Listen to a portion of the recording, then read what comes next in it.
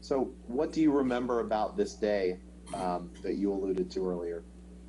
Mostly my surprise that they went to the Chateau Marmont, because Amber had an apartment of her own in West Hollywood that was like completely set up and available to her. So that was my biggest confusion. Like, why did she go to the Chateau?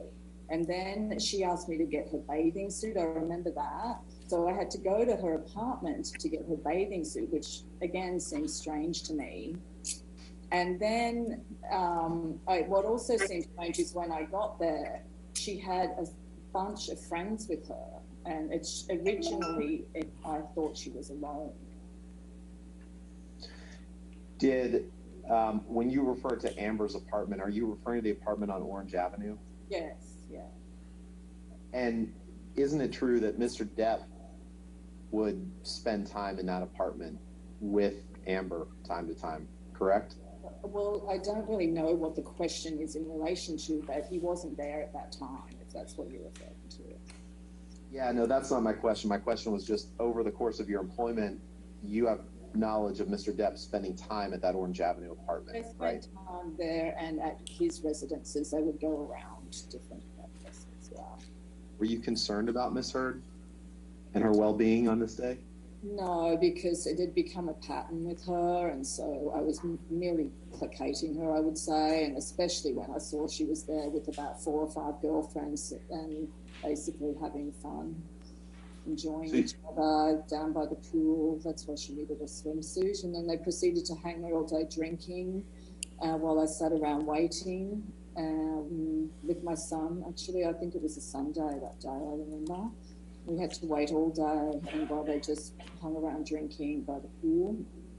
And then finally I went home, and finally she went back to her apartment. And then she wanted me to go back and pack her bag for her at about 10 o'clock at night on Sunday. And I said I couldn't go. By that point, I'd already spent the whole day sitting there. So I said I couldn't go and pack her bag because I'd already put my son to bed, and she was very angry about that. I remember that. Okay, so when you asked her if she was okay, you didn't actually care if she was okay. You said you were just placating her, right? It was a standard procedure at this point. She was a very dramatic person. So you didn't actually think that there was anything that Amber was actually upset, correct? As I said, it just didn't make sense that she went to the chateau instead of going home. That was the first red flag for me that day. You know? So you came to the conclusion that day that she actually wasn't upset. Is that what you're saying? It's too much. I mean, I already answered once. What I'm asking is, did you come to the conclusion that there was nothing wrong with Miss Heard that day and that she wasn't actually upset? I don't know how to answer. I mean, it's such a strange question. Like they said, you already asked me and I already answered.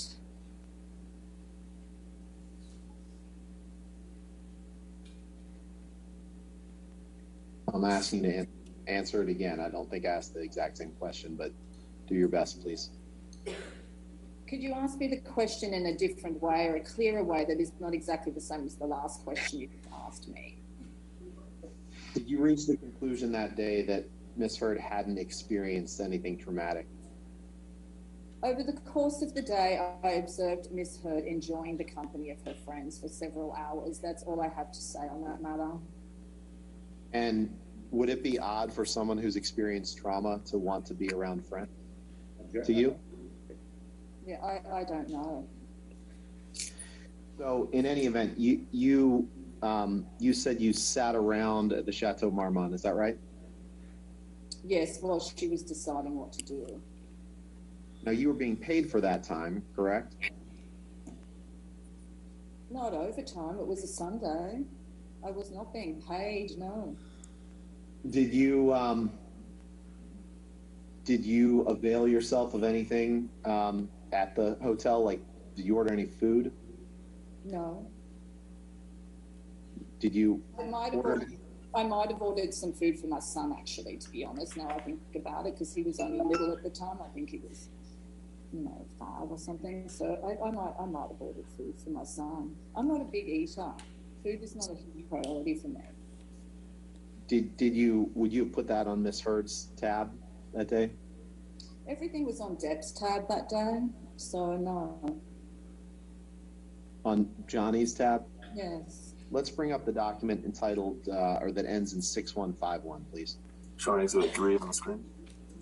When she wrote, "I love you," and you wrote, "Love you too, hon, won't be long, X," was that just placating Miss Heard? Standard friendly text exchange in my role of work. Were you trying to be supportive at all, or just placating her? A bit of both, I guess. Did you have any concern whatsoever about Miss Heard's well-being that day? No. When was the first time that you remember Miss Heard telling you that all wasn't right in the relationship between her and Mr. Depp? I don't recall exactly when it started, but it was usually her complaining and crying due to, I would say, insecurities within the relationship more than anything else. She would be very, very insecure a lot of the time, and she would call me up crying. I remember one time she called me when she was alone in New York City, and she was crying and walking around the street crying. And he wasn't there. She was alone, but I said to her that she needed to go inside because I was worried that the paparazzi might take a photo of her, and she was in a very dysregulated state. And so just out of kindness, I said to her it was better if she went inside rather than walking around crying in public. I remember that, but I don't remember exactly when that was. It might have been 2012 or 2013. As the job went on, we called each other less and less and did mostly text messaging. It was all text messaging we did. Did you ever believe that Mr. mistreated her? No. So, and why not? Just never any evidence of it at all. I was there almost daily in both her place and then eventually at his place in West Hollywood, and then ultimately at the lofts downtown. It was a daily basis experience, morning, noon, night, all days of the week. So, I mean, I never once saw any evidence of anything. Did Miss Heard ever tell you that Johnny had hit her? No. Did she ever tell you that Johnny had pulled her hair or pushed her? No. Let me ask it a little bit differently. You never believed Miss Heard that Mr. Depp had mistreated her. Is that correct? At the time or after? I never believed it. In what context are you talking about? During my employ or afterward? During your... No, never.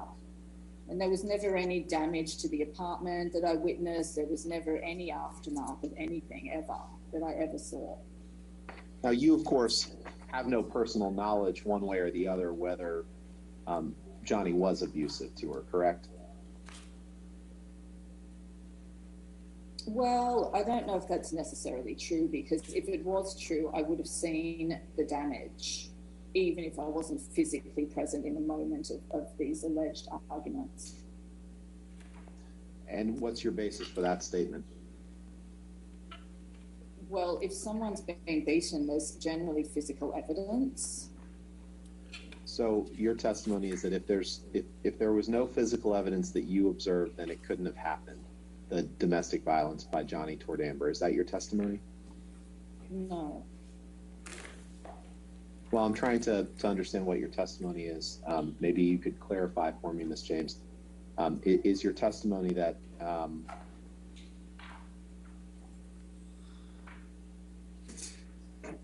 you never saw firsthand evidence of Johnny being violent to Amber, that it couldn't have happened? That's not what I said. You're trying to put words into my mouth. I don't appreciate that. Can you pull up the document that is, well, let me see what it ends with here.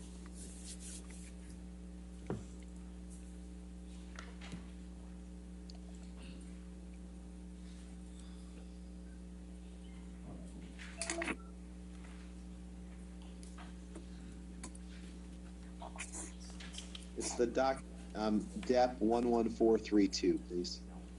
Showing Exhibit 4 on the screen. Could you pause for a moment, I'll please? direct your attention to the. Okay. This is a document that we're just looking for the corresponding trial exhibit. You could just bear with us for 1 minute, and we'd like to move for admission of it. All right. What's the number on it? That's what we're trying to figure Okay. out. Sorry for the delay.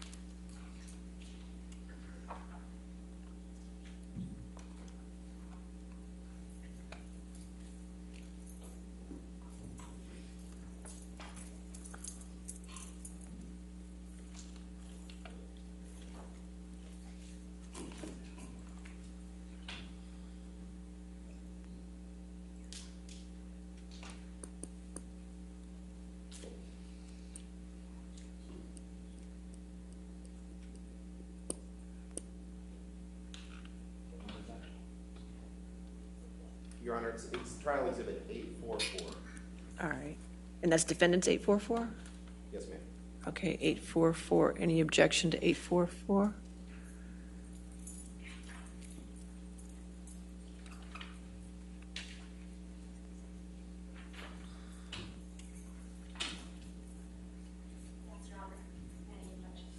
All right, if you want to approach then. If somebody has a copy of 844 for me. Oh, we'll get it. We'll get 844. That's all right. Oh, we'll get it.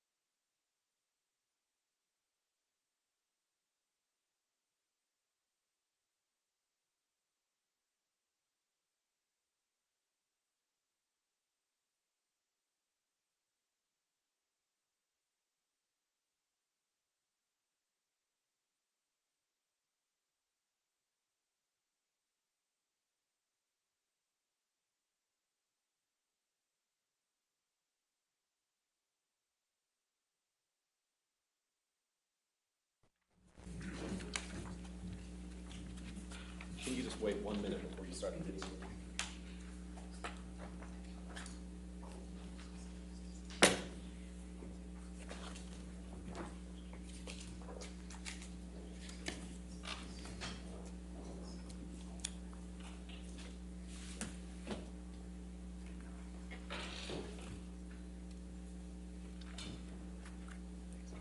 Yes, thanks. Box at the bottom.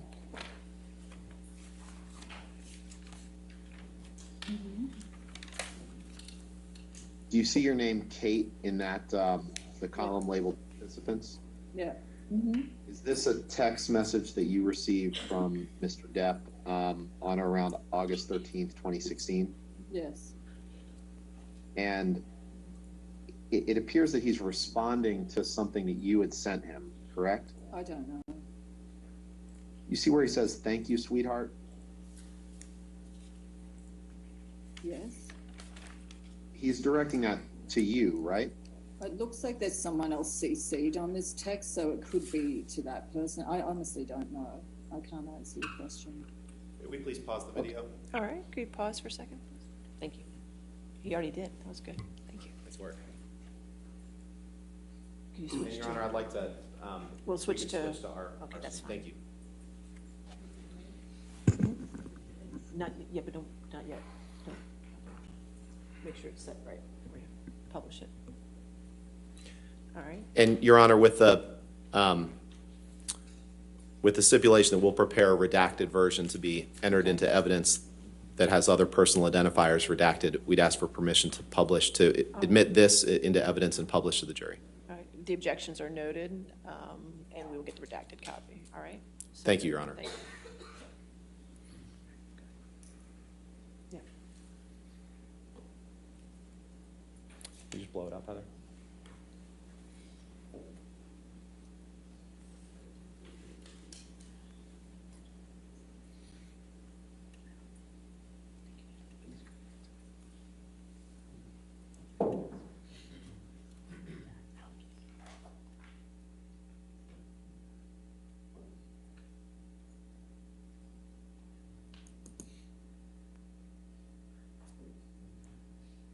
All right, sir. All right, are we ready to continue? Ready to resume with the video. Thank you, Your Honor. All right. Do you see where he says, "We'll hit you when I get back, doll. Come over for a spot of purple and we'll fix her flabby ass nice and good"? Yeah. Come over for a spot of purple means come over for a drink of wine, right? I don't know. That's what you understood it to mean, correct? I don't know. Lucian, can you pull up the document labeled UK Trial Day 7 James testimony, please? And Ms. James, you remember giving testimony in the trial in the UK, right? Well, there'd be something wrong with me if I didn't. And in I need order in the court. When you gave that testimony, you gave it under oath, correct? Yes. Lucian, can you please go to page 39 of the PDF?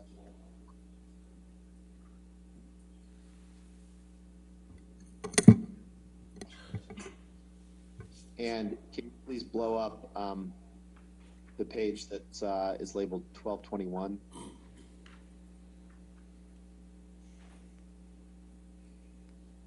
And on line 7, Ms. James, am I reading this right, that you were asked the question, and he is inviting you over for a spot of purple? What is that? Yes is your answer. Question, what did you understand? And you answered, red wine, I imagine. Do you see that? Yeah, I do remember that. Remember giving that testimony? Yeah. So is it your understanding that Mr. Depp was inviting you over for wine at some point after he split up from Miss Heard? And just speculation. Did you meet up with Mr. Depp for red wine around the time period of this text on August 13th, 2016? I did meet up with him, but we did not drink red wine, no. Was anyone else present for that meeting? No. When he said, come over for a spot of purple and we'll fix her flabby ass, you understood him to be referring to Miss Hurt when he said, "We'll fix her flabby ass," correct? Yeah, it wasn't for me to speculate what he was referring to. And I'm not asking for you to speculate what he was referring to. I'm asking for your understanding was that he was talking to Miss Hurt, correct? You can answer. There isn't an answer.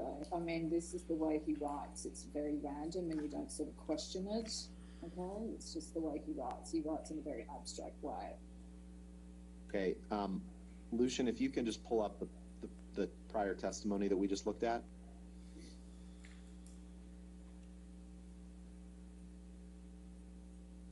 Ms. James, isn't it true that on line 12 of page 1221, you were asked the question, red wine, and not only to come over for a spot of purple, but to fix her flabby ass. That was about Miss Heard, was it not? And on line 14, you answered yes, yes. Do you see that? Yes. Mm-hmm. So you did understand this to be referring to Miss Heard, correct? Yeah. I'm sorry, you said no? Just trying to be agreeable in the court, having no clue what on earth is going on. So there you go. I have no clue. Was that answer in the court truthful or just agreeable? Just being agreeable. So it wasn't truthful? You can answer. I don't have an answer for you, Mr. Rottenborn. What did you and Mr. Depp talk about at that meeting that you recall? I don't recall details. Just tell me generally everything you recall. It's too long ago, Mr. Rottenborn. I don't recall. Do you recall anything? No. Where was the meeting? At his residence in West Hollywood. Is that his residence? What? I'm sorry. In West Hollywood. What time of day? About 3 p.m. So you recall the time of day, but you don't recall anything you discussed? No, I'm just saying, I know it was in the afternoon because it was after I picked my son up from school because my son went to swim in the pool with the security guards watching him while I went and had a brief conversation with Mr. Depp. That's the only reason I remember the time. Did you talk about Miss Heard? Yes. What did you discuss about Miss Heard? Like I said, I don't recall the details. Well, I'm just a little confused because you just testified you didn't remember anything, but now you remember that you did talk about Miss Heard. So what I'm trying to get is everything you remember about the conversation. Well, you've got to understand, Mr. Rottenborn, the mutual connection between Mr. Depp and myself is, in fact, Miss Heard. So inevitably, that is going to be part of the conversation. That's all I remember. Okay. Do you remember anything else about that conversation with Mr. Depp? No. Have you seen Mr. Depp since that conversation? No. Now, just describe generally your educational background, please.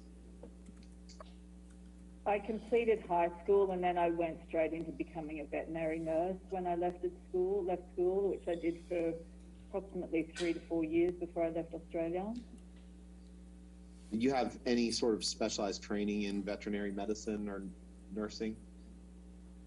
Only on the ground experience, like 4 years in a clinic. So you don't have any experience with medical training for humans, right? No. And you don't have any training in healthcare, correct? Could you be more specific? You don't have any training in healthcare for people, correct? I'm not a human nurse, if that's your question. I don't really understand your question. Sorry, you don't have any training related to prescription drugs, do you? No. And you have no basis. Excuse me, only pertaining to animals. Yes, I would like to add that. Okay, and that was the training that you received on the job in Australia before you came to the U.S.? Amongst other things, yeah. You're familiar with Miss Heard taking prescriptions for Accutane and Provigil, among other things, correct? Yeah. You are not, you never served as a nurse or a doctor to Miss Heard, right? No. And you have no medical knowledge to testify whether Miss Heard used Provigil or Accutane in the way her doctors instructed, correct? No. And you're not an expert on the interaction of prescription drugs and alcohol or other drugs, correct? No.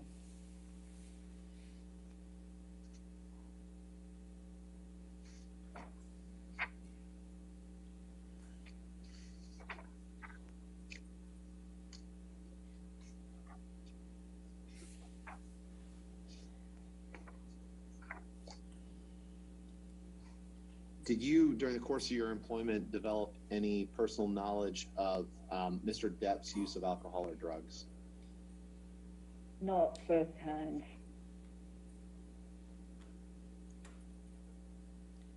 And what do you mean by not firsthand? Well, I worked with Amber. I didn't work with him. Did you ever see Mr. Depp using illegal drugs? No. Did you ever see Mr. Depp abuse alcohol? No. Did you ever speak with Dr. Kipper? No. Did you ever speak with Aaron Borum? Yes. And Aaron Borum was a nurse who worked for Dr. Kipper, right? She was assigned to Amber. That's how sorry. I spoke to her. I'm sorry. She was assigned to Amber. That's how I came to be speaking to her. And she also provided medical services to Johnny, right? I don't know. What do you recall speaking to Aaron Borum about? Just random chit chat in the course of the day, nothing specific. Do you recall ever forming any concern in your own mind about any of Mr. Depp's behavior in his relationship with Amber? Never. Nothing you heard, nothing you witnessed, nothing you saw during your time with Miss Heard ever gave you an inkling of concern about Mr. Depp's behavior toward Amber? Never.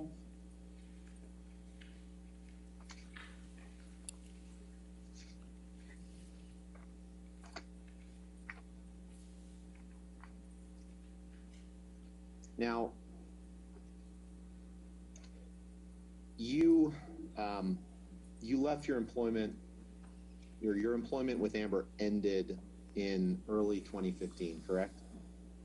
Yeah, just after they came back from the wedding on the island. Did Miss Heard terminate your employment? When Miss Heard came back from the island, she informed me that she now needed to support her mother because her mother could no longer work after a diagnosis, a medical diagnosis, and she told me she could no longer afford to pay me since she had to support her mother, and therefore she would have to terminate my employment to support her family. And did you resent Miss Heard for that, for terminating your employment? It would have been nice to have been given some notice, so I had some time to look around. So I was a little upset for the lack of notice. But apart from that, no, I was not upset. Miss Heard gave you 6 weeks of severance pay, correct? I don't recall. Did you want to stay in the job for Miss Heard? Well, I did ask if I could have a few months heads up so I could seek another job that would suit the terms of my employment, but she did not allow that. And that made you angry, correct? No.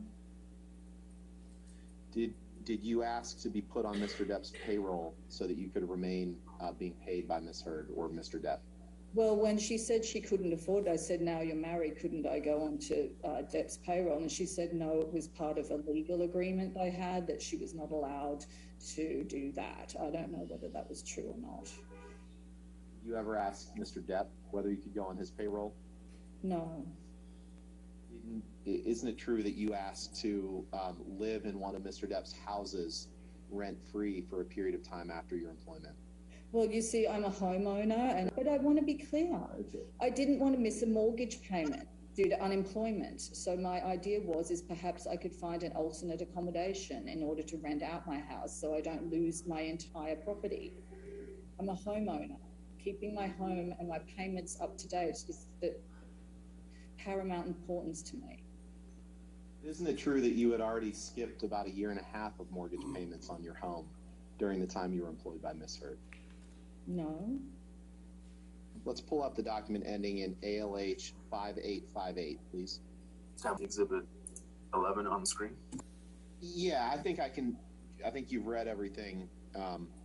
So if you're ready for me to ask you questions, my first question is just: is this an email exchange between you and Amber relating to the termination of your employment? Yeah, this is the email I received when she terminated me. And then the emails above in this document, are some of which are duplicated, are an email exchange that you had with Amber after you received the termination email. Yeah, when I woke up that morning, yeah. Can you go to the first page, please? Top of the document. Mm-hmm. Isn't it true that Ms. Hurd did pay you 6 extra weeks of pay after your termination? She's stating that, but I don't recall if it actually happened or not. You don't have personal knowledge one way or the other, or a recollection of whether she did? No.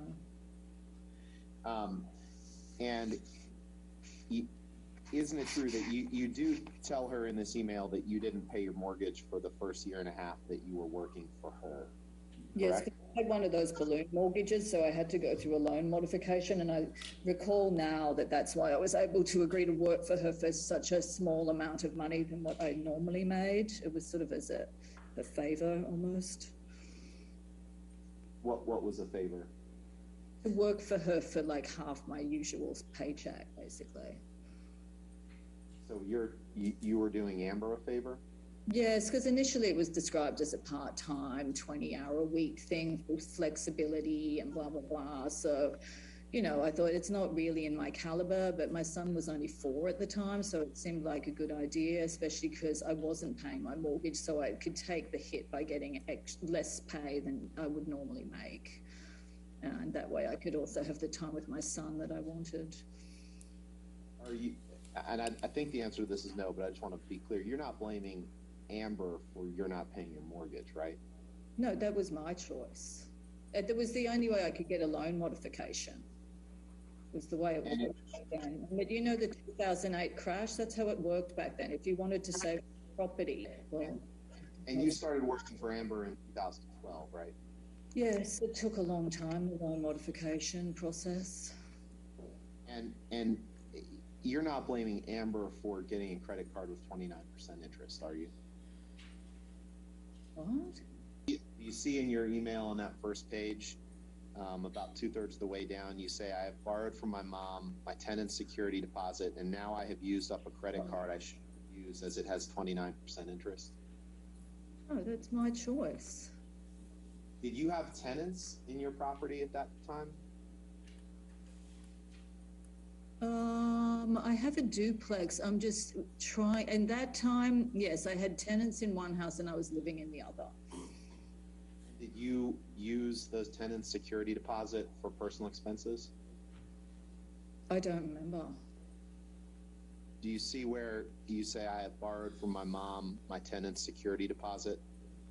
Do you recall using your tenant's security deposit or borrowing from that?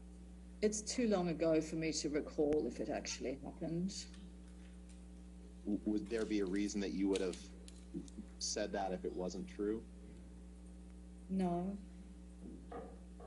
And isn't it true that you did ask to live rent-free in one of Johnny's houses after you were terminated, right? Lots of people did. And isn't it true that you did? Yes. And did that ever come to pass? No. Did it make you angry that that didn't happen? No. It's fair to say at the time that your employment was terminated, you were in fairly significant financial trouble, correct? Yes. And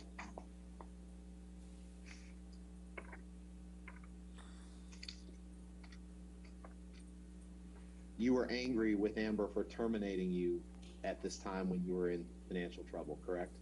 No. See at the bottom of your email on page 2, you say, Max and I love you very much, as the sign off to your email. Yes. And Max is your son, right? Yes. That wasn't true, correct? In fact, you didn't love Amber. You didn't like her, did you? Any close relationship has ebbs and flows in the energy that you feel towards one another. It's pretty standard. And at that point in time, you, well, since your termination, you've had nothing but animosity toward Miss Heard, correct?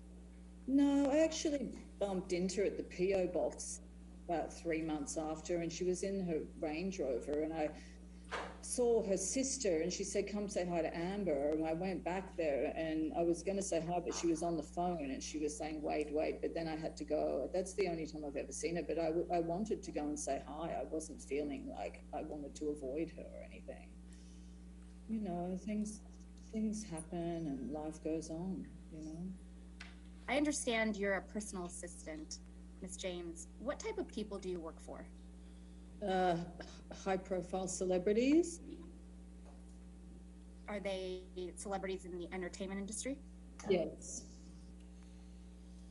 You previously testified that in March of 2012, you worked as a personal assistant for Ms. Heard, yes? Yes. In total, how long did you work for Ms. Heard as her personal assistant? Almost 3 years. And at the time you were hired in March of 2012, had you ever heard of Ms. Heard? No. You previously testified today that at some point while working for Ms. Heard, you transitioned from working part-time to full-time. Is that right? Mm-hmm. When did that transition happen? I don't recall specifically. Do you think it happened within the first year of your employment? I believe it happened within around 6 months into the employment. So most definitely it happened in the first year of your employment. Is that correct? Yes. You previously testified that you stopped working for Ms. Heard as her personal assistant in February of 2015. Is that right? Yes. And you also testified that Ms. Heard let you go upon her return from the Bahamas in February of 2015. Yes? Yes. Did Ms. Heard ever give you any indication or warning that your employment might end upon her marriage to Mr. Depp? No. How did it make you feel when Ms. Heard terminated your employment without warning? A bit of a shock, a bit of a feeling of being blindsided.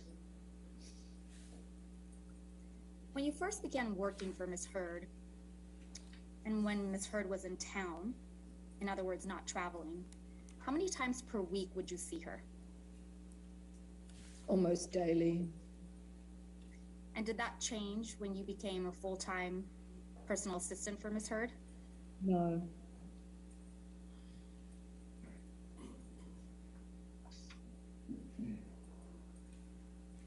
Would you see Ms. Heard on the weekends as well? Yes. And when you would see Ms. Heard in person, did you coordinate with her when you would be seeing her? No, I would arrive whenever it was necessary to bring stuff that I'd picked up on errands or whatnot. There was no given set schedule. And when you say you would arrive, where would you arrive to? It depended where she was at the time. Sometimes she was at Orange, sometimes she was at one of Johnny's houses on Sweetser, and then eventually they all moved down to the lofts downtown. You previously testified that your work as Ms. Heard's, as being Ms. Heard's private assistant was extensive. Would you please tell us everything that you were responsible for? Everything from handling all of her dry cleaning, picking up packages, mail, liaising with agents, other people in the industry, coordinating travel, making restaurant reservations, you know, dealing with the staff, the vendors on the property, that sort of thing. Did Ms. Heard ever ask you to monitor press for her? Yes. What specifically did she ask you to do? I had a newsstand guy that was instructed to hold 2 copies of every magazine she appeared in. Was a newsstand on Sherborne Avenue, just off La Cienega, and he would hold them for me, and I would go there once a week to pick up the pile of magazines. I'm sorry, you got muffled out. You said, and he would hold those for me He and. would hold them for me, and I would go approximately once a week to pick up whatever magazines Amber was featured in, 2 copies of each, which I would then store in her garage. Why would you store them in Ms. Heard's garage? Because she didn't want Mr. Depp to see them. Did she tell you why she didn't want Mr. Depp to see them? No, she just got very angry with me one day because I hadn't quite made it downstairs to put them in the garage when she came home, and she went absolutely ballistic over that. When you say she went absolutely ballistic over that, can you please describe what you mean? Screaming, yelling, abuse. Do you remember what she said to you? No. That it was abusive in your opinion? Blind rage.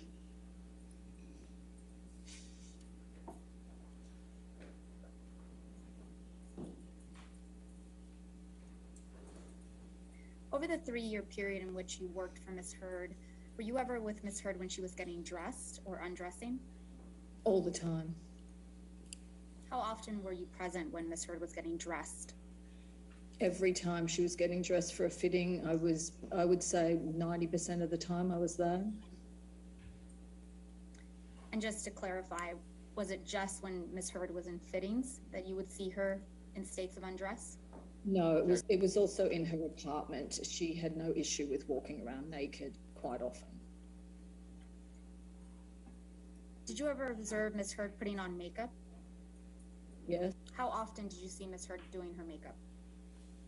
Just when she was getting ready to go out somewhere for a party or something. And when you interacted with Ms. Heard, and I understand it was quite frequent and regular, did it appear to you that she was wearing makeup? She usually never wore makeup unless she was going to a special event. And when she did go to special events, would you describe her makeup as heavy? It would depend. It would, a makeup artist would do it, or if she would do it herself. If she did it herself, it would be light and usually adding lashes, and that's about it.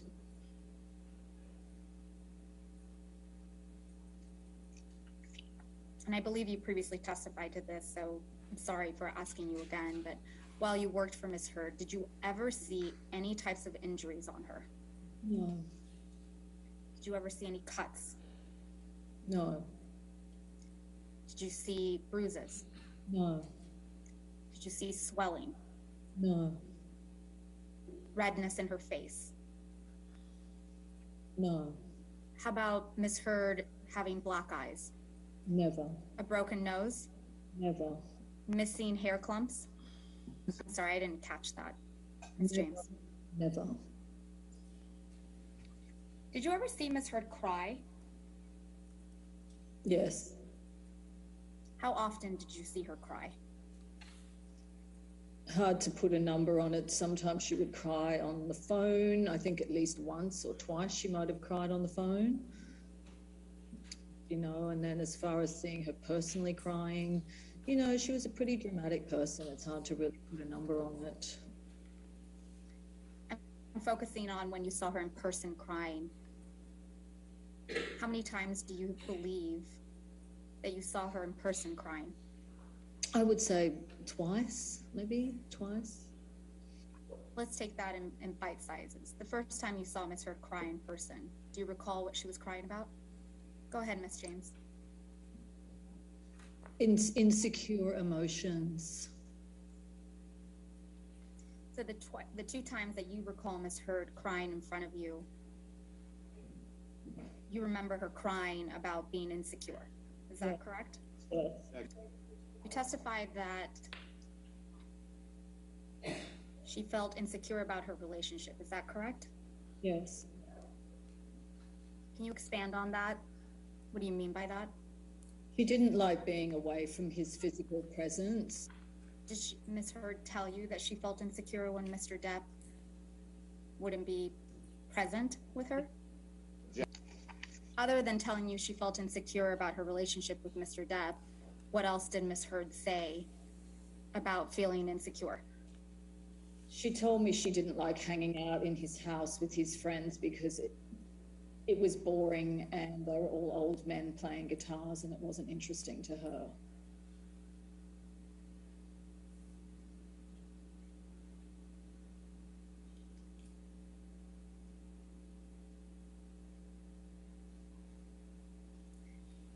Was Ms. Heard dating Mr. Depp when you first started working for her? Yes.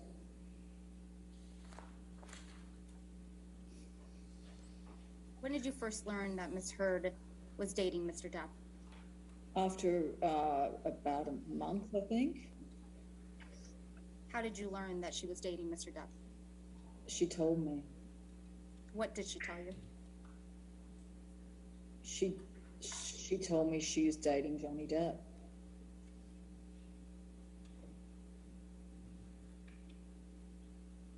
Do you recall the first time you met Mr. Depp? Yes. When was that? It was in her apartment on Orange, probably shortly after she told me she was dating him. He was standing in the dining room. And approximately when was that? I don't remember. I would say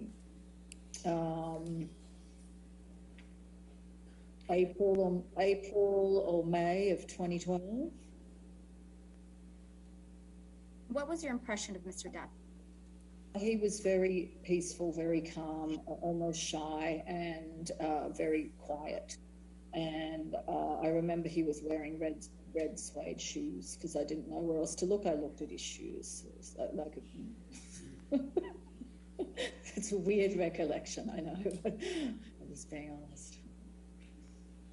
Did you ever witness Mr. Depp be rude to anyone? He's such a gentleman. He's like a total Southern gentleman. So no. Did you ever see Mr. Depp lose his cool? No. Did you ever see him scream at anyone? No. Did you ever see him break something? Only in a video. In your presence, did you ever see Mr. Depp break something intentionally? Never break anything, never throw anything, always completely passive.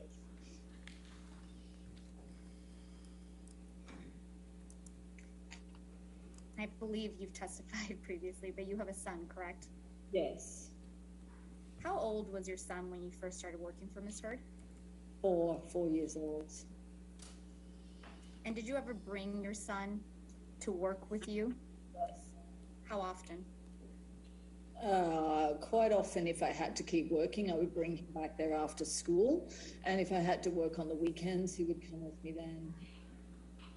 Did Mr. Depp ever interact with your son? Yes, he was very kind.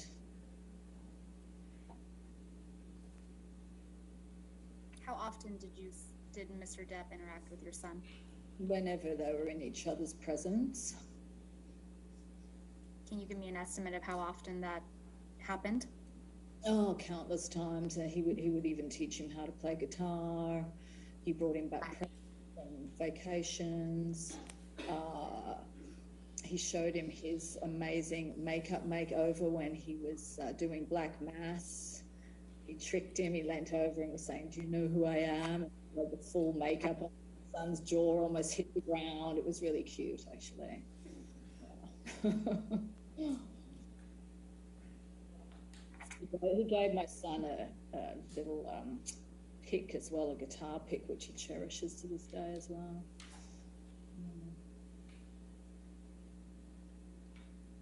Fair to say you were around Mr. Depp and Ms. Heard together quite a lot. Yeah, it became increasingly more as the time went on. Yeah.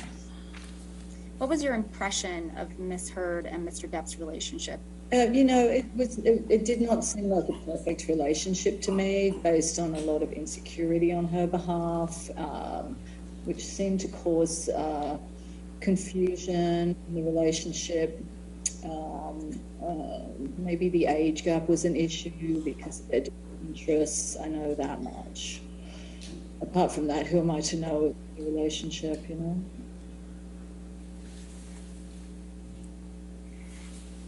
Do you think that Mr. Depp was smothering of Miss Heard?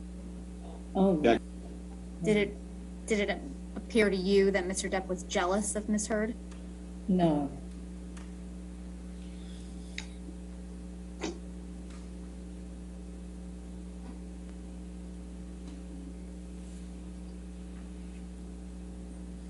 Did you ever have interactions with Mr. Depp by yourself? Sometimes, yeah. And what were those interactions like? Just friendly chit chat, which would stop immediately when Amber saw me speaking to him. She'd give me the evil eye, and I'd know to just quickly walk away.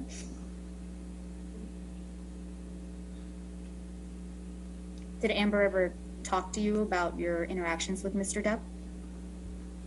No.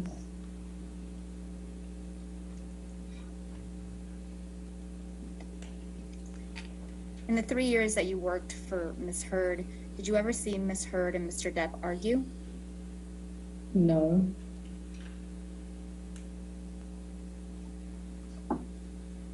In the 3 years that you worked for Miss Heard, did you ever see any physical violence between Miss Heard and Mr. Depp?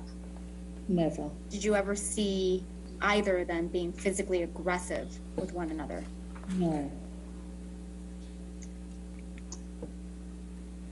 Did you ever see any property damage at Miss Heard's home? Never.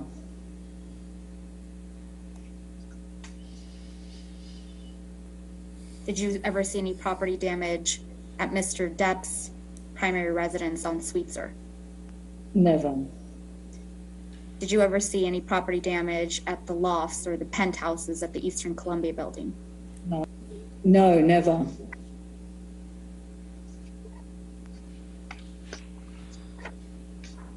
Over the 3-year period in which you worked for Miss Heard, did you ever hear from anyone that Mr. Depp or Miss Heard had been in a physical altercation? No.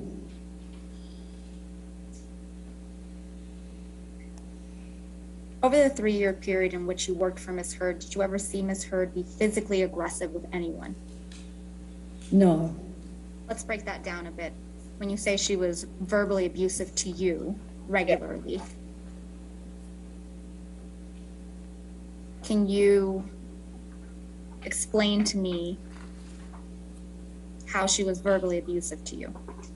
Screaming over the phone. She screamed at me once in person, multiple times screaming at me over the phone. Barrages of abusive text messages, day and night, a lot of them in the middle of the night. I think you're aware. I think between 2 and 4 a.m. the barrage would start. That's what I'd wake up to. All incoherent, not really making sense, just basically someone to lash out at, you know, no apparent reason to it. You testified previously that you observed Miss Heard be verbally abusive to her sister. Yes. What do you recall about that? It was ongoing kick the dog kind of relationship with her sister, so it's really hard to pinpoint any specifics, but her poor sister was treated like the dog that you kick, basically. You previously testified that you observed Miss Heard be verbally abusive to her mother. Mm-hmm. What specifically did you observe? Well, there is a video that online where you can see her being abusive first and foremost, so it's not even based on what I'm telling you. It's what I've seen, the interactions between the two of them when her mother was still alive, and the fact that her mother was terrified of her. Did her mother tell you she was terrified of her? She personally told me she was terrified of her. Did you ever witness Miss Heard tongue lash her mother? Here and there, yes. Especially when it was build up to a stressful event or something like that, yeah.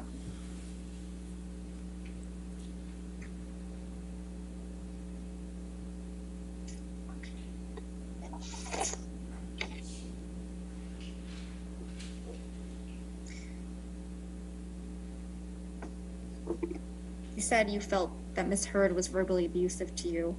Can you provide me with any specific examples of this behavior? Well, I thought I did earlier, but yeah, it was just so random and ongoing. You would never know when it was going to come left of centre.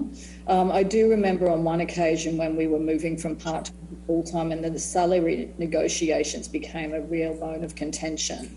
And I specifically remember standing in her office where she leapt up out of her chair, put her face approximately 4 inches from my face. She was spitting in my face and telling me how dare I ask for the salary I was asking for, which was in fact approximately half of my regular annual salary. I was offering her that as a favour, and she felt that gave her the right to spit in my face. And there was a witness in the apartment at that time, by the way.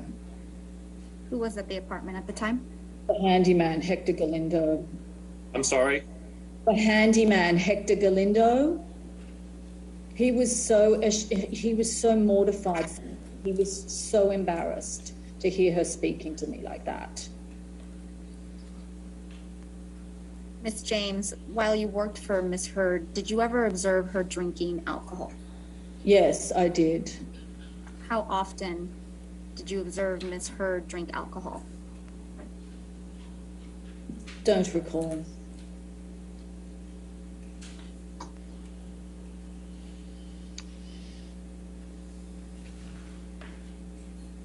What alcohol did you observe Ms. Heard drink in your presence? Red wine.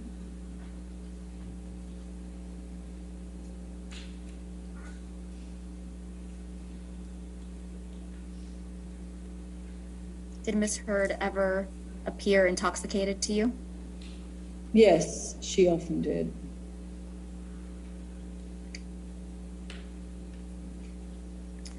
While you worked for Ms. Heard, were you aware of what, if any, prescription drugs she was taking? Yes, because I had to pick it up and I often had to deliver it to her to You set. anticipated.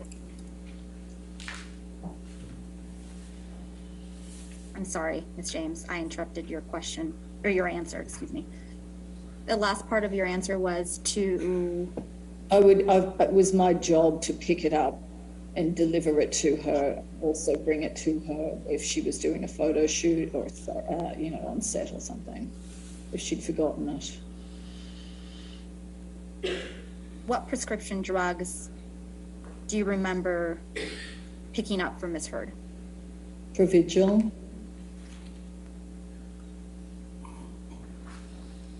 Any other prescription drugs that you remember picking up from Ms. Heard? Accutane. Any others? Not specifically. To your knowledge, did Ms. Heard ever stop taking Provigil or Accutane while you were working for her?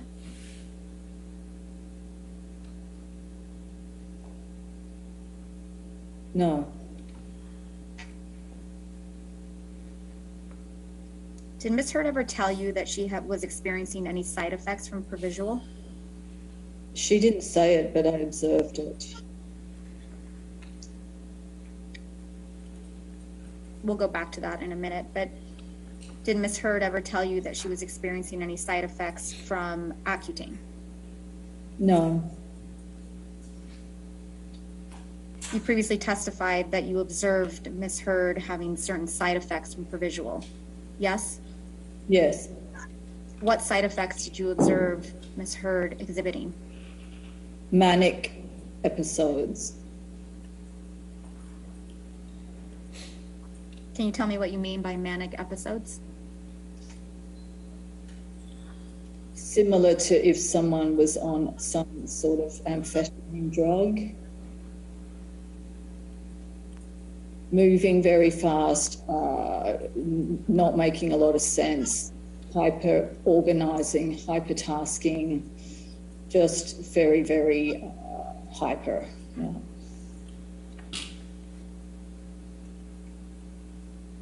Besides prescribed medication, did you ever observe Ms. Heard ingest any illicit drugs while you worked for her?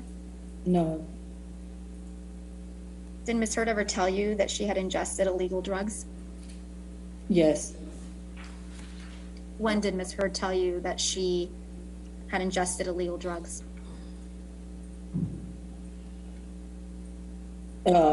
Sporadically here and there. What drugs did Ms. Heard tell you she had ingested? Mushrooms, ecstasy, and cocaine.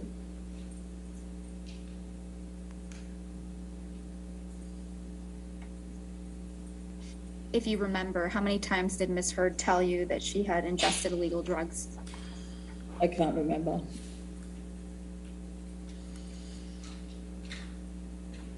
Based on your personal observations, did it ever appear to you that Ms. Heard was under the influence of illegal drugs? Yes. How many times? I don't know. Less than 5?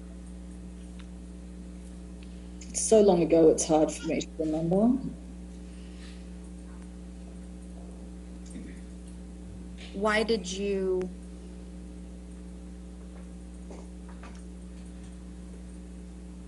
it appear to you that Ms. Heard was under the influence of illegal drugs?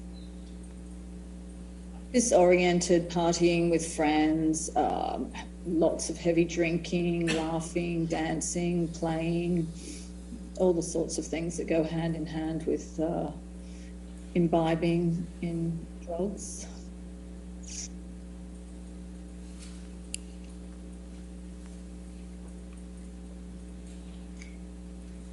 Would Ms. Heard's treatment of you change when she was intoxicated? Yes. How so? She became more and more belligerent and abusive. Ms. James, you previously testified that you provided testimony in a matter involving Mr. Depp in the United Kingdom. Do you remember that testimony? Mm-hmm. Yep. And how did you provide testimony in the United Kingdom? Well, I wrote a witness statement and then I had to do a live video feed. And did you understand that your witness statement was made under oath? Yes. And did you understand that your testimony during the trial live was also under oath? Yes. Did anyone help you write your witness statement? Shillings over in the UK helped me with the first draft, and then I took over and completely edited it to be my own words. That was after a phone conversation we had.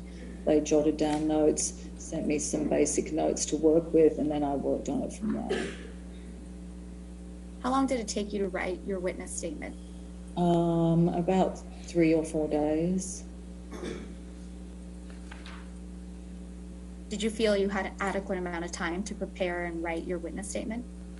Yes, I was very proud with the outcome of how I wrote it because it was all my words and it was the absolute truth.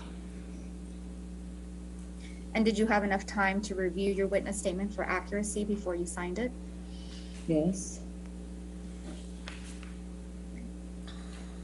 Was everything that was in your witness statement true and accurate to the best of your knowledge? Yes. And is that still true today? Yes. Lucian, may I please have you pull up Depp exhibit number 4, please? Showing Depp exhibit number 4 on the screen. Thank you.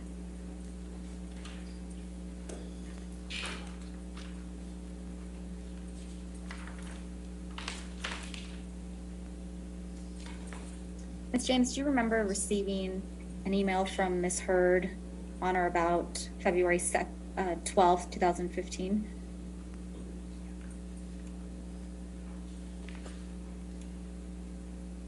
I don't even believe I was still working for that date.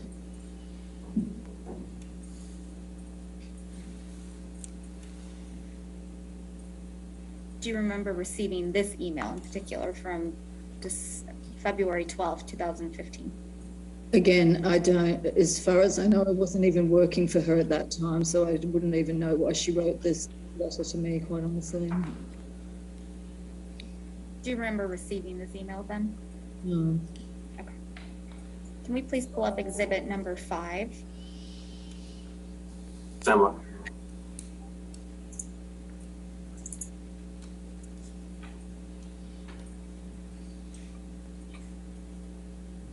Johnny Depp exhibit number 5 on the screen. Lucian, may I ask you to, there you go, you read my mind.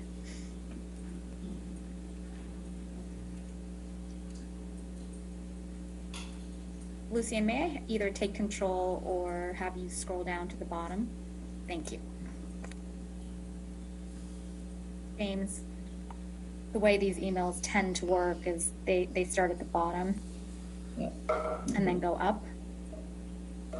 And this one is no exception. So I'm going to, for your ease, I'm going to have you read the bottom email first, since it's the first one in the chain, dated February 3rd, 2015.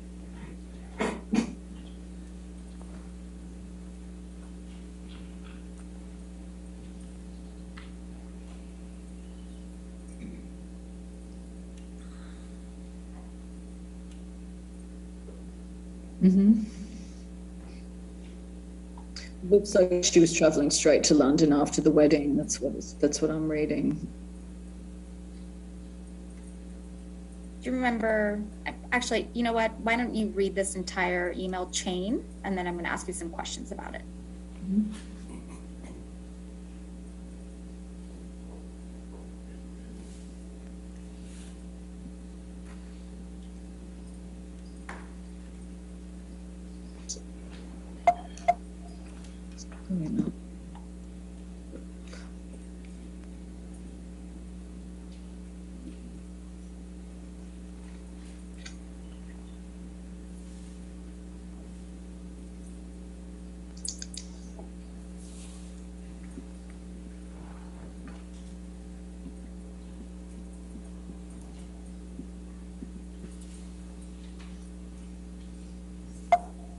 Can you help me? Oh no, now it's moving. I don't know. It's being finicky. No, do you have control of this? I do have control. Sorry, Miss James.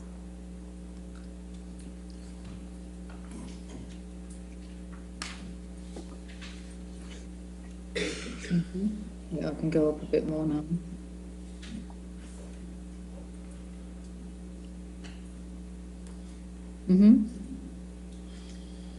Do you remember receiving these emails from Miss Heard? Not really, no. No. Do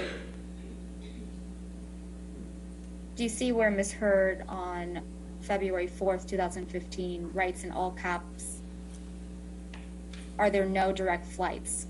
Question mark, exclamation." I'm just pointing her to the top email, Mr. Rottenborn. Do you see where Miss Heard writes to you, "Are there no direct flights," in all caps? Yeah.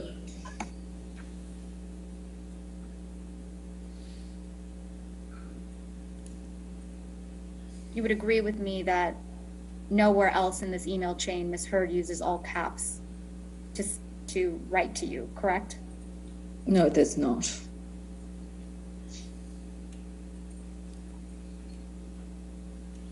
She seems very confused. That's all I can say. When I'm reading through this, she just seems to be very confused. And the thing is like if that question were to be directed to anyone, it should have been to the travel agent, not me. I mean, I'm not the travel agent. The travel agent was down there in the beginning, Trudy Sullivan. Directing your attention, Ms. James, to May of 2014, when you met Ms. Heard at the Chateau Marmont in Los Angeles, California. Do you remember your testimony about that incident? You testified previously that Ms. Heard asked you to bring a bathing suit to the hotel. Is that correct? Right, yes. Did you see Ms. Heard wearing a bathing suit in May of 2014 at the Chateau Marmont? Yes.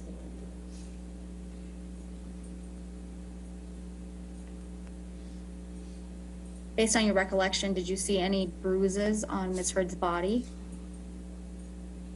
Objection. No. Did you see any red marks on Ms. Heard's body? No. How would you describe the general atmosphere or mood of Ms. Heard and her friends at the Chateau Marmont? To be honest, it seemed a little conspiratorial to me. Yeah. How so? Like a strategy meeting or something, and combined with a pool party. Hard to describe. It was very confusing. Originally, I thought I was going over for some major emergency, but then something else completely different was going on that day. What made you think something completely different was going on that day? Well, because originally it made it seem like she was having this major emergency and she was completely alone and she needed me very badly to come as quickly as possible. But when I got there, she was surrounded by people. Savannah, Io, Tillett Wright, and Rocky specifically, Raquel Pennington. What was the second name you said? I got Rocky and who? Io, Tillett Wright. It's the letter I, the letter O. Tillett Wright. Did you observe Ms. Heard showing what appeared to be injuries to any of her friends at the chateau that day? No.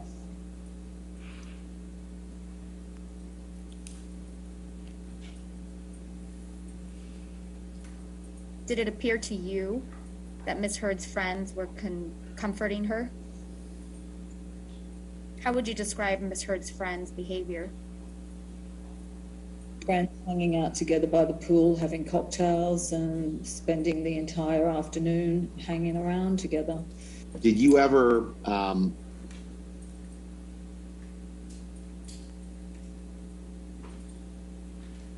learn information that made you believe that one of the reasons that their relationship between Johnny and Amber wasn't, as you described, perfect was because of Johnny's substance abuse? I couldn't speculate on the details of their personal relationship.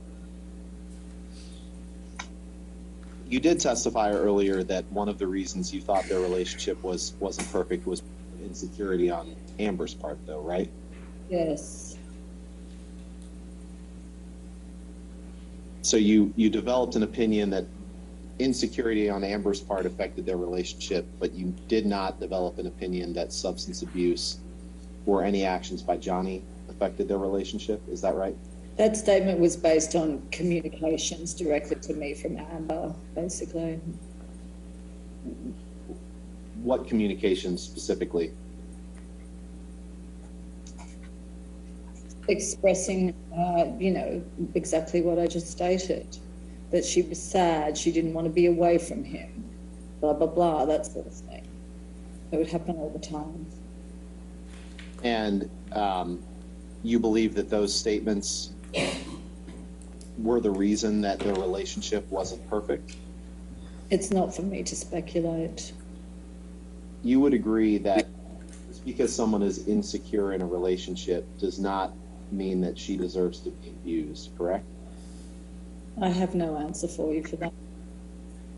You would agree that even if someone acts, quote unquote, smothering in a relationship doesn't mean she deserves to be abused, correct? I don't have an answer for you for that. I don't have any further questions. Thank you for your time today. All right, thank you. All right, ladies and gentlemen, let's go ahead and take our morning recess for 15 minutes. No outside research, do not talk about the case, right? Okay, thank you.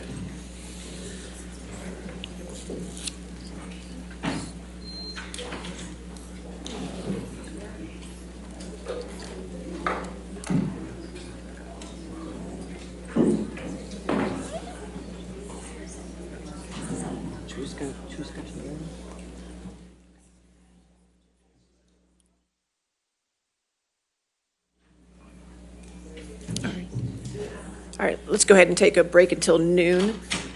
Is your next witness, we're going to set it up so it's all ready to go in next, okay. Really appreciate that. Okay, thank you. We'll be in recess till noon.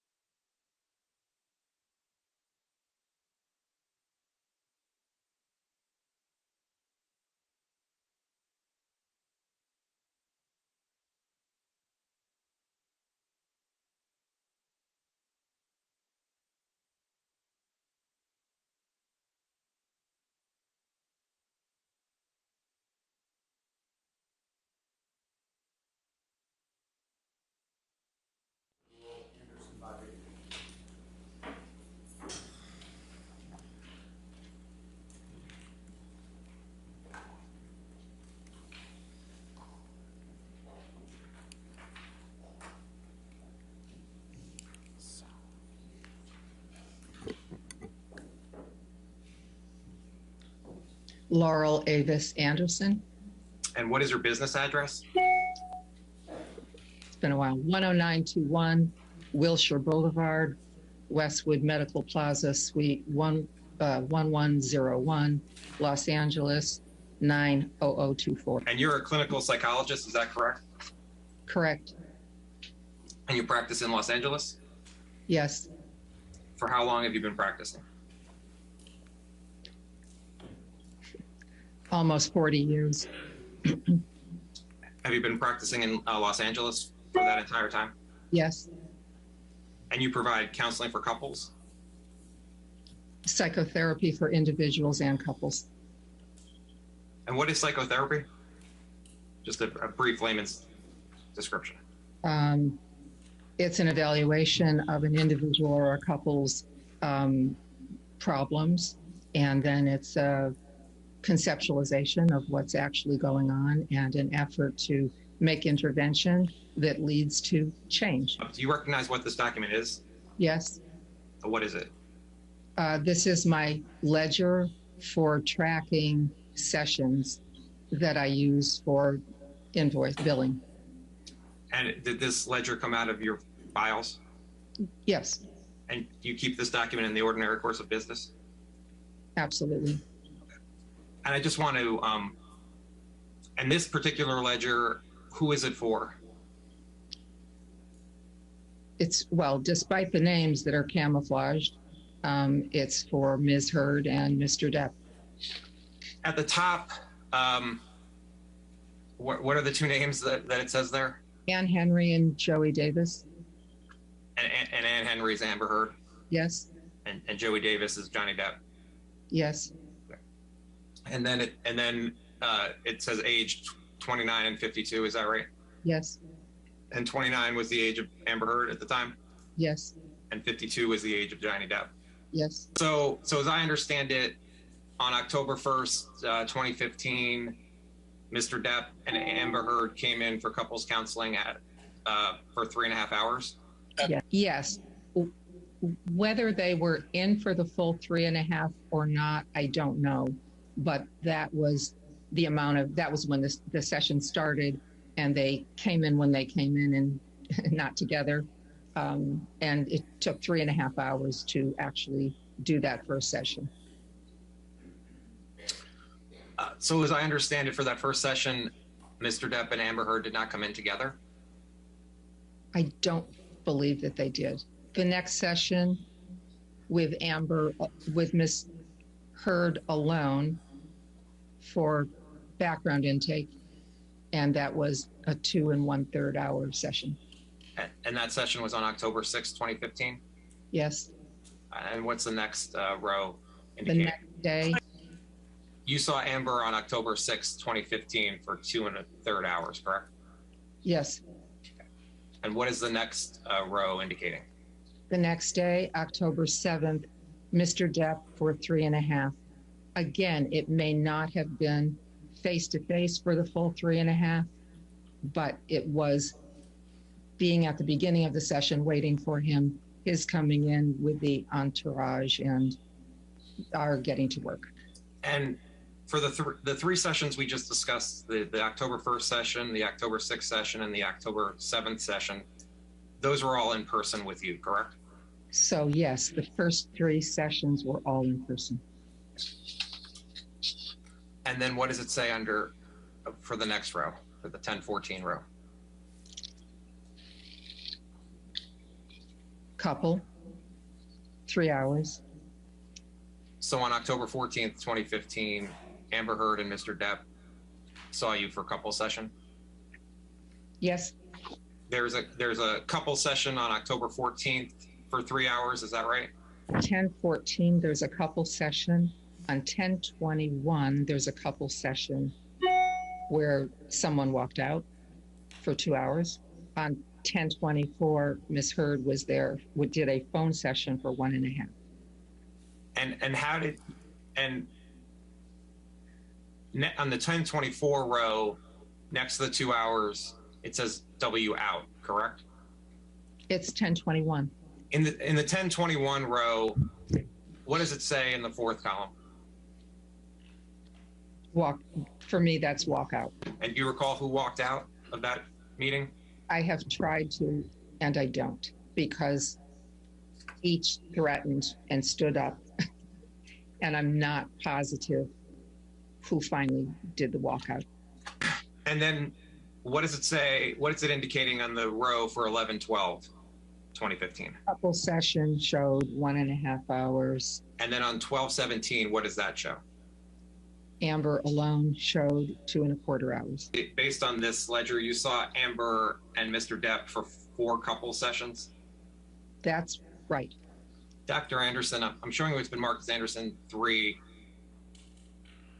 And Your Honor, at this time, we're looking to move defense exhibit 397. I understand there's no objections from All right. plaintiff's side. 397, no objection, is that correct? You have hearsay and relevance objections. They didn't list objections in their exhibit list, and then we actually communicated this morning, and they said they weren't objecting. All right. Do you know who on the team you talked with? I'm sorry.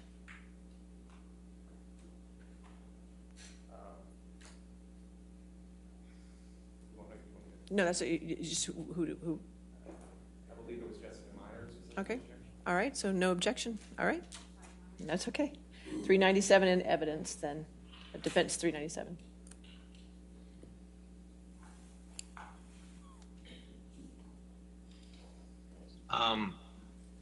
And I will let you, which is CC 000172. I'll let you take a look at it. It's a 1-page email. So let me know when you're finished. Do you recognize this email chain? Yes.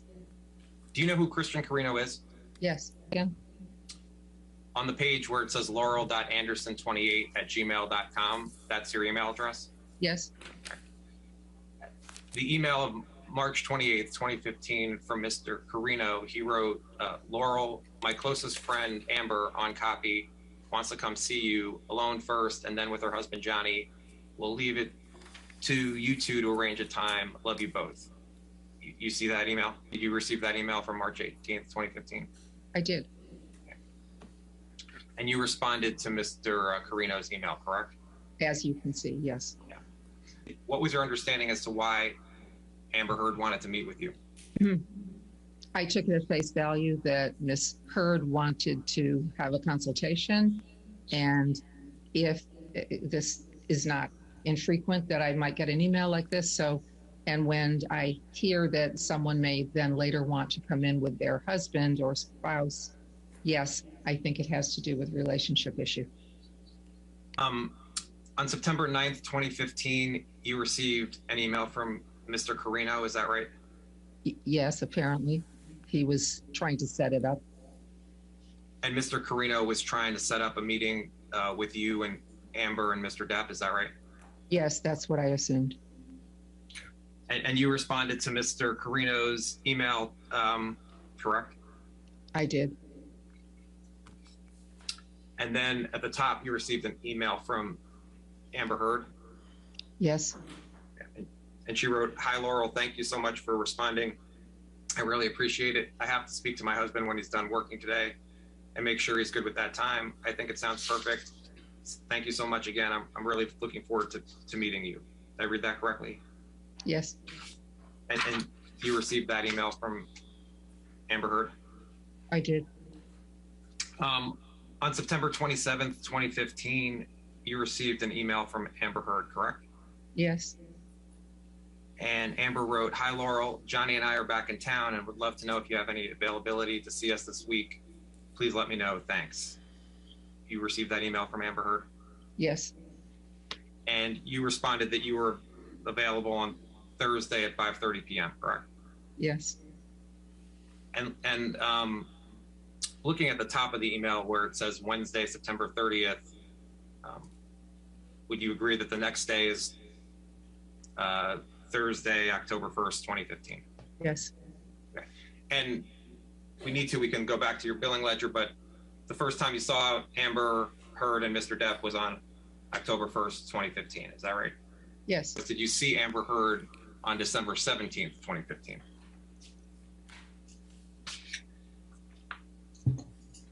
Yes, we had established that, yes. Exhibit 7 on screen. Dr. Anderson, I'm showing you it's been marked as Anderson Exhibit 7, which is depth 3202. Take a chance, read it, and let me know when you're finished.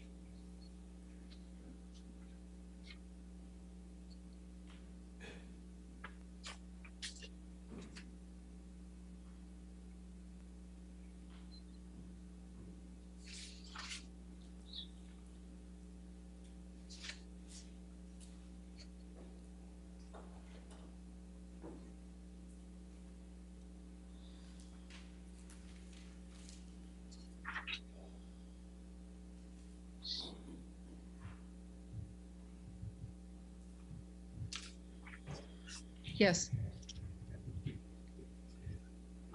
Attachment 7 is at the bottom is you see a March 8th, 2016 email from Christian Carino to you, correct? Yes. And Christian Carino was asking if you would be willing to make a house call to Johnny Depp's apartment downtown, is that right? I did not know where he lived. His email says, would you be willing to make a house call to Johnny's apartment downtown, correct? Did it say downtown? Yes, it did. Okay. And then you responded on March 8th, 2016, correct? Yes. And you wrote, hey, Christian, have of course avoided this my whole career unless someone was in rehab. Would be willing to try it once, and that there's something I'd like Johnny to understand, and I don't think he does. Where you wrote, I'd like Johnny to understand where you wrote would be willing to try it once, in that there's something I'd like Johnny to understand that I don't think he does. What did you mean by that? I can't say exactly what it was I wanted to impart, but I know that I thought that he was having difficulty in the sessions, and I think there was something about the process between the two of them that I was trying to clue him into. What difficulty was Mr. Depp having in the sessions? Having a voice. What do you mean by that? Ms. Heard had a jackhammer style of talking. She was very amped up. He had trouble talking at a similar pace. Their dialogue, he was cut off a lot. So I'm guessing this is what I'm not sure what it is, but there was something. Anyhow, this is how he didn't have a voice. He couldn't keep up with her rapid fire way of conversation. And so he was really overwhelmed. In working with Amber and Mr. Depp, did Amber ever report to you any physical violence on behalf of Mr. Depp toward Amber? Yes. What type of physical violence did she report to you? Do you recall seeing photos from Amber Heard? I have, but I don't remember when I saw them. What do you recall about the photos? Her face was bruised. Do you recall where on her face on Amber's face you saw bruises? I think they were around her eyes, but I couldn't be positive. Did you witness abuse by either? I didn't witness. Had you worked with Mr. Depp before working with Amber and Mr. Depp? No. Is it your testimony that while Mr. Depp may have said he wasn't violent with any of his other partners, there was violence from Mr. Depp toward Amber, correct? Yes, you're right.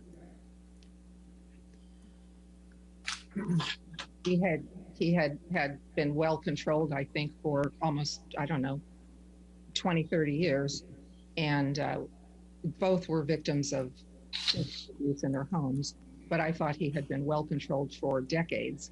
And then with Ms. Heard, he was triggered, and they engaged in what I saw as mutual abuse. Sometimes, I know she led on more than one occasion and started it to keep him with her, because abandonment and having him leave was her worst nightmare. And I think he may have initiated it on occasions too. I'm less sure on. And how did you come to the understanding that on some occasions Ms. Heard physically abused Mr. Depp? Ms. Heard reported that. What did Ms. Heard report to you? That it was a point of pride, two things. It was a point of pride to her if she felt disrespected to initiate a fight, and her father had beaten her. She was not going to. And the second,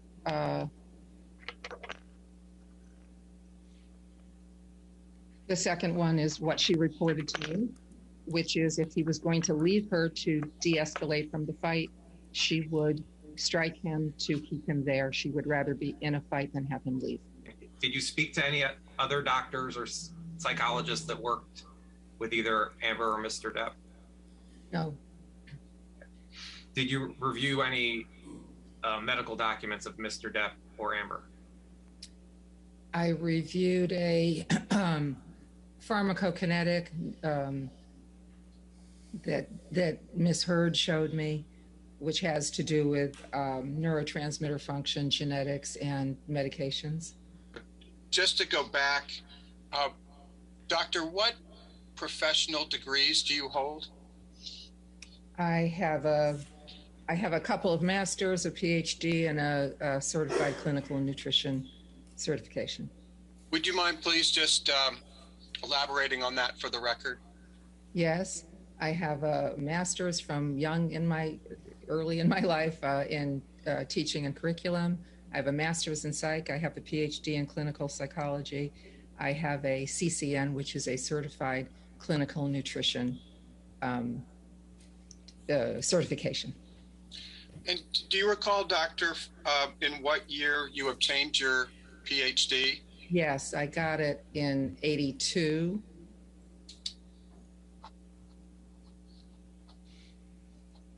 And if very briefly, if you could just please, in summary fashion, just describe your employment history from 1982 forward after earning your PhD. I collected clinical hours in hospitals and in psychiatric medical groups. I was employed to do some nutrition evaluation and intervention as well, but there were MDs behind me. We worked in concert. Then worked in a hospital with, I think that doctor was workers' comp. And then when I was, I have it out of order. Then I was on my own, but I was employed this is when I was employed by a psychiatric medical group to do kind of a combination of psychotherapy and some nutrition. And then since then, I have been a solo practitioner, out of network, word of mouth only, very small footprint, purposely, all of these years. When did you become a solo practitioner? Very soon, probably in '86. So is it fair to say that as of 2015, you were already quite established as a solo practitioner? Yes. Generally speaking, what type of services did you provide your patients in 2015? Adults only, individual or couples work, and with a limited number of people, there would have been neurotransmitter testing and some attention to lifestyle and how nutritional elements affect the brain. And if you would just please describe for us lay people what a clinical psychologist does. The first thing is evaluation, intake, gather material. The second thing, and the way I work, is during the intake process, could be one session, could be 4 sessions, depends on if it's an individual or a couple. I'm conceptualizing. I'm looking for the process. The content is something I make notes on, I care about. It leads me from session to session, but I'm really looking at process. What's going on between 2 people, or what's actually going on inside of someone. The third step is I show my hand. I talk about it. I try to get either 3 people in the room all on the same page with me, or one other person. This is what I see. And then the onus is on me to not just be a good friend and hold someone's hand and talk about mom, but to actually make change. And so I lay out, here are the things I think we need to work on. And then there are action steps for all of them, so that someone has a more directed sense of what they're doing in psychotherapy, as opposed to just coming in and talking about how they feel. Is it your practice when you have a session with a couple that you take notes from the session? I absolutely take notes from any session. Do you take, at what time in relation to this session do you take the notes? I'm taking them during the session, and they know it. Because I don't want hours and hours and hours of homework at the end of a clinical day. So the notes are often, a lot of typos, wrong pronouns here and there, but essentially I'm just trying to gather facts as I go. Is it fair to say that you take the notes in a somewhat contemporaneous fashion? Sure. And do you take those notes in the ordinary course of your practice in your business? Absolutely.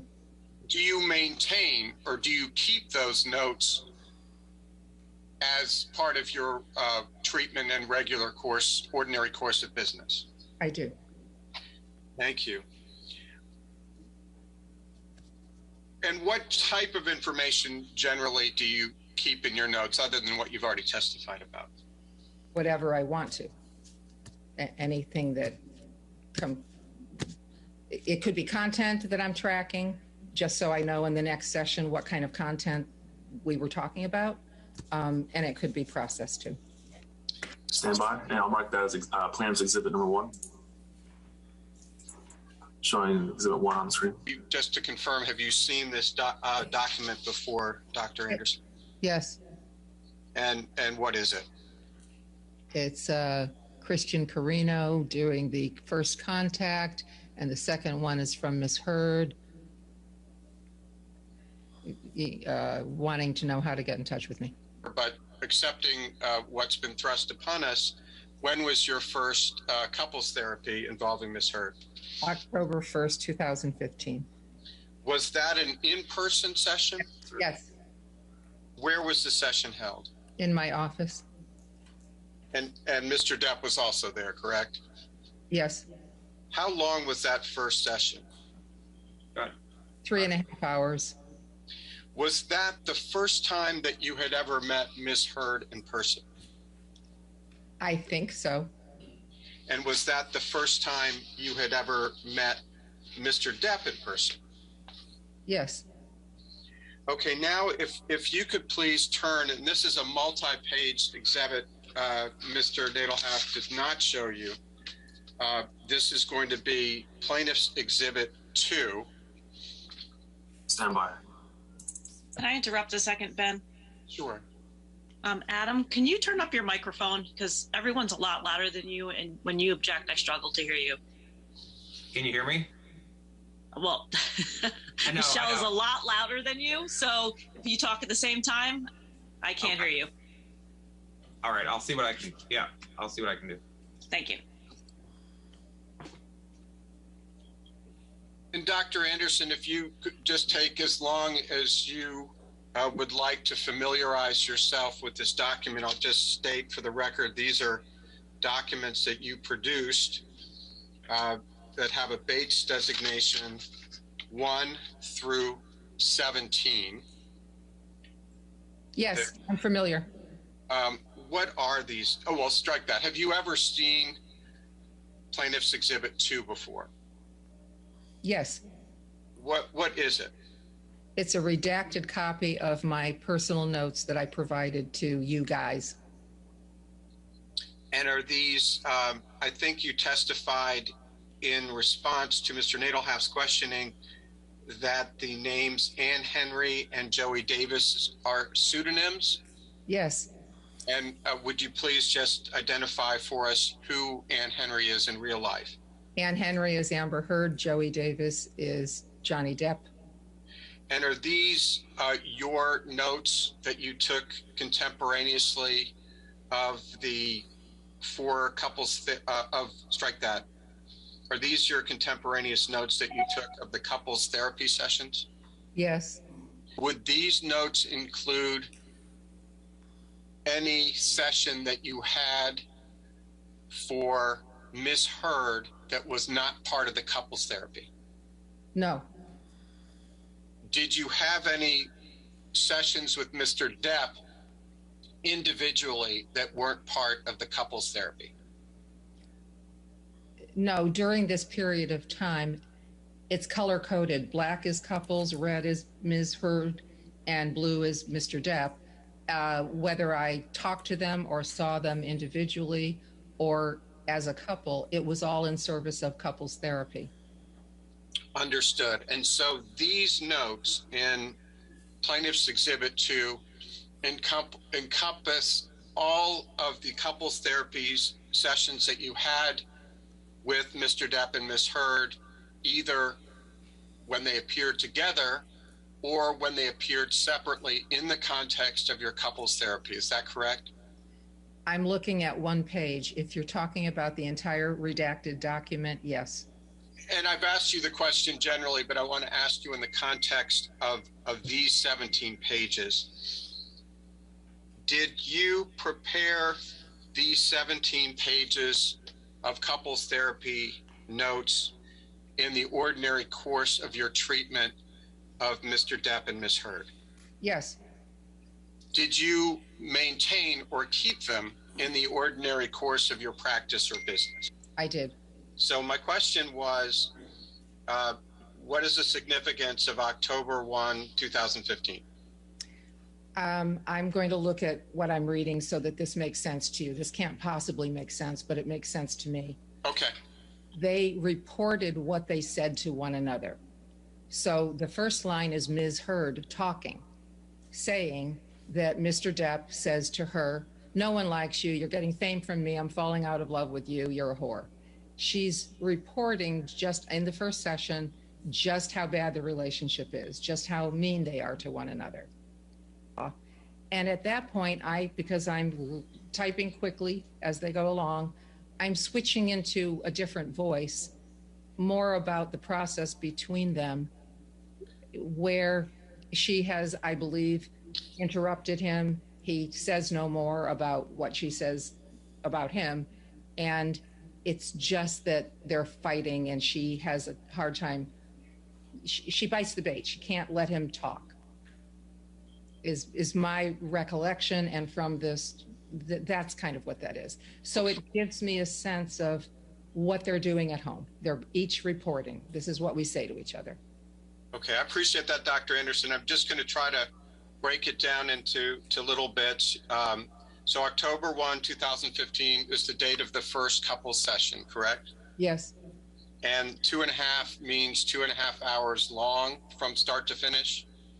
I am guessing they were present for 2.5 hours, but that I waited, whatever the the ledger says, but I waited an hour for them to show up. And Dr. Anderson, in that first bullet point that we can see, you write, "Jay says no one likes you, getting fame from me, falling out of love with you, whore." Jay is Johnny Depp? Yes, but that was said by Ms. Heard. So is it fair to say that Ms. Heard was saying that Johnny said to her, "No one likes you, you're getting fame from me, I'm falling out of love with you, whore"? That would have come from Mr. Depp, is that correct? Ms. Heard reported that that's what Mr. Depp said to her at their worst. Yeah. Did Amber, when Mr. Depp told you that Amber had hit him in the jaw, Did Amber respond in any way? Did she deny it? Did she admit it? I don't think she denied it, but what I believe from my notes was that she galloped off in a new direction, and they continued to talk, and there was no more that Johnny Depp was going to say about what he was reporting. It was more that they started into a fight. And I wrote that their process is a back and forth firing at each other. At that point, he had some energy. And they don't communicate. They have terrible skills. At any point during the first session, did Ms. Heard interrupt Mr. Depp when he was trying to talk? Yes. She talked over him. She had rapid fire talking. Did she interrupt him during your other sessions that are reflected in Plaintiff's Exhibit 2? Yes, and I pointed out the process to her at some point, and she got it, that no one could actually have a decent dialogue with her if she was rapid firing and talking over and just barraging. It was a process issue. You write, doesn't answer directly when he asks her a question. To what were you referring there? Don't have a clue. If I could direct your attention further down the page from plan, you see the notation to October 6, 2015? Yes. Was that the second couples session? No, it's red. It's Amber alone. So is it fair to say that you met alone with Amber for 2 1/3 hours in the context of the couples therapy? Is that correct? Yes, this was to get her background material. So tell us what you mean in that one section. He hits her, no closed fist. She hits back and now starts it for pride because father hit her. Would you please tell us what you meant by that? This is her reporting to me. It's the only thing in this clinical session that apparently was about physical abuse, or else it would not have been redacted out. It's so when she said in terms of physical abuse that he hits her, a no closed fist means an open hand slap to me. And she says that she hits back and now she starts it and sometimes hits him first because her history is having been violated by her father physically. And just out of pride, she, if she's, a lot of things trigger her. And if she's triggered, she would hit him first. And the he you're referring to is Johnny Depp, correct? Yes. When you said that she sometimes hits Johnny first because of pride, what did you mean? She was sensitive to feeling disrespected and a number of other things. But, and if she felt disrespected, she had come out of her background history feeling that her pride needed to dominate and she needed to stand up for herself. When Ms. Heard told you that Johnny Depp hits her or slaps her, Johnny Depp was not present, correct? Correct. Okay. And it wasn't plural. It was, she referred to, well, I wrote he hits her. Yes. So maybe it was plural. But he was not present when she made that assertion. He was not. Did Ms. Heard tell you that she socked Mr. Depp? Yes. She was describing kind of the progression of the physical violence. Did you have any understanding of what she meant when she admitted that she socks Mr. Depp? Yes, because there were 3 lines above this that explained the progression a bit.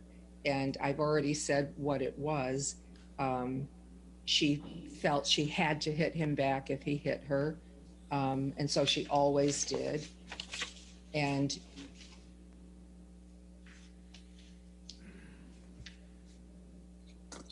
again, that entry is from a session where Mr. Depp was not physically present, correct? That's right. Okay, let's move to the next session, October 7, 2015. And this is a 3.5-hour session. Is that correct? Yes. Was that an in-person session? Yes.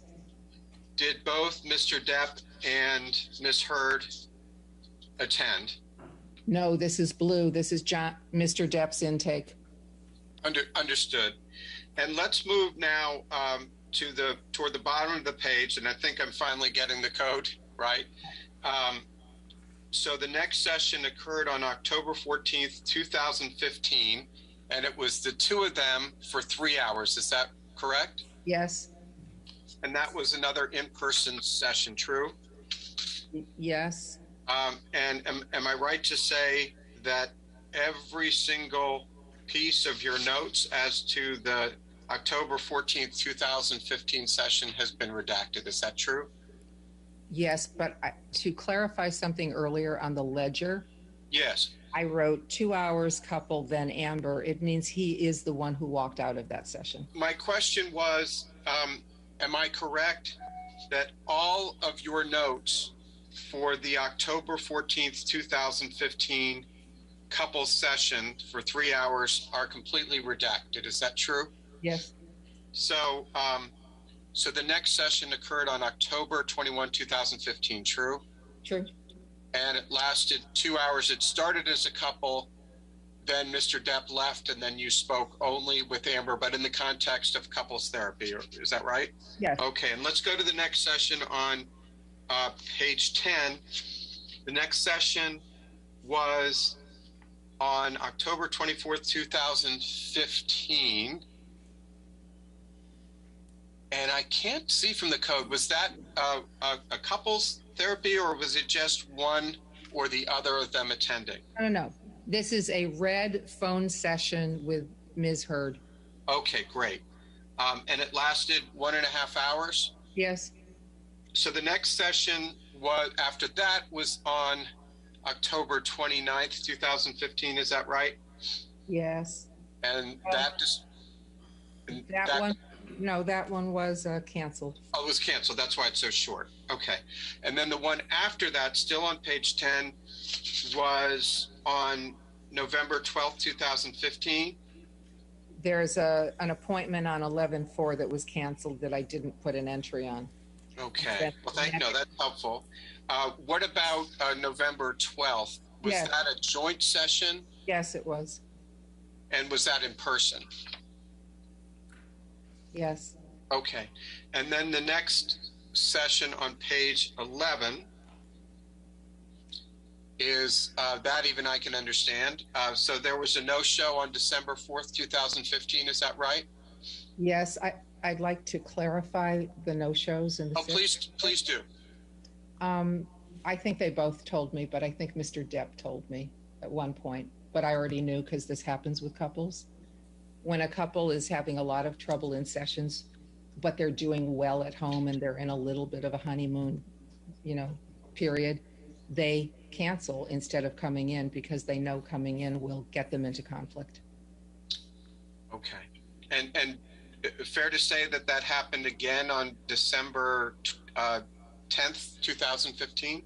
I can't tell which sessions they were sick or which sessions they were canceling because of this dynamic, but it was admitted and explained to me and I understood it fully. Okay. And still on page 11, the next session was on December 15th, 2015, and it was a telephonic session. Is that right? With Ms. Heard. That was with Ms. Heard. Okay. You write, then last night, Monday, she slapped him as he sat there talking incoherently. Who slapped who? I actually know what happened. What happened? This was, as I said, Ms. Heard talking on the phone to me. Mr. Depp's mother was in ICU. He had been doing he was fucked up, as she would say, on a lot of drugs. And she slapped him because he was being incoherent and talking about being with another woman. Did she tell you that he had hit her first, or was she the one who initiated the slap? She initiated that one because I think she felt demeaned and threatened. And this is what she reported to you, correct? Yes. He was not present. He was not on the call when she made these allegations. Was he? No. And you didn't see any of this, did you? No. And you didn't see her in person? No. After? Okay. Then there is a notation. Should she call police? ? Where is that? That's right below what we were just talking about. There, in red, it says, should she call police? What does that refer to? So what did you mean? That was her asking me. Did you respond to her? I believe I did. Then you write, doesn't want to divorce, wants to want to divorce. Yes. What did you mean by that? She loved him. He loved her.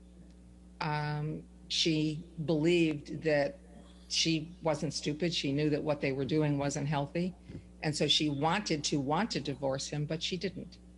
And yet it had escalated to this point. So she was trying to figure out what to do. And she had an entourage around her telling her what to do. Who was her entourage? She had a routine group of friends that stayed with her, lived in her home, probably as well as paid people that I don't know. Do you recall the names of any of her entourage? One was Rocky. Directing your attention to the last snippet from that session, will she have advantage if she leaves him but files with police for abuse first? Was that a question that she asked you? Yes, this was her talking out loud, trying to strategize for herself. Showing Plaintiff's Exhibit 3 on the screen. And Dr. Anderson, I think this is the same document that Mr. Nadelhoff showed you as Anderson Exhibit 6. So I'm not going to ask you to identify it again, but I do have a couple of questions about it that Mr. Nadelhoff did not ask. I believe you testified, and correct me if I'm wrong, that you have never spoken to any of Ms. Heard's other psychologists or therapists. Is that true? That's true. And putting that aside, when she refers to her own therapist in this Exhibit 3, do you know the name of that person, putting aside whether you had ever spoken to him or her? I do not. Okay. Did Ms. Heard ever explain to you why the nuances and complexity of her relationship with Mr. Depp would be lost on her own therapist? I believe that she felt known in a more thorough way in terms of her behavior inside of the relationship. And let's pick up where we left off on the bottom of page 11 of Plaintiff's Exhibit 2. Okay. And specifically the entry that begins on January 13. It's at the very bottom of page 11, literally the last line. Oh, that's it. On January 13, 2016, was this a joint session with Mr. Depp and Ms. Heard, or was this just with one of them? It was only Ms. Heard. And let me go back and see if it was phone. No, I'm sorry. It was in person. No, never mind. 11316 was Ms. Heard in person. And do you know how long this in-person session was with Ms. Heard on January 13, 2016? I think it was probably just 1 hour. Okay. You write, didn't fight on island till last day. On island started to get into something. What were you referring to there? Well, Christmas had occurred, and the goal was they had a lot of people going to his island, and they were going to be together. And the goal was to try and get through the Christmas holiday without fighting. And so she was reporting on that. Then you write, he got aggressive, threatening, didn't touch him, hid in bathroom. What were you referring to there? What she reported to me,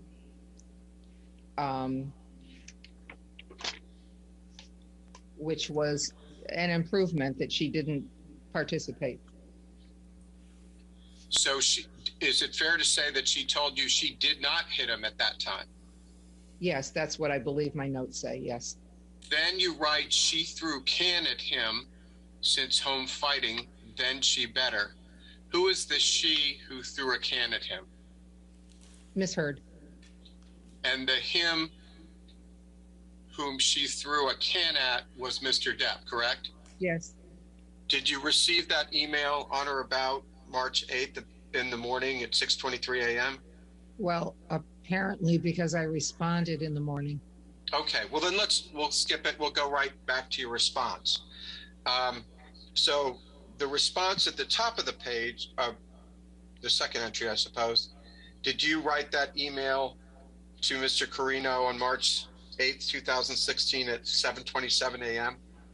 I did.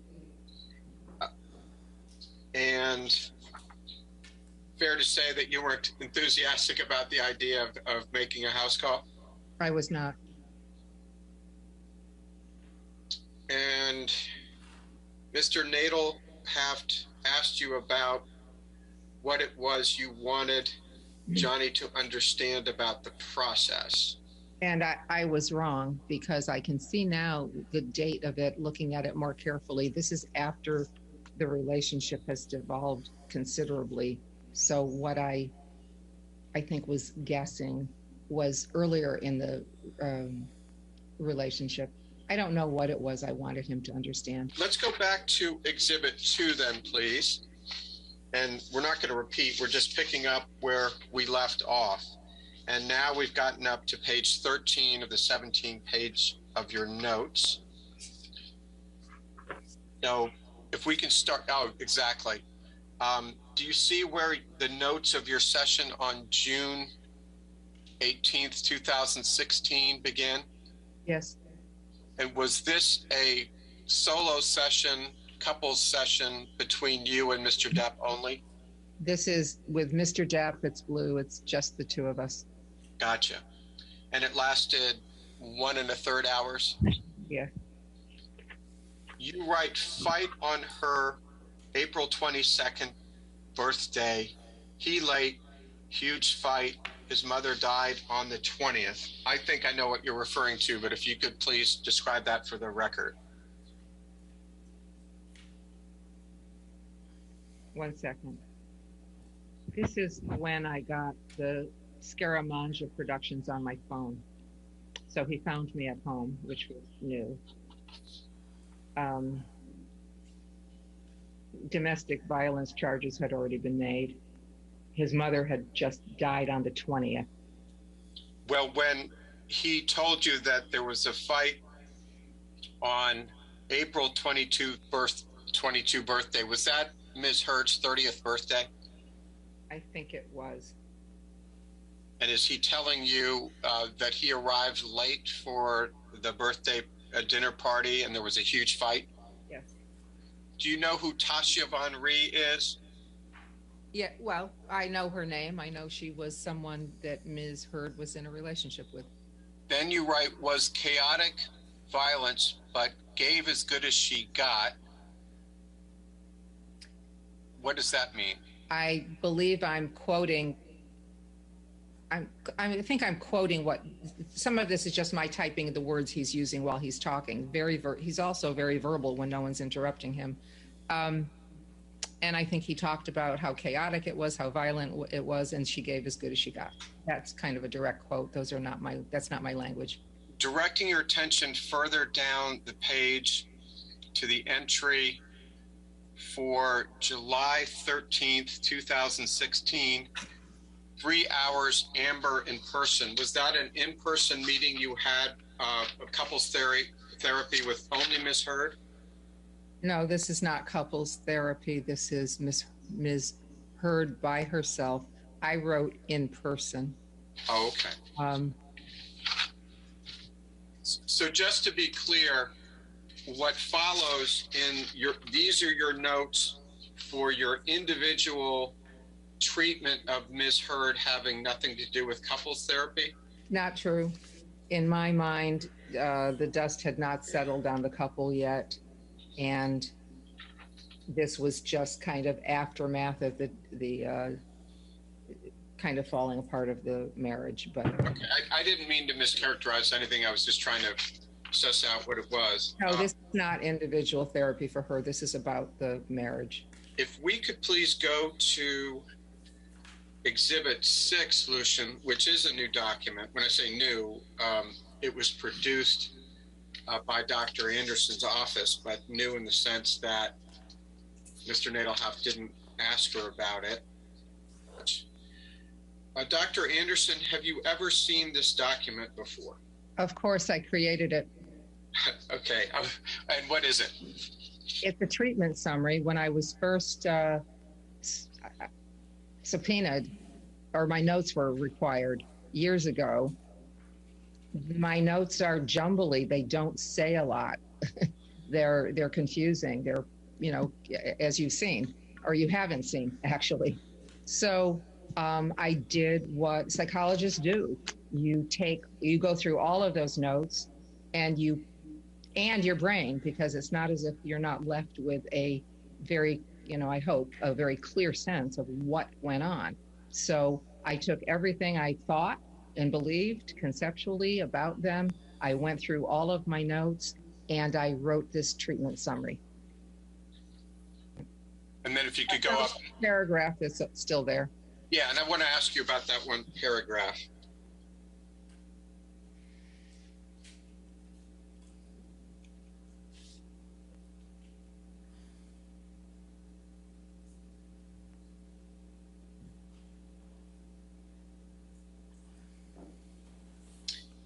I think you've described this in the course of your testimony, but I did want to ask you about your sentence. She reported always hitting him back as a point of pride, but admitted that she eventually initiated the hitting herself. Is the she you're referring to Ms. Heard? It is.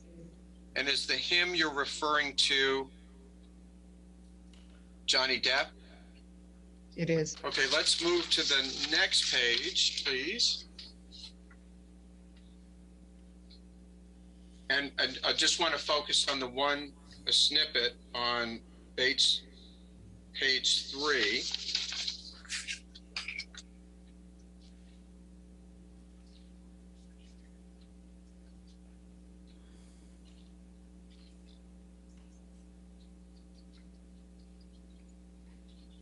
Sorry.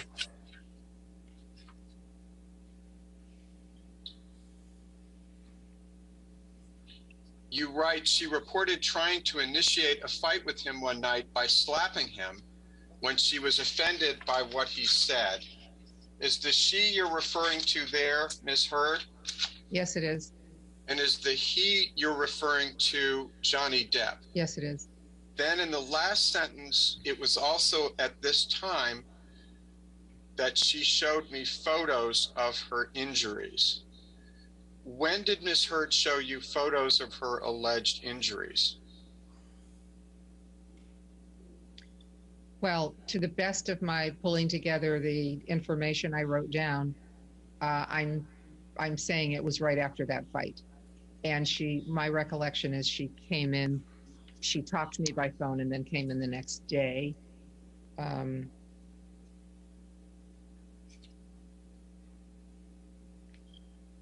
Or at least I thought that. Somewhere around the time she got the injury. I know she came in person to show me. Did she show you photos or did she show you? Both. Both. You said she showed you photos, and so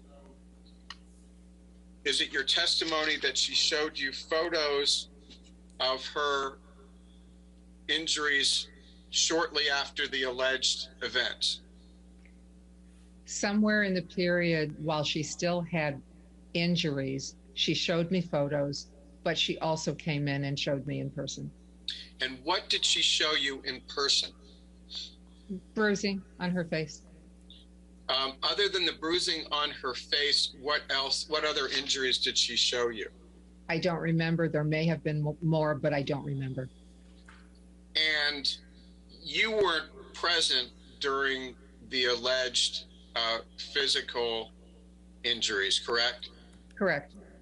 So the only basis you had with respect to the cause of the injuries was what Ms. Heard told you, correct? Yes. And you write, the physical violence that occurred between them appeared to me to be mutual. You never actually witnessed any physical violence by Mr. Depp or by Ms. Heard, correct? Never.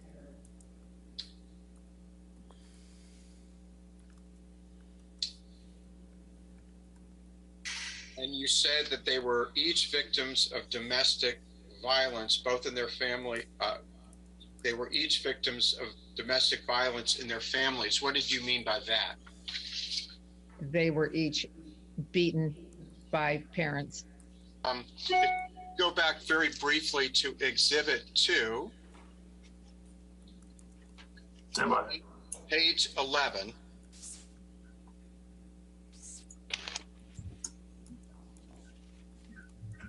And after the part where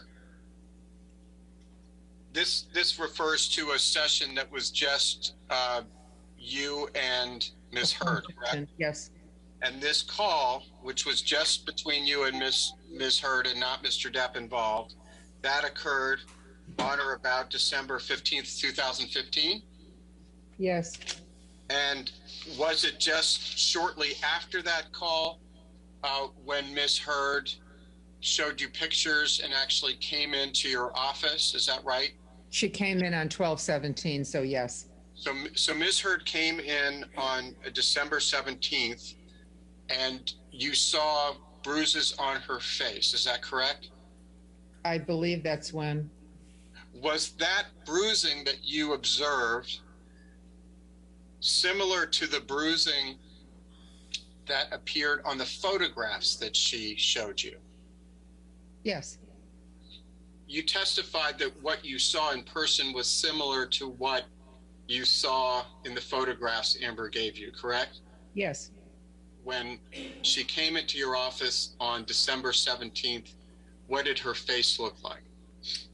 What I recall is not purple, green, and blue, but just a darkening, so kind of a darker gray blue sort of thing. But I don't have a photo of it. I don't remember that well. Is that, Dr. Anderson, consistent with your understanding that there were no other entries on December 15 or December 17th relating to physical abuse? You know, there was nothing about physical abuse, nothing in that next session. It was all about Christmas and her therapist telling her one thing. And what was the size of the bruise on her face that you observed on December 17th? Maybe like this, in more than one place, about an inch. You said it was so is it fair to say those are small bruises in more than one place?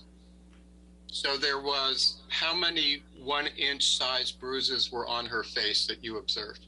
I'm not a good person to ask this question to. I don't really remember. I wasn't looking to memorize it. I think there's other data that will support this, not from me. A few minutes ago, you briefly spoke about seeing bruises about an inch on Amber Heard's face. You recall that testimony? Yes. And you were making motions with your fingers. But I was saying multiple. I'm not saying one. Right. You were seeing multiple bruises on Amber's face. Yes. Correct. When you were talking about how the size of it, your fingers were under your eyes. Did you remember seeing the bruises under Amber's eyes? That's what I recall. They may have been in other places throughout her body. I don't remember, but I do remember her face. You could turn to page 13.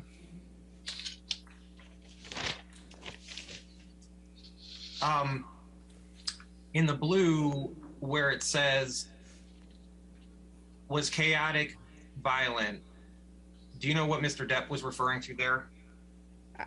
What I said previously, and I'll say it again, he's kind of doing a retrospective of trying to understand the relationship and is characterizing it as chaotic and violent, but she gave as good as she got, and she started it, but he's complaining, but he's also just kind of describing what the relationship was. His mother is dead at this point. The relationship is not good. It's over pretty much, and he's trying to come to terms with it, and he still loves her and is mourning. So he's a very articulate man, and when left alone to speak, he can describe intelligently what's going on. I think while he's talking, and I'm not trying to be obtrusive with my taking notes, I'm listening, I'm talking, but I'm also copying down a word here and there. So my belief is that those are his words.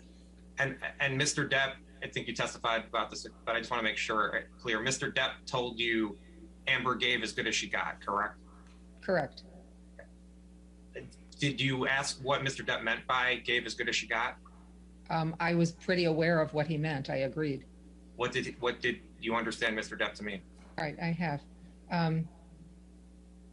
She initiated fights. She started violence. She rose to the challenge if he started first, and so she, in my opinion, that had been established throughout the relationship, that she fought as hard as he did, and he tried to de-escalate far more than I think she did. Do you know, did Mr. Depp talk about his fingertip with you before June 18th, 2016? No, because I would have written it when he first mentioned it to me.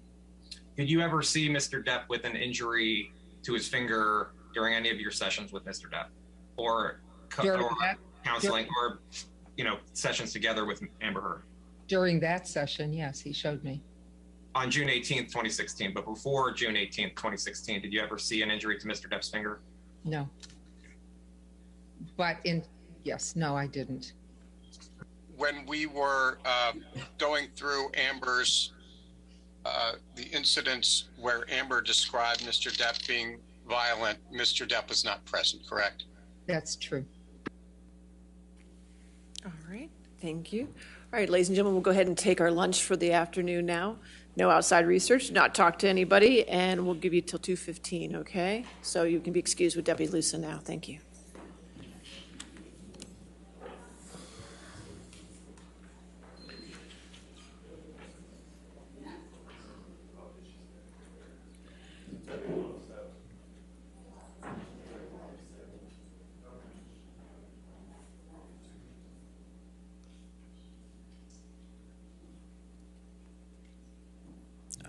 Right. For this afternoon, do you need this TV anymore for this afternoon? For the first witness, or? The last witness, so we can put it down during lunch. Okay, perfect. All right, we'll be back at 2:15 then. Thank you.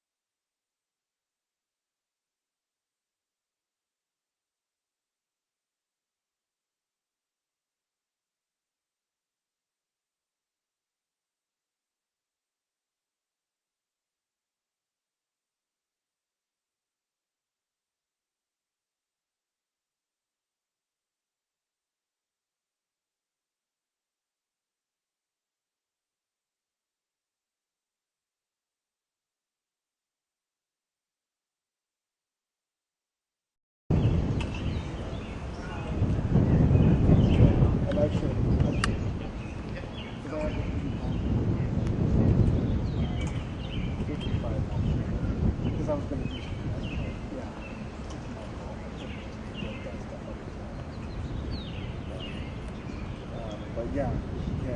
And here's something.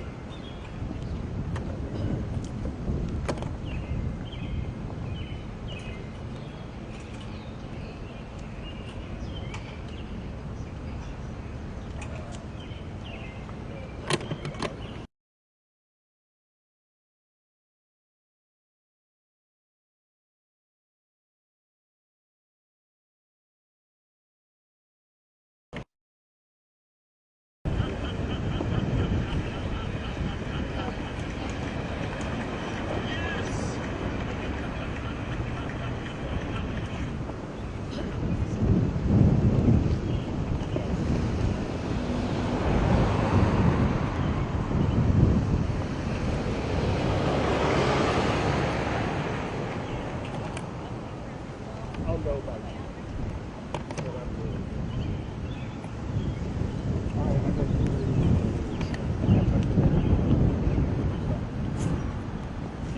Are they doing the video again with someone else? They're going to keep the screen up?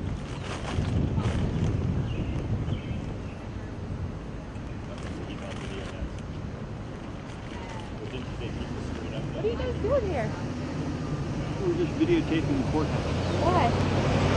reality TV show. Oh, what show? Johnny Depp is inside. Is he really? Are you for real? Yeah. Where's he at? In the courthouse. Why?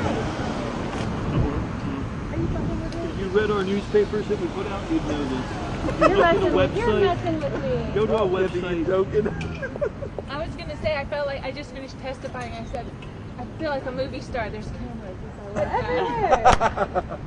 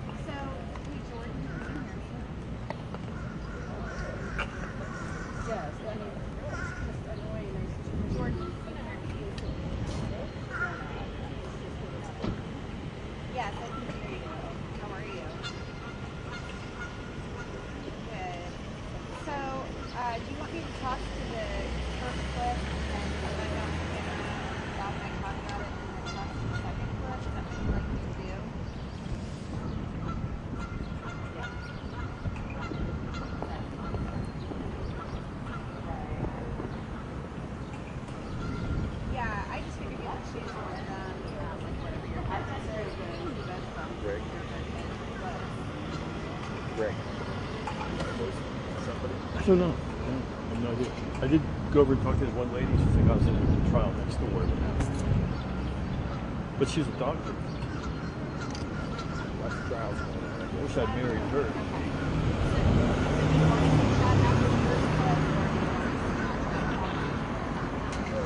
We got another run at the bus, so maybe they're just trying to coordinate their exit. Yeah, that's one of the buses. They actually leave it? Yeah, they did. I think the cafeterias have not been late.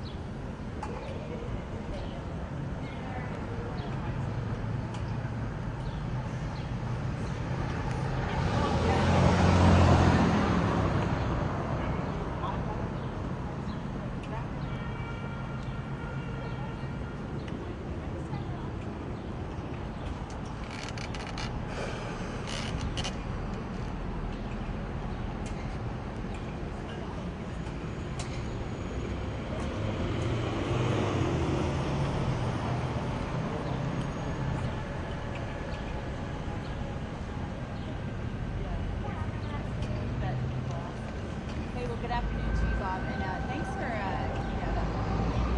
very complimentary introduction. I really appreciate that. Thank you so much.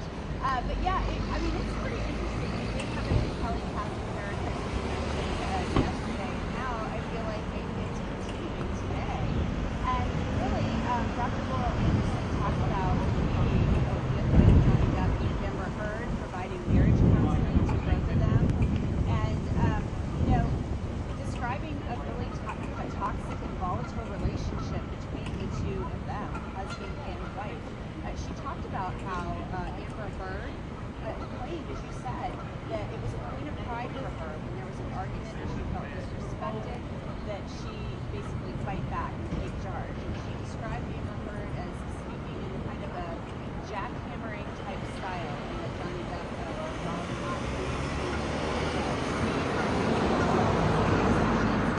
she said she had to really kind of talk with Amber Heard and say, look, you know, you need to let him speak and things like that. And she said once he was able to speak, he did, and was quite, you know, chatty and conversational with her about this. Another point, though, is that I don't know how this really helps Johnny Depp, because Johnny Depp was quoted as saying by Dr. Anderson that Amber Heard gave as good as she got.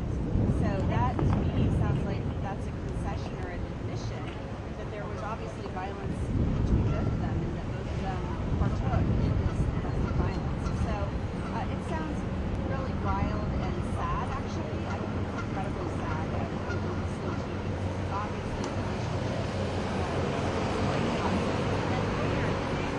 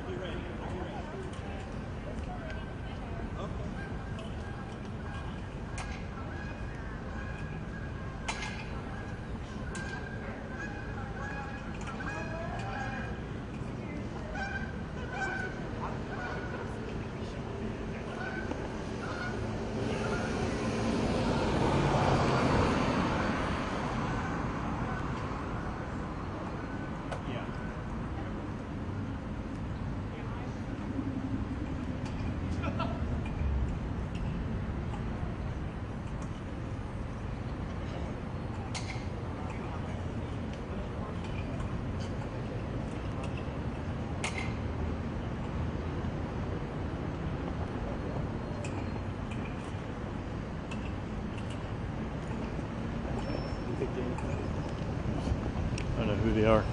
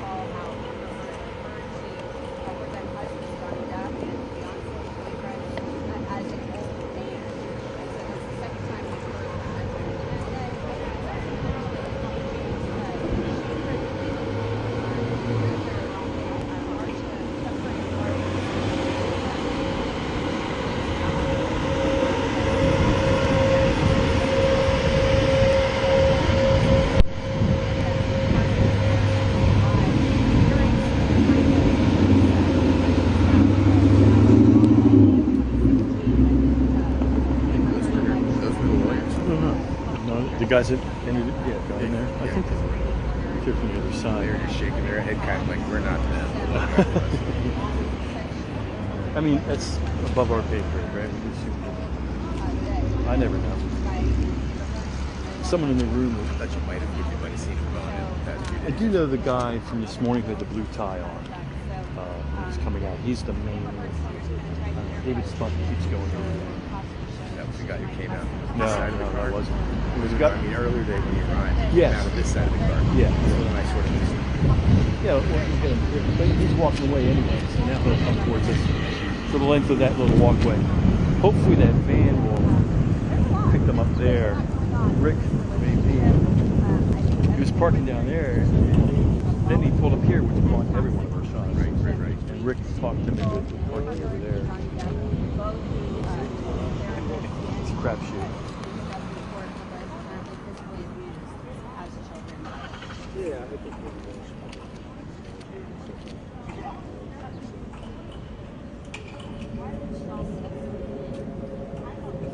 what we can hope is that he's on, when they come out, he's over there. So at least they're standing here. It's like 3 minutes.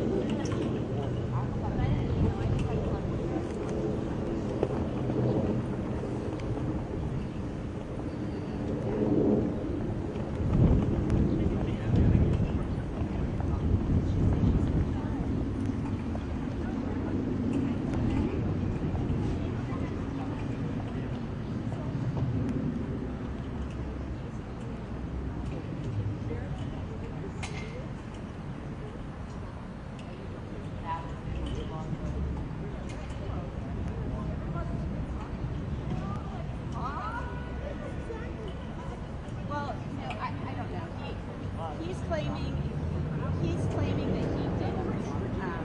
Johnny Depp's claiming, he didn't never raise a hand to a woman, and that Kipper was the aggressor, and all of these things. And from what we just heard from the therapist, it sounded as if we're hearing that they both were physical with one another.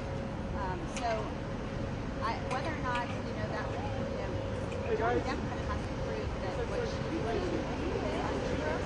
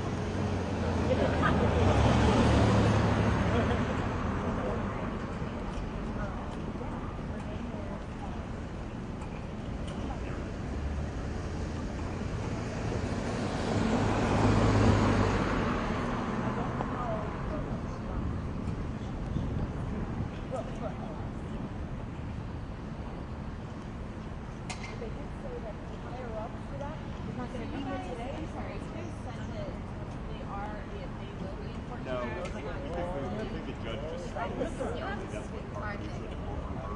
Yeah. She just called the sheriff's office and they said, Oh, I never saw it. I don't. so we're trying to track it down. Yeah, I'm waiting to hear back, but I'll keep you posted. What she said. Oh, okay. Yeah.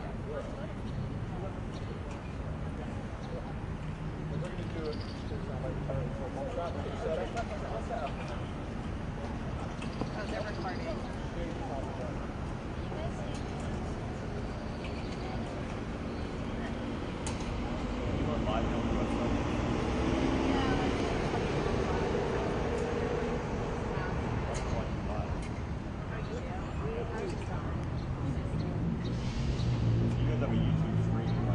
Yeah, but that's like a lot. Oh, not a few. Right. Like you have to subscribe or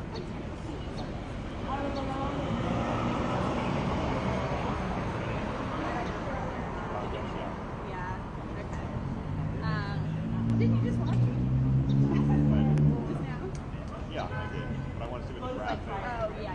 I want to see the whole package. The whole package, right? Okay, I'll try to figure something out. Okay, let me try to do the intro right now. Am I standing okay for you? Okay. All right.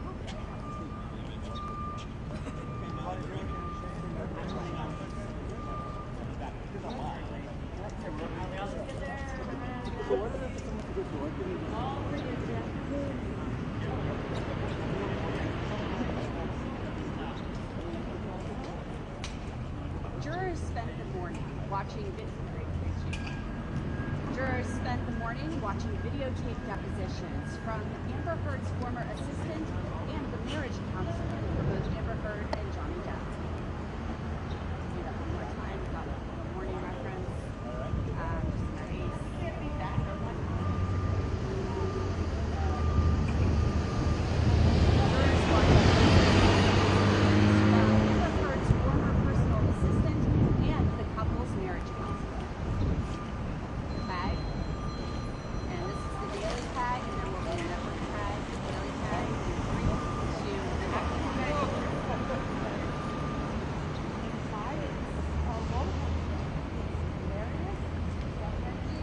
Court is only in session in this defamation trial Monday through Thursday, so testimony will resume on Monday.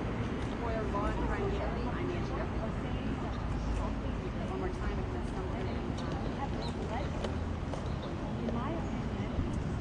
3, 2, 1. Court is only in session Monday through Thursday, so testimony will resume in the Johnny Depp Amber Heard defamation trial on Monday.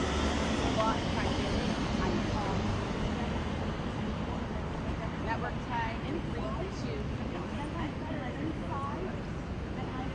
Court is only in session in the Johnny Depp Amber Heard trial Monday through Thursday, so testimony in the case will resume on Monday. For the Law and Crime Network, I'm I'm surprised that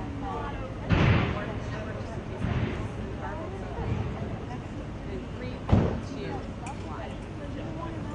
Testimony in the trial of Johnny Depp and Amber Heard is only in session Monday through Thursday.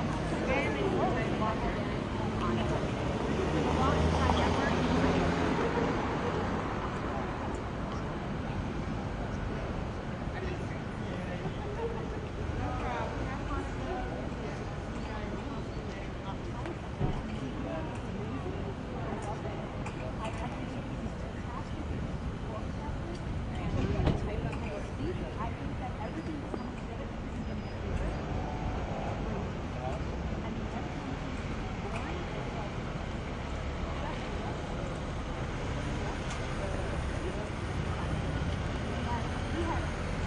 Danny, I don't know who they're with.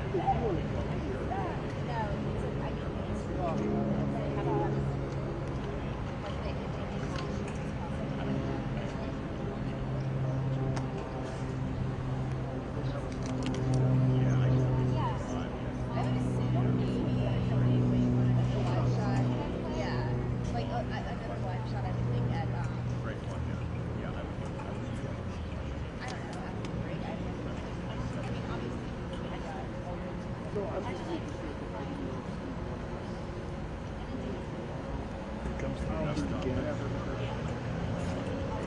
Bees has been circling.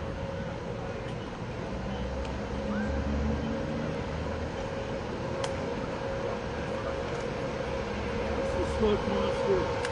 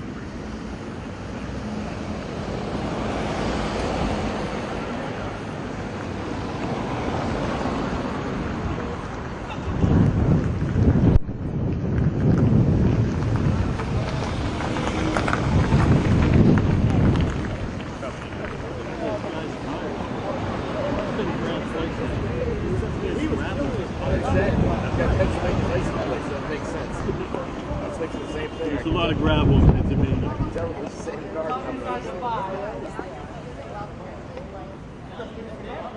You and I will be testifying in court in 3 years at some criminal trial. CBS. Yeah, we couldn't believe it. We saw it. Pennsylvania plates.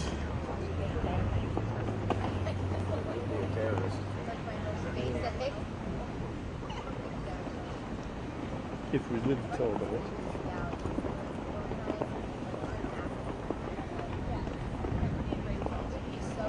That hasn't happened yet.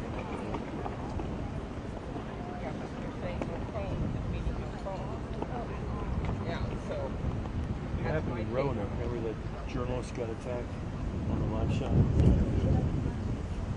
And I thought, oh no, if anybody does a copycat on this, we're screwed. If you can leave your cell phone if you need to contact me. If not, ask for a pay telephone. When we just get, where do you go in and ask for a pay telephone? Johnny Depp is in that first box.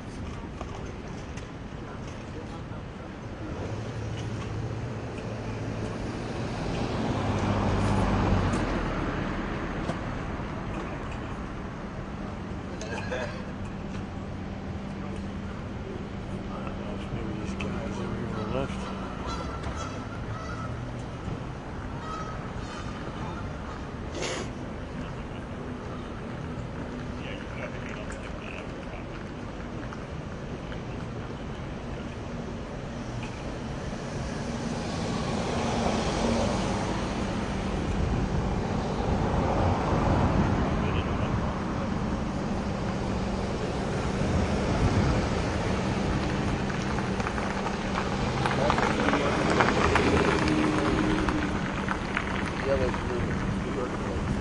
Yeah. Yeah, you're right. This is the one. Must be upstate. A lot of crap. Yeah, yeah. Finger Lakes.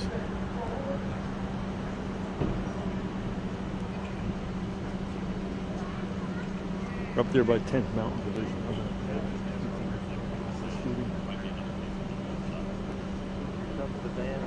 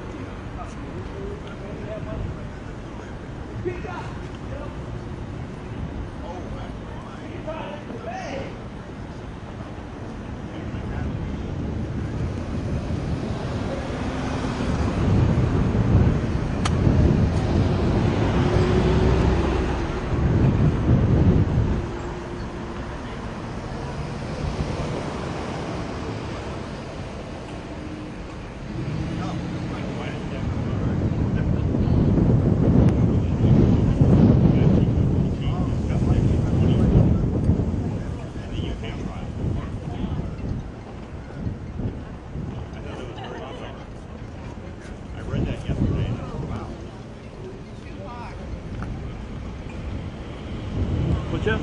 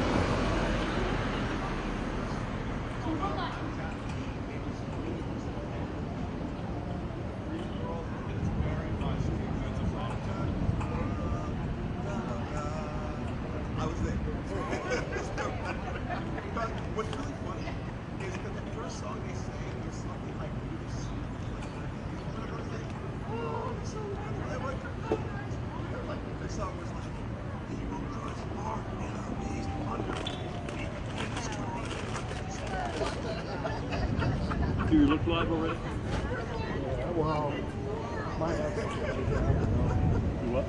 Might have something later. I don't know. Did they say when they're coming back? I have no clue.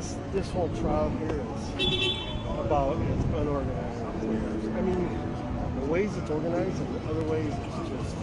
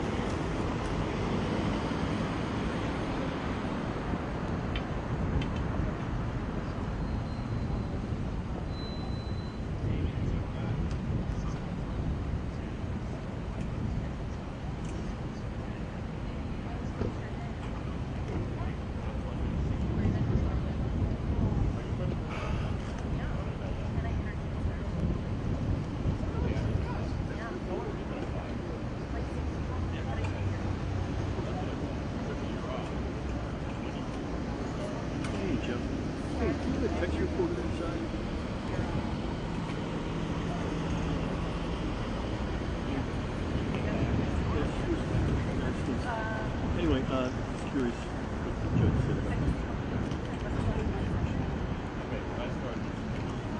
Oh, it's weird. Oh, maybe it is.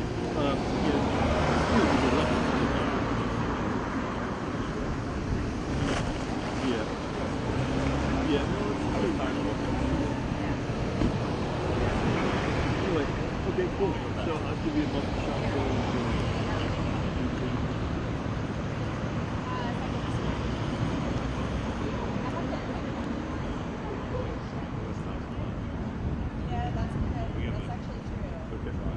for the return. Okay, cool. Okay, cool. All right, very good. Yeah, I shot all that stuff. I hope the clients don't think it does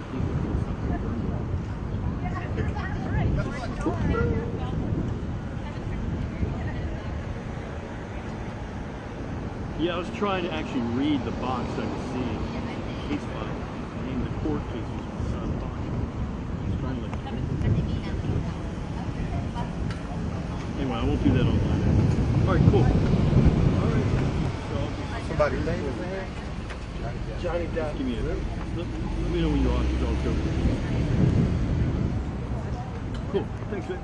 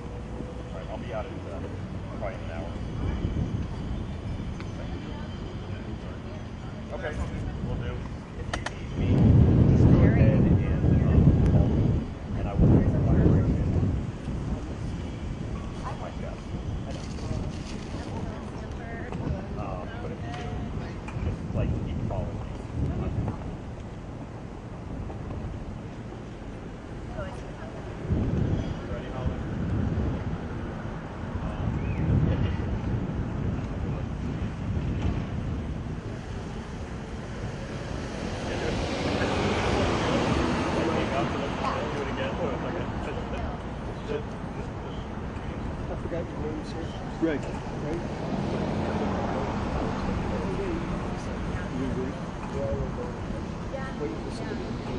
Yeah, I'll have Johnny Depp fan. My break is usually 30 minutes. Okay. If you really have to leave, stand. He's just worried about his beer. He's good. He's going to take a break and go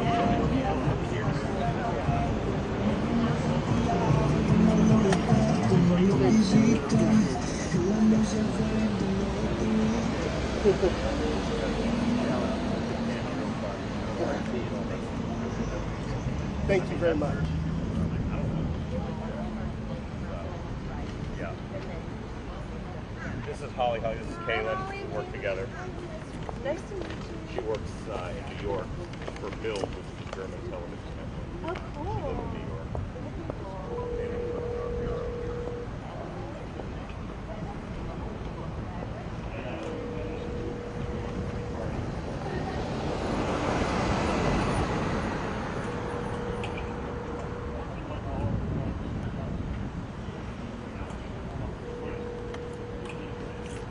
What am I here? Are you down?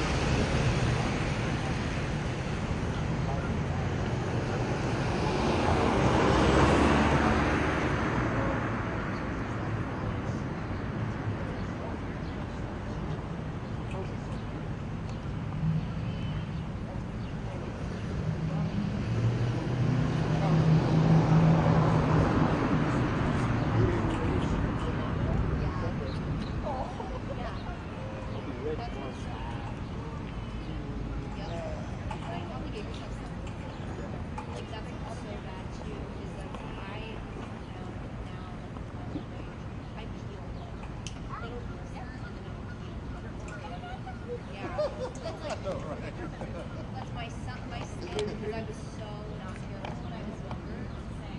I have you get in the car.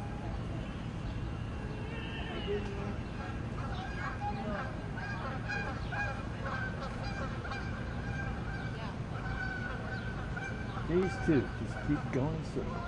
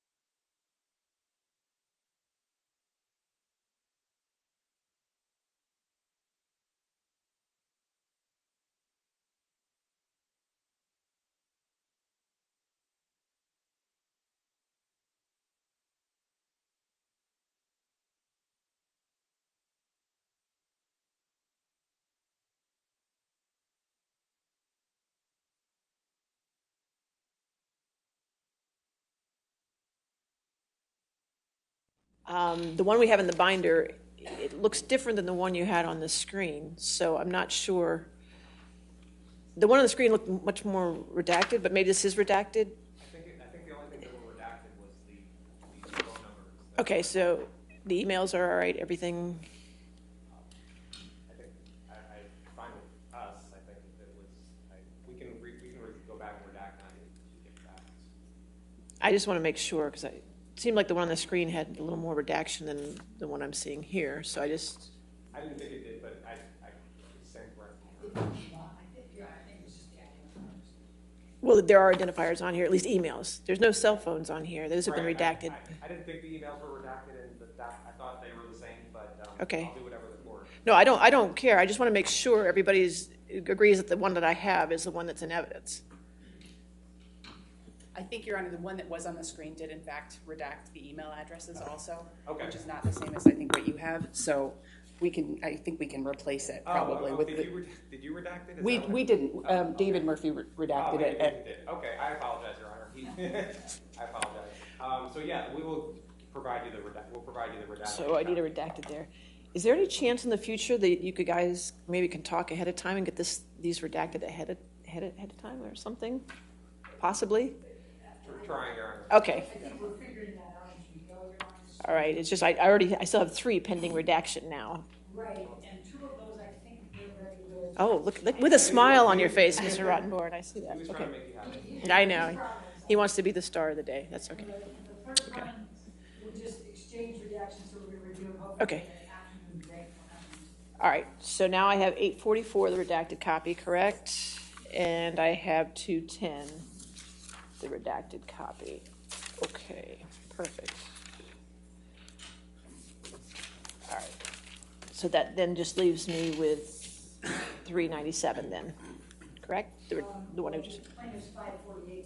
548 also. Okay, 548 and 397 now. And we expect to have that to you this time. Okay, perfect. All right. Anything else this time? Oh, good. Okay, ready for the jury.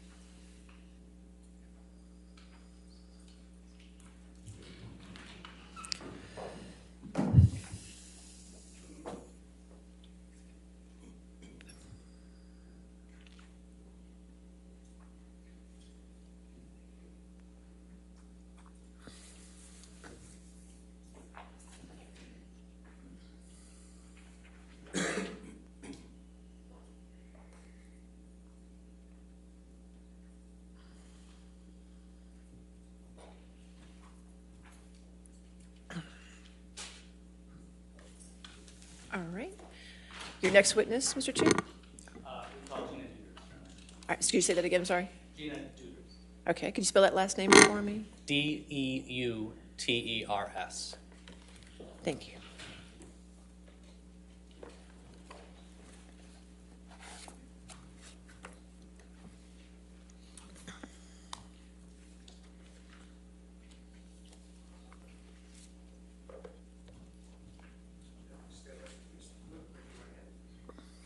Do you solemnly swear or affirm to testify truthfully in this case under penalty of law?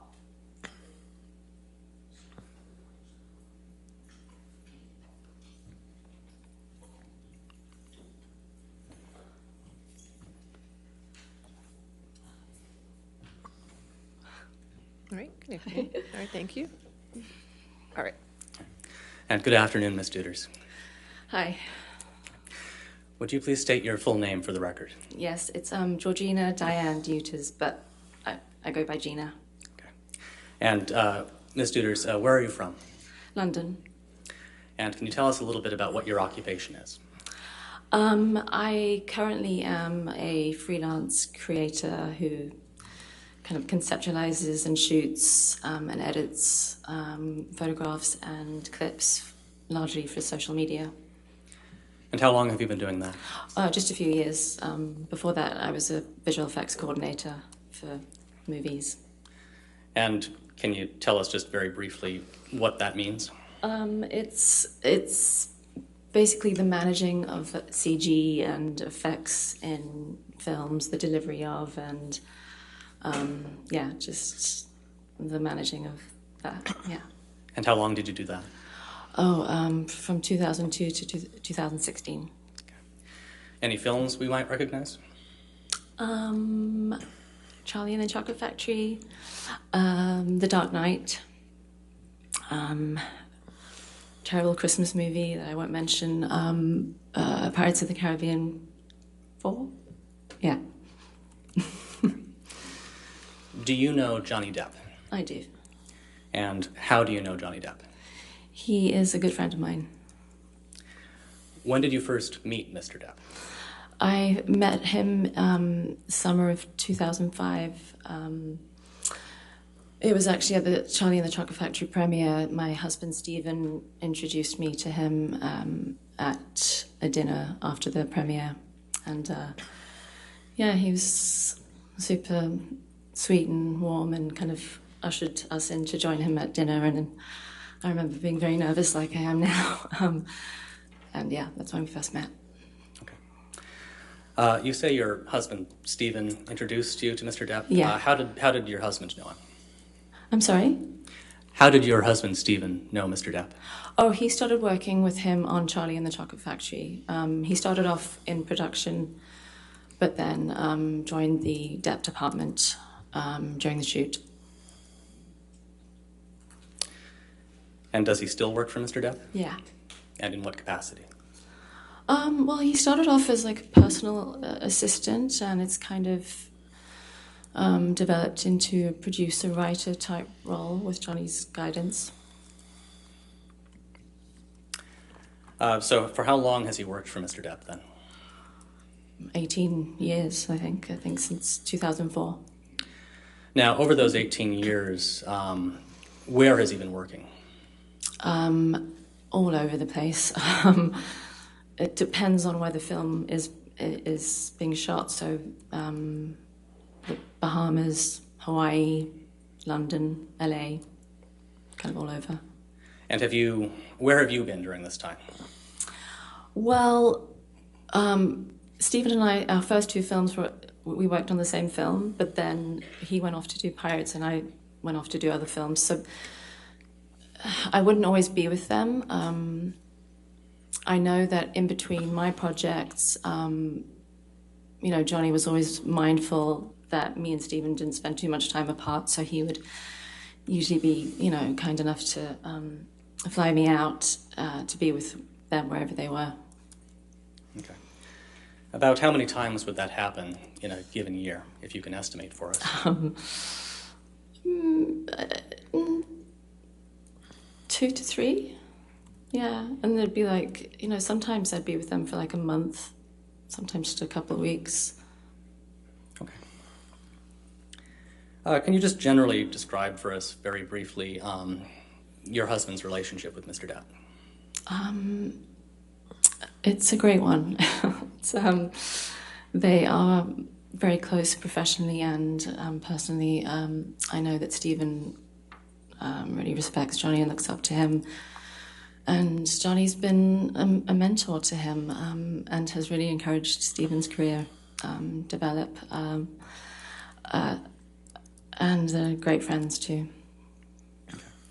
And can you just very briefly and very generally tell us what it was like on those time periods when you were spending time, chunks of time with Mr. Depp and your husband? Well, if the... Your Honor, relevance and character testimony 404, I'm not sure how this all relates to... It's basic foundational fact, Your Honor. I'll allow it. That's fine. Go ahead. Okay. What was the question, sorry? Just generally describe for us. Okay, so if they were working, it would be, like on wrap, we'd kind of have dinner together, and then I'd kind of entertain myself while the boys went off to work. If it was during downtime, it would probably be like a family holiday, so it would include his long-term partner Vanessa and their little kids, which was always really lovely, really happy memories there. So it kind of depended. Okay. How well would you say you know Mr. Depp? Very well. Over the course of your friendship with Mr. Depp, and I apologize, did you say it had been 17 years? I'm not great at maths, but 2005 to now, I think, is 17. Close enough? Okay. Over the course of your friendship with Mr. Depp, have you ever seen Mr. Depp take drugs? Yes. And which ones? I've seen him smoke weed and occasionally cocaine. Okay. Have you ever seen him drink? Yes. All right. Have you ever partaken of any of these substances at the same time? Yes. Okay. About how many times would you estimate you've seen Mr. Depp use cocaine? Oh, gosh. I mean, it's usually like, kind of a celebratory event, like after a gig or a party or something. 20? I don't know. 20 times over the, About 20 times. Yeah. And yeah. that's over. I mean, yeah, I haven't been kind of keeping count, but it's not a regular thing. It's sporadic. It's okay, and that's 20 times over what period of time? Gosh, I think like the last maybe 10 years. And how often have you seen Mr. Depp consume alcohol? Since I've met him. Okay. Can you describe for us how Mr. Depp seems to respond to cocaine? I quite honestly can't gauge much difference in his demeanor. This stuff kind of tends to make the average person a bit chattier and maybe stays up a bit longer than they should, but nothing out of the ordinary. Okay. Same question for alcohol. How would you say, based on your interactions with him while he's drinking, how does he seem to respond to it? It's kind of annoying, but he holds his liquor very well. Gosh, I kind of more jovial, or just I've never seen him. I've honestly never seen him like drunk. I've never been with him in that kind of situation. Does he seem to drink to excess in your experience? No. Okay. Have you ever seen him get angry or violent while on cocaine? No, definitely not. Have you ever seen him get angry or violent while on alcohol? No.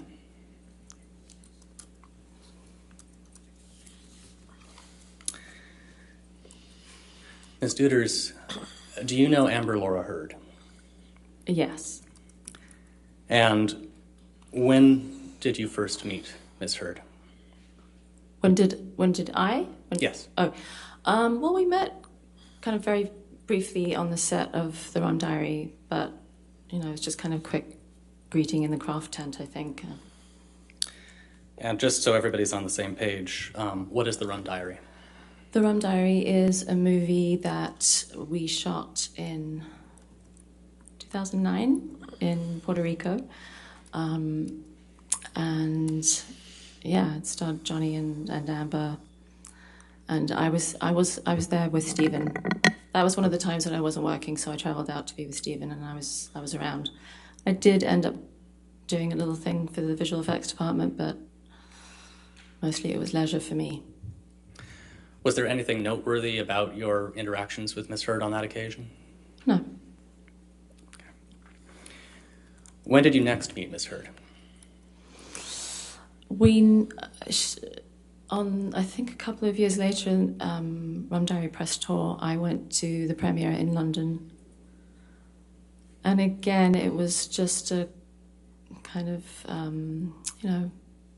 greeting. It wasn't, we didn't kind of hang out, chat properly or anything. And again, just so everybody's on the same page, what is a press tour? A press tour is when a film comes out, the actors and the director usually travel around with the film and show it in different cities all over the world, and the actors usually have to do interviews to promote it and just get the word out. Okay. And this was a press tour for Rum Diary? Yeah. And what city were you in? I went to the London one. Okay. And does anything stand out to you about your interactions with Ms. Heard on that occasion? No. Okay. Were you aware at that point that Mr. Depp and Ms. Heard had started a relationship? Yes. And how were you aware? Because Depp's team, Johnny's team, there's just always an open, constant flow of information. Because ultimately, Jerry Judge would be looking after Johnny, so would kind of get updates as to where they were going and what he was doing. And so in that way, we got kind of, notified that, they just got together. Okay. And you mentioned a name there, Jerry Judge. Can you just tell the jury who that is?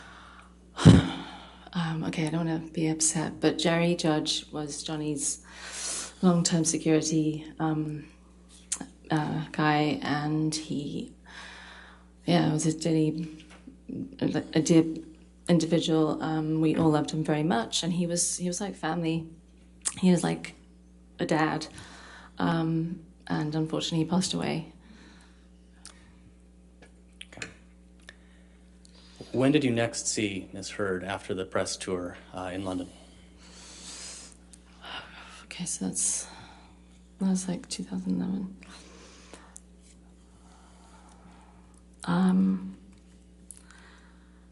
I think it was on a trip that we accompanied Johnny and Amber on to Las Vegas for a few days. And can you estimate for us just approximately when that was? Or maybe that was 2012. I'm so sorry,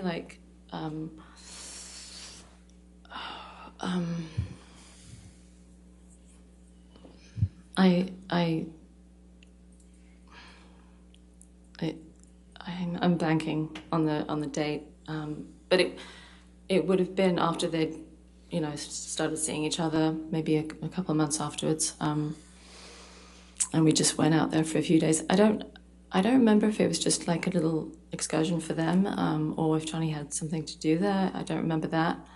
It was just for like 2-3 days. Anything stand out to you about that trip? I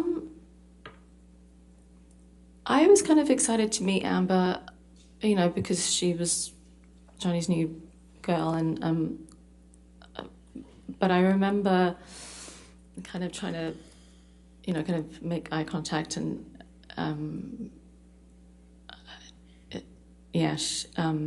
I kind of felt a bit ignored, which is fine, we're staff or whatever.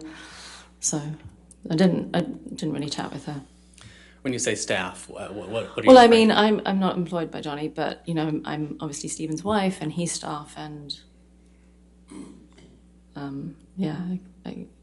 didn't really interact with her. Okay, so can you kind of describe what happened when you saw her then, if anything?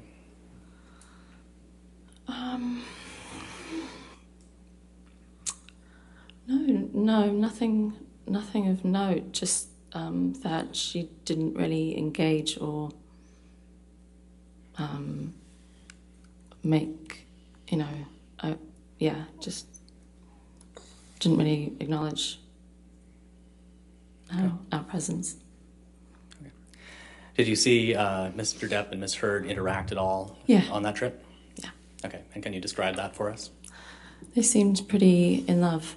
They were tactile, and they seemed happy. When did you next meet Ms. Heard? When Johnny and Stephen had gone out on location to shoot The Lone Ranger, so I think that might have been the next year. So bad with dates, sorry. Yeah, you know, I think through Johnny and Stephen, Amber and I were kind of put in touch, and we went vintage shopping together, and went to get a coffee once, and then with Johnny and Stephen kind of looked around some galleries, art galleries. About how long would you say the period was that you and Ms. Heard were together in this time frame? How long were we both out on location? Right, yeah. I'm not sure about her, and I know that I personally made 2 trips, which seemed to coincide with her being there. So it, you know, it was nice, and you know, kind of meeting up to go vintage shopping. She was really, really lovely, really sweet. We got on very well, and it was fun. It was, yeah, you know, she's very charming. Mm-hmm. Did you discuss her relationship with Mr. Depp at all? I remember like going for a coffee, and she seemed a bit, just a bit kind of frustrated that I don't think Johnny was ready to go public with their relationship yet, and I think that was, you know, frustrating for her. Did you form an impression that she wanted to go public immediately? Objection, speculation. That's what Ms. Heard was thinking. All right, I'll sustain as to speculation. Next question. Were you out in public? Yeah. Yeah. Yes. When you were interacting with Ms. Heard in this time frame, did you notice at all whether she was wearing makeup? No, I don't think she was wearing makeup. She's naturally beautiful. It's, I remember, you know, just thinking how gorgeous her skin was and how, yeah, pretty she was.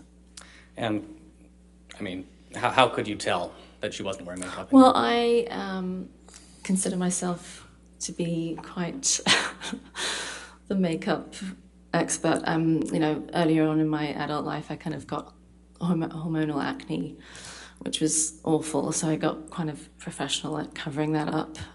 So I think I'm pretty good at telling if someone's wearing, you know, like foundation or concealer. Have you ever heard of arnica cream? Yes. In fact, I actually was using it the other week. You can use the microphone. I'm just having trouble hearing you. I'm sorry. Oh, there you go. It's on. There you go. The question was, have you ever heard of it? And she answered it and then continued past. So it's... All right, she's answered the question. She's answered the question. All right, if you want to ask another question. Sure, Your Honor. What is it? It's a homeopathic lotion that you use to help bruises heal faster. And have you ever used it yourself? Yes, I was using it a couple of weeks ago because I had a huge bruise on my hip after I had a fall. Okay. Yeah, so I know what it is. And can you just describe for those of us who have no idea, like myself, what does arnica cream look like? Oh, sorry, that was me. It's kind of like a white emollient cream, opaque, that you rub into your skin. You rub into the bruise. Once it's been rubbed in, what does it look like? Transparent. Okay. So is the bruise still visible? Oh, absolutely, yeah.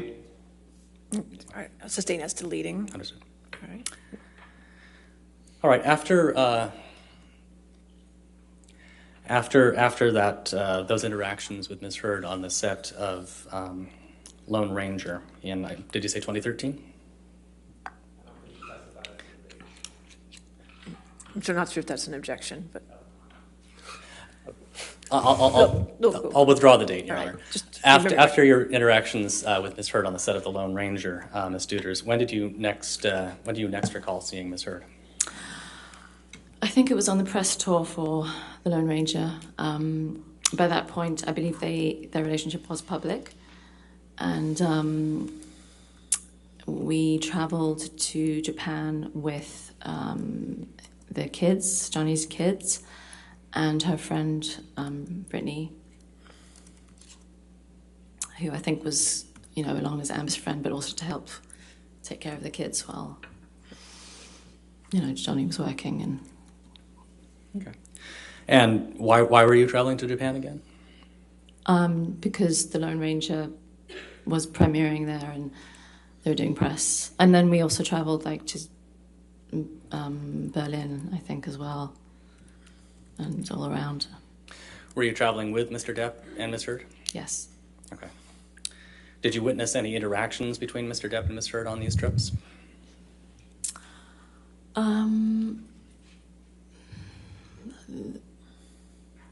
Just generally on the plane, nothing to note. There was an incident when we were all at dinner together. And when I say we all, I mean also the other actors and the producers and director. And I noticed that Johnny was kind of hiding a drink on the side of his chair and taking secret sips. And I noticed, she kind of saw that and was quite angry about it. And I couldn't hear what was said, but he seemed to got told off by, the telling off. It was kind of weird, it was a bit like telling off a child. What was he drinking? I think it was champagne. Okay, like a flute of champagne? Yeah, something like that. Okay. Do you have any impressions of, how would you describe their body language when they were having this conversation?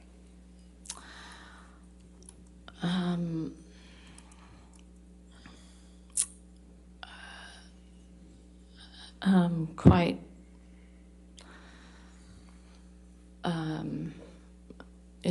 I think she was really angry, so,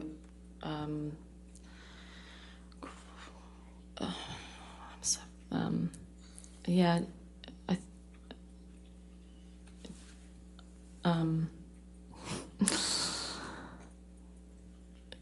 just kind of dominant and just very angry and telling him off. Okay, and how would you describe his body language? I think quite just exhausted by the whole being told off like a child.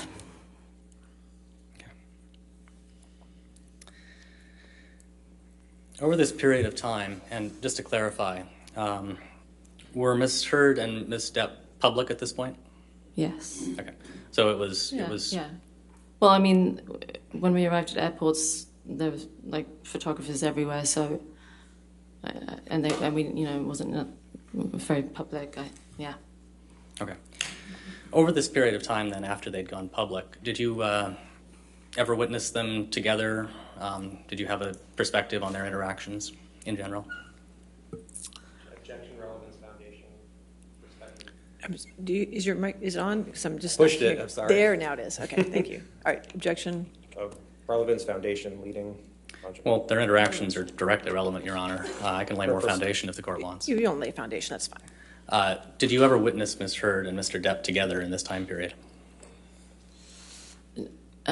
Sorry, could you repeat? Sorry, I know you said it a few times, but could you just repeat it one more time? Of course. Over this next couple of years, after the press tour for Lone Ranger, did you have occasion to interact with Mr. Depp and Ms. Heard at the same time? Did you see them together? Very rarely. Okay. Yeah, I'm thinking maybe a dinner here or there. Okay. Yeah. From those occasions when you did see them, did you form any impressions about how they were getting along based on their interactions with each other that you personally witnessed? Still don't think it's established the foundation. It's been a few times that he saw a couple dinners, and she's asking for her perspective on their relationship. Right. On those particular occasions, What's the relevance of her impressions? I'll rephrase her. Okay. How would you describe their interactions on those occasions when you witnessed them? It's the same thing, Aaron. There's still no foundation. She's present. I'll allow it if it's fine.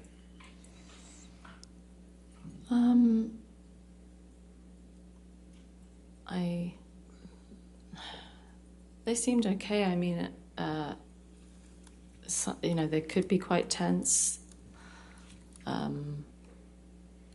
but nothing to note. Nothing I would remark on.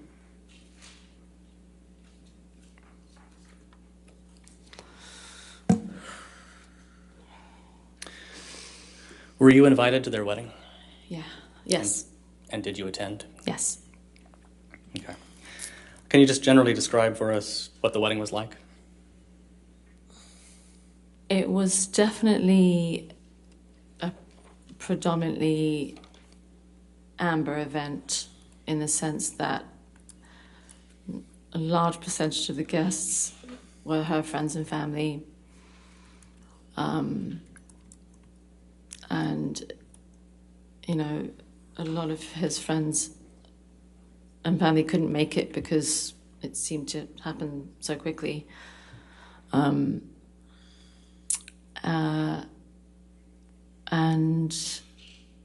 yeah, they seem to be having, her and her friends seem to be having a wonderful time. Where did the wedding take place? On Johnny's Island in the Bahamas. And did you have any interactions with Miss Heard during this time period? Or yes. Did you talk to Miss Heard when you were at the wedding? Yeah. There were dinners, and it was certainly a celebration every day.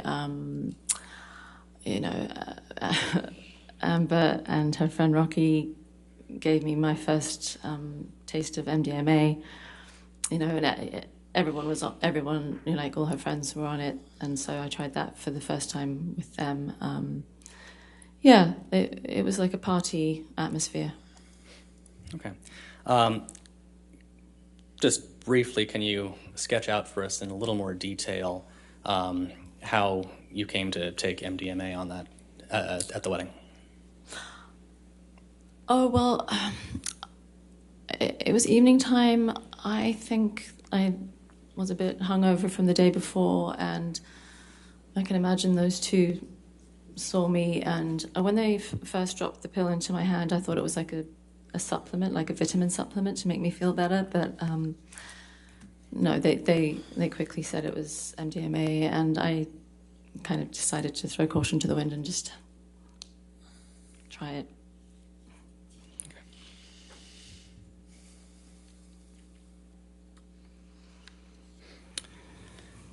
You mentioned that you traveled with Mr. Depp and Ms. Heard to Japan and Berlin and possibly other locations as well. Can you tell us where else you traveled with them?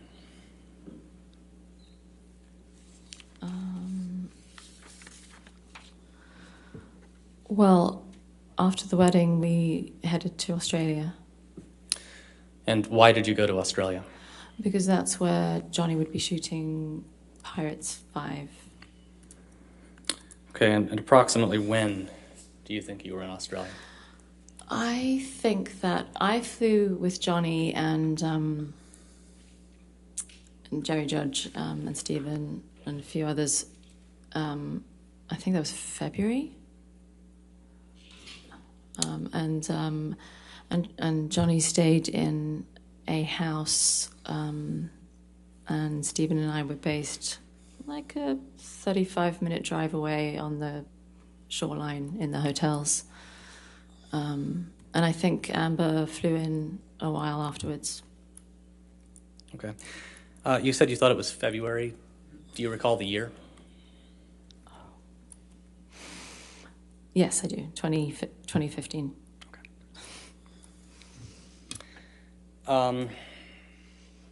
So just so we have the cast of characters clear, who from this group was in Australia at this point? So we've got, on the plane that I was on, it was Johnny, Jerry Judge, Stephen Deuters, Debbie Lloyd, and myself, and maybe one other. Okay.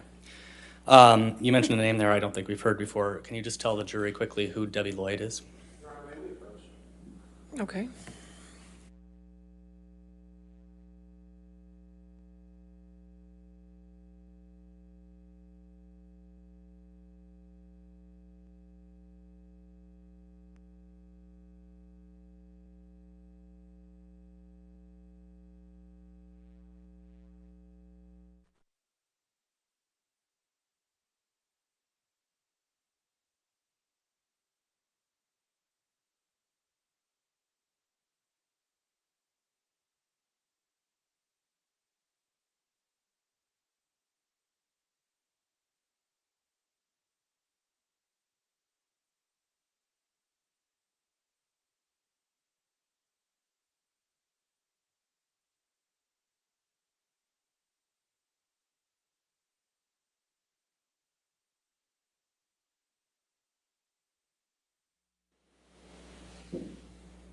Ladies and gentlemen of the jury, we just have to take a few housekeeping matters up, so we're just going to have you take a recess for a few minutes, okay?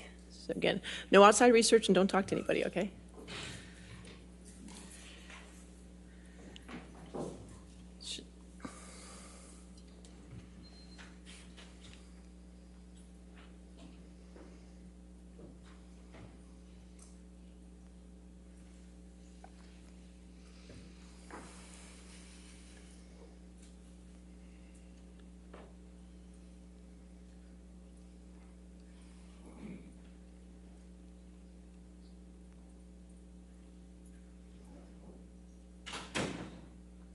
Ms. Deuters, I just had a question for you. Have you been watching the trial this past week? I've seen clips of it online, yeah. You've been watching, so you have seen parts of this trial? Yeah. Okay, and witness testimonies? Yeah, I've seen clips of. You've seen everything. All right, does anybody have any follow-up questions? Ms. Deuters, have you been watching? It doesn't matter. She's been watching clips of witness testimony. All right, you're excused, ma'am. You can have, you're excused. Okay. Thank you. I will instruct the jury. They'll have to strike the testimony of Ms. Deuters. There's a rule on witnesses, Mr. Moniz. Understood, Your Honor. This is the first we're. I believe that. I have no doubt in my mind that this is the first you've heard of it. Have a good day, ma'am. Thank you. It's better hope I got it the first time. Thank you.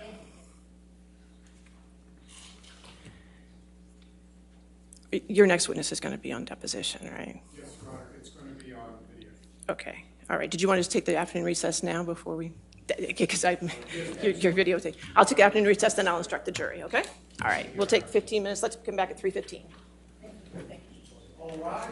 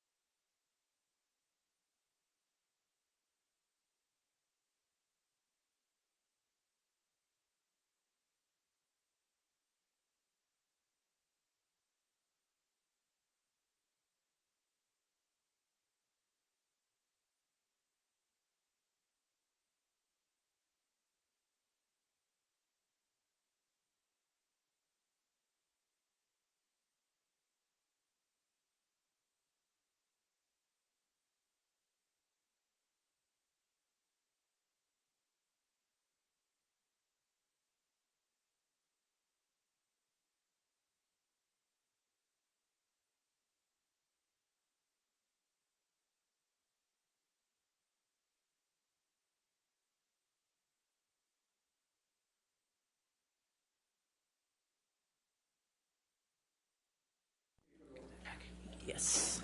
Yes, sir. Sure.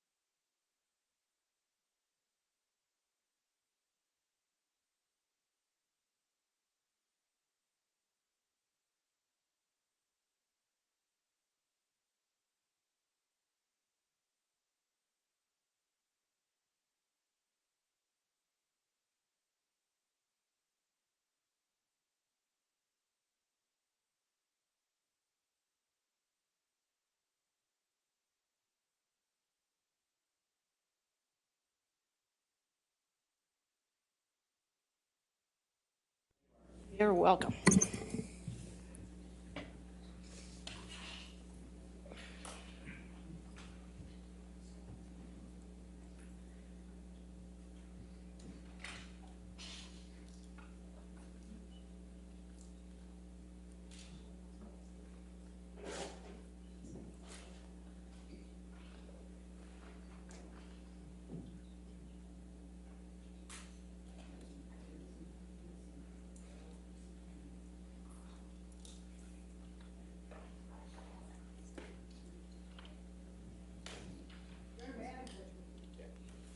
Can I get somebody from over here? Anybody?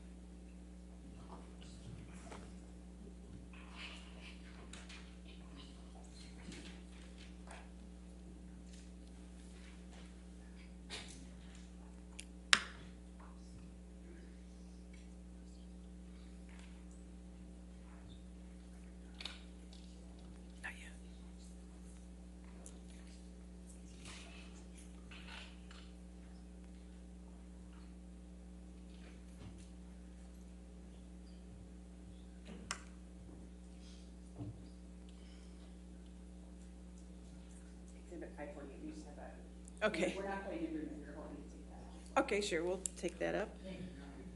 All right.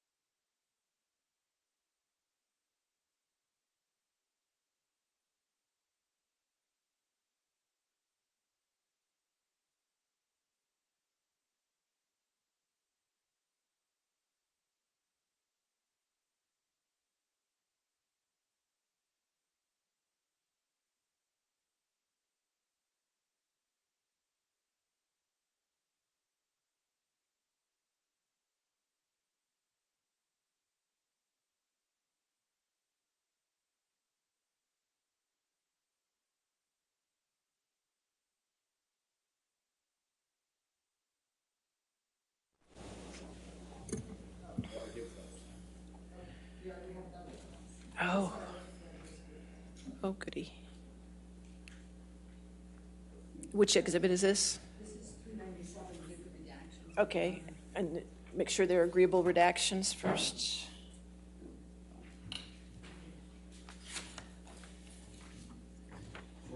All right, so 397 with these redactions. Okay, there we go. If I don't give it to Jamie now, I'll forget. Okay. All right, that takes care of 397. Now we're going to have to probably start the video tonight and probably have to finish it tomorrow morning, correct?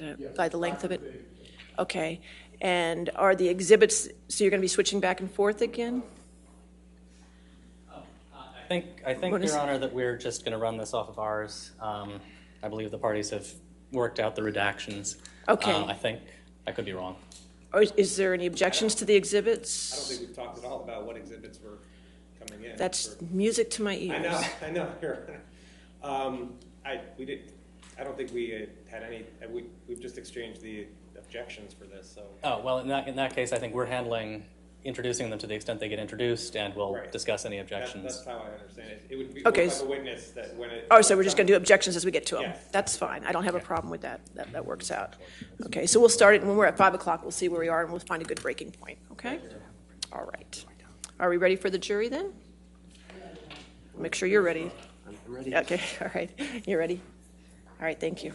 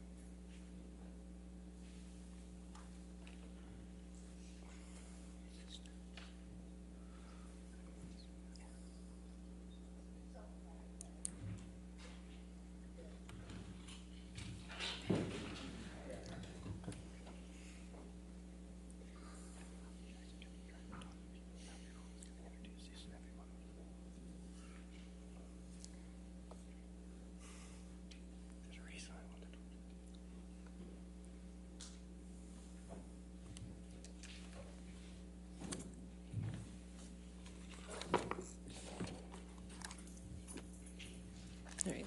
Thank you, ladies and gentlemen. Ladies and gentlemen, the court is striking Ms. Gina Deuters' testimony in its entirety from the record, okay? Therefore, the court further instructs you, the jury, to disregard her testimony in its entirety. Understand? All right, thank you. All right, your next witness? Your Honor, we call Dr. David Kipper by video designation. All right, Dr. Kipper.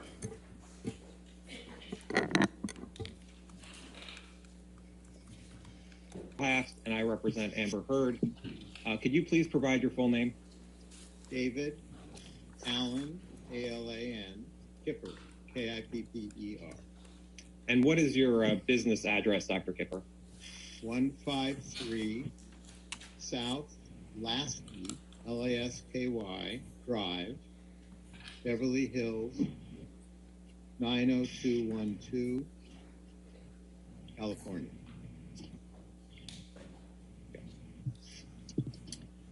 Now you're a doctor, correct? Yes. And an internist? Yes. How long have you been practicing medicine? Since 1977. And I noticed on your website, it says you provide concierge health care. What does that mean? That means I provide health care on a retainer-based arrangement. What do you mean by retainer-based arrangement? Patients pay an annual fee, and all services are included. And I'm available 24/7. Now, you also practice, part of your practice is addiction treatment, is that correct? Correct. And you've written a book on addiction? Yes. Oh, what's the title of the book? The Addiction Solution. And by addiction, do you mean addiction to drugs and alcohol? Yes. Is there any other addictions that you practice treating? Well, there are behavioral addictions, but those are far less common. And in your practice, you've dealt with patients who've blacked out from drugs or alcohol? Yes. Who is Lisa Bean? A former employee in my office. And what was Ms. Bean's role in your office? She was a receptionist. And how long did Ms. Bean work for you? I don't have that specific information. I believe it was about 3 years. In working with Ms. Bean, did you find her to be honest? No, actually. Why was she not honest? She was inappropriate with certain patients, beyond what I consider to be professional. She discriminated in some regards to some patients. She was divisive in the office and created a lot of problems with the other staff. Did you terminate her? Oh, no, she quit. And who is Debbie Lloyd? Debbie Lloyd is a nurse that I have known for many years who has worked with me on home care and addiction cases. And is Miss Lloyd an employee or a contractor with you? She's a contractor. Does she still contract with you, Miss Lloyd? Yes, until recently. She now has a new position, so I'm not able to have her services at this point. What was Miss Lloyd's role in Mr. Depp's care? She served as his RN, as his registered nurse. And was Lloyd paid by you for Mr. Depp's care? Yes. So would it work that you would bill Mr. Depp for the care that you gave and Miss Lloyd gave, and then she'd be paid from that? Yes. And who is Erin Borum? She's an RN that was employed to help care for Amber. Was Miss Borum also a contract nurse? Yes. And so did Miss Borum have any role in Mr. Depp's care? Only if Debbie was unavailable, Erin would step in, and vice versa. And did Miss Borum work with you on anybody else besides Mr. Depp or Miss Heard? Yes. Does Miss Borum still work with you? Miss Borum now has 2 little kids, so she's not really available. I understand. I have 2 kids myself. When were you first contacted about treating Mr. Depp? Somewhere in the spring of 2014. And do you recall who first referred you to Mr. Depp? He was referred by another patient.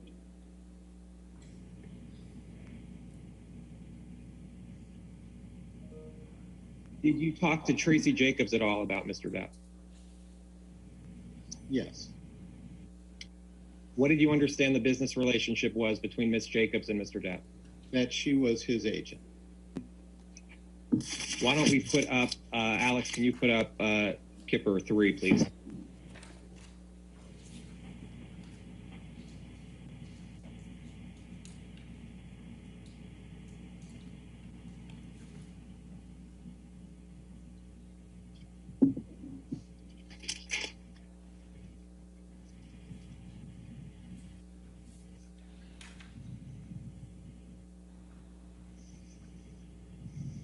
Dr. Kipper, do you recognize this document? Yes, I do. And what is it? This is an intake evaluation that I had with Mr. Depp regarding his treatment. And do you keep these notes in the normal course of business? Yes. And the notes are meant to be accurate? Yes. Okay. And did you take the notes or did someone take them for you? I took these notes. Is May 22nd, 2014 the first time that you met Mr. Depp?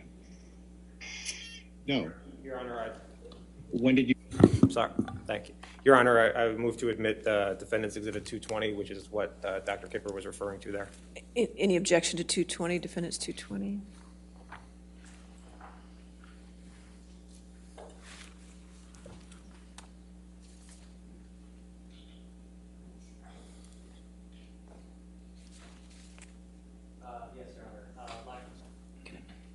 Yes, Your Honor. Foundation, authentication, hearsay, and 403. All right. Hold on, let me catch. I can get it here. It's fine. 220.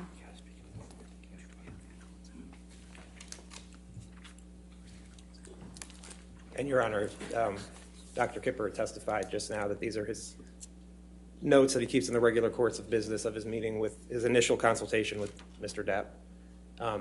Which is what he does as a doctor, and and it's his medical records of his report with Mr. Depp. So I think he's established the foundation of that. All right. Yes, sir. Any response, Mr. Moniz? We're just having a slight technical issue pulling up the exhibit, Your Honor. I apologize. Okay, that's 1 minute.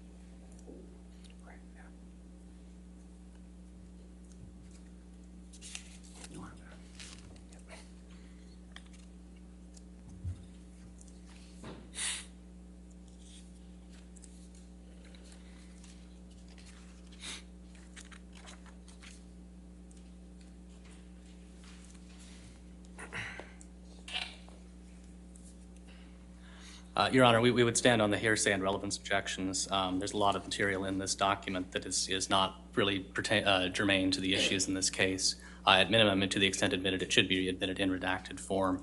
In addition, it's not clear that there's any hearsay exception that would apply to everything in here. Not everything in here is a statement of a party opponent, I don't believe. And finally, the medical records reflected here go well beyond any possible relevance to the issues in this case. It's not inappropriate. We would stand on that objection. All the statements in here are statements of Mr. Depp, so they either be a party admission or it's use of, and it's Dr. Kipper it's his evaluation of Mr. Depp to treat him for his, as you'll see, his addictions. So I think this is all relevant. There's no hearsay, and if there is, it meets the exception. It's all Mr. Depp's statements. They've not even argued it, but it's a business. It's clearly a business record. It's clear from the document, Your Honor, that there's more in here. That the records here are at minimum broader than is germane to this case. I mean, this goes well beyond any medical records that could conceivably be relevant.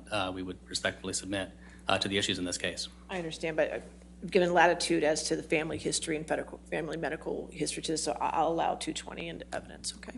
Okay. Understood, Your Honor. All right. Thank you, Your Honor. I guess can we publish it to the jury? Not if you're watching. Oh, well, the way we've that's fine, Your Honor. We can just have him testify, and then it's fine. Okay, that's fine. He's going to testify. All right, thank you, Your Honor. Mm-hmm.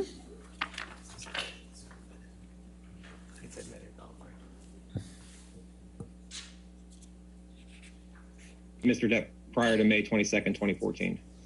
I met him a couple months before that as just an initial introduction to discuss possible treatment. And where were you when you first met Mr. Depp? He met me at my home office.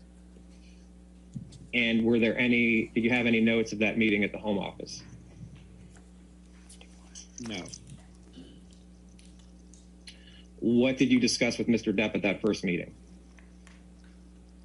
At that meeting, I discussed with him my involvement in helping him with his substance issues.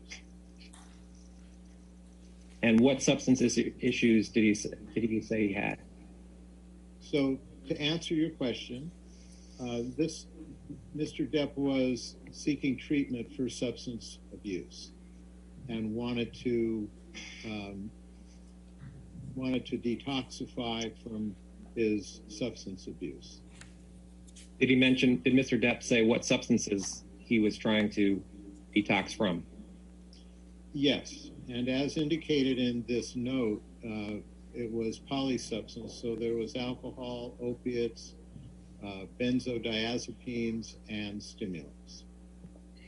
So you referenced the note, which is Kipper 3. In your meeting with Mr. Depp in the months before May 22nd, 2014, Mr. Depp was looking to detox from alcohol, opiates, benzo, and cocaine?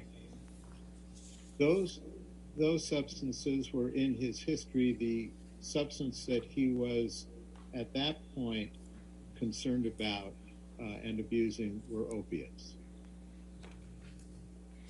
And when you say he was concerned about the substance he was abusing was opiates, was this in the conversation before May 22nd, 2014? I can't remember specifically. Okay. So you had this initial conversation with Mr. Depp, and then you had this initial consultation with him a few months later. Is that correct? Yes, that's correct. And you met with Mr. Depp in Boston? Yes. And Mr. Depp was filming a movie at the time? Yes. And in your notes, you say he had history of self-medicating behaviors involving multiple substances of abuse. These include alcohol, opiates, benzodiazepines, and stimulants, cocaine. Is that accurate, what he told you? Yes, that's in my that statement's in my notes. Correct. Okay. And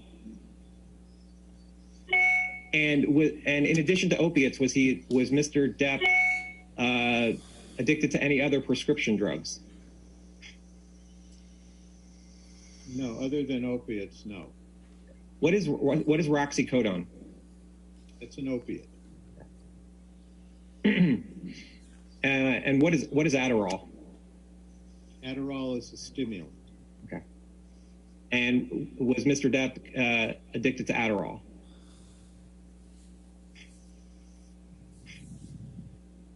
No. What is Xanax? Xanax is a benzodiazepine. This first paragraph on this page, these are notes based off of your discussion with Mr. Depp? Yes.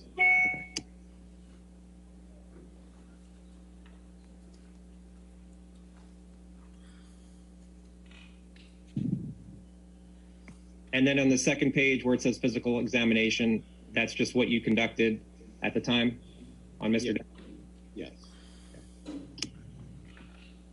And where it says impression on the third page, that was your impression of Mr. Depp at the time of May 22nd, 2014? Yes. And under that, the plan, that's documenting your plan for Mr. Depp going forward? Correct. Mr. Depp paid for this visit? Yes. When was the plan to start treatment of Mr. Depp? After he completed his current film. Dr. Kipper, do you recognize Kipper Exhibit 4? Yes. And what is Kipper Exhibit 4? It's a progress note dated June 11th, 2014.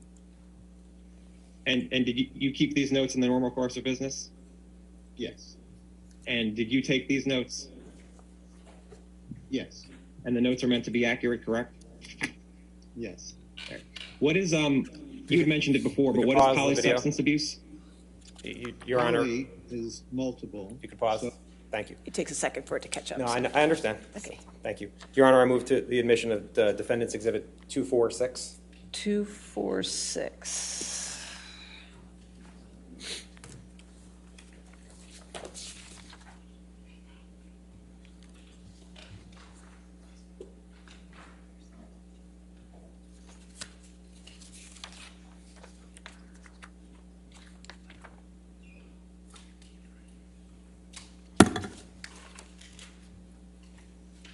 And it's the same type of medical record that was just admitted of for 220.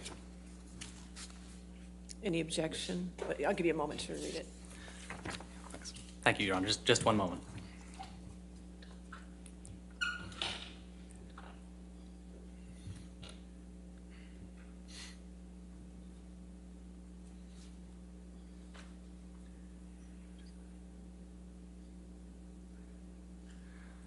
Understanding Your Honor's ruling on the last record, I think we'll anticipate that the exhibit can come in. All right.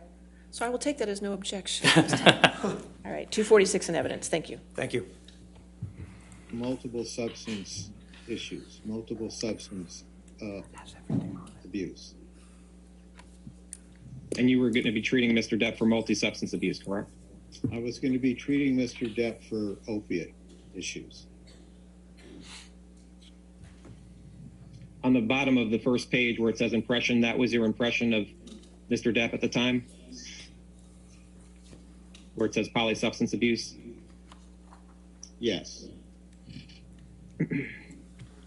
And were these the drugs that Mr. Depp was taking at the time, which is at the bottom of page 1 of Kipper 4?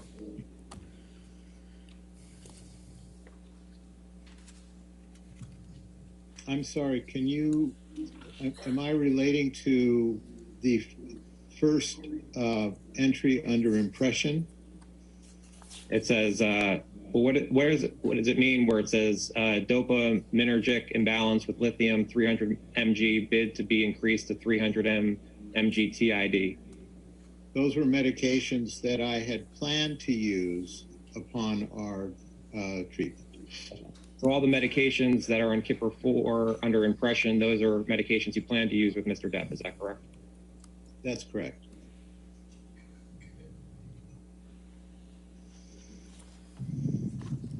And on the next page where it talks about opiate dependence, you write, will maintain on current Norco dosage TID until current filming is completed in mid to late July. Mr. Depp agrees to undergo detoxification with clonidine, Robaxin, Bentyl, and anxiolytics. I can't pronounce it, I'm sorry. But is that correct? Yeah, you did a good job. That's what it says, yes. Okay. What does TID mean? Or you see where it says 3 times a day. 3 times a day, okay. And Mr. Depp was also going to undergo a sobriety program, is that correct? Yes. And it says to be regularly drug tested in my office. How regularly was he to be drug tested, Mr. Depp? That was dependent upon his progress and my understanding of how he was doing. And if he was progressing well, how often would Mr. Depp be drug tested? Okay, you can answer. The answer is what I said. It would really depend, Adam, on how he was doing at the time and how he was progressing through his treatment. Do you recall how many drug tests you gave Mr. Depp in 2014? No. You gave him at least one, correct?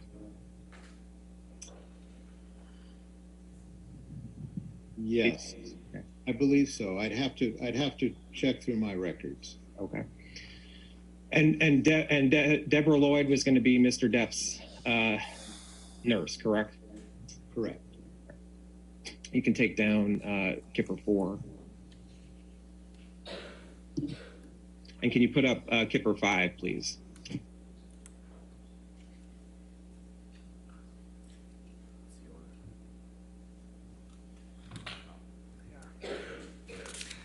And, Your Honor, we would move into evidence Plaintiff Exhibit 40. Plaintiff's Exhibit 40. Is there any objection?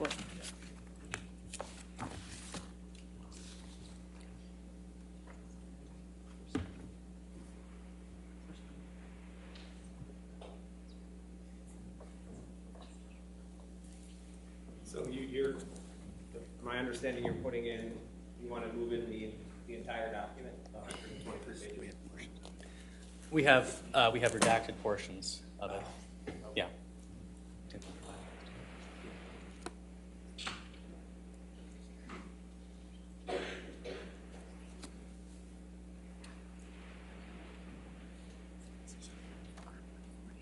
It's just 40.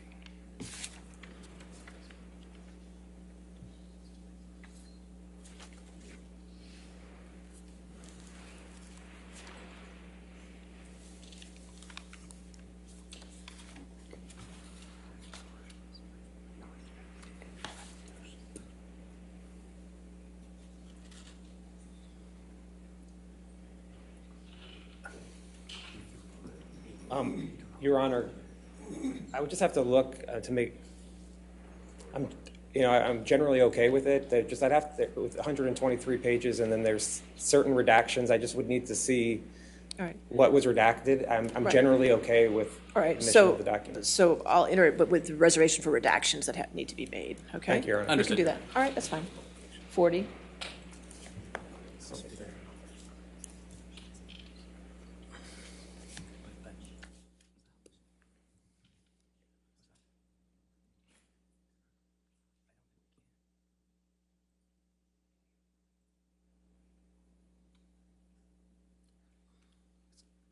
So I don't know if they're thinking of publishing it, but I would ask that they not publish it and just let the video play as he testifies to it, and then we can discuss what needs to be. Is that okay? Given the lack of agreement, confirmed agreement on the redactions, Your Honor, I think that's okay, fine. We can just play the video.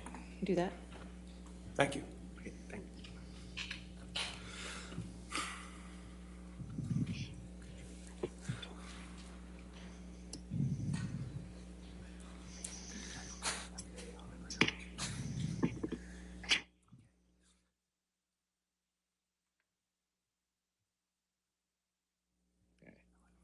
And Kipper 5 is a long document, came out of your files. Do you recognize the document? Yes. What is Kipper 5? It's a progress note dated the 12th of June, 2014. So this exhibit, Kipper 5, which I will refer to throughout the your deposition, is a multi-page document that is progress notes throughout from multiple dates that came out of your files. Do you know who created these progress notes? I created these progress notes. It wasn't Miss Lloyd? No, these are my notes. Okay. All right. And you kept the notes in the normal course of business? Yes. And again, the notes are meant to be accurate? Yes. Oh, I'm sorry. Let's go back up. So there's 6/13/14. That is your notes. Correct. Okay. And it says, met with patient in his apartment. Patient continued to be pleasant and cooperative. He stated that he initially started taking opiates after some dental work and became dependent on them. Do you recall that conversation with Mr. Depp? Yes, those are my notes. Okay. And it's also accurate that patient is fearful of coming off of opiates but knows what he needs to do? Yes, that reflects the conversation I had. Okay. And then patient also expressed some emotional trauma which causes him depression and anxiety? Also true. And if we go to Kipper 54 of Kipper Exhibit 5, these are the medications that Mr. Depp's assistant gave to you? Correct. And going down, it's accurate where it states that patient states he currently takes oxycodone 50 mg BID and oxycodone 30 mg at bedtime? Yes, that's correct. All right. I'm going to scroll down a bit here.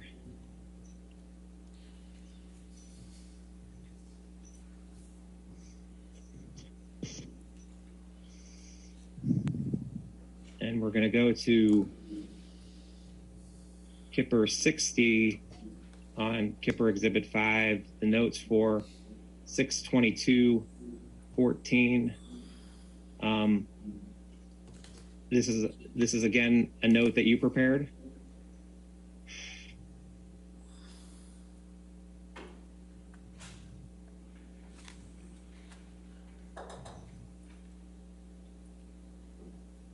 Is this a note that you prepared, Dr. Kipper? I'm reviewing this. Please. Okay, sorry.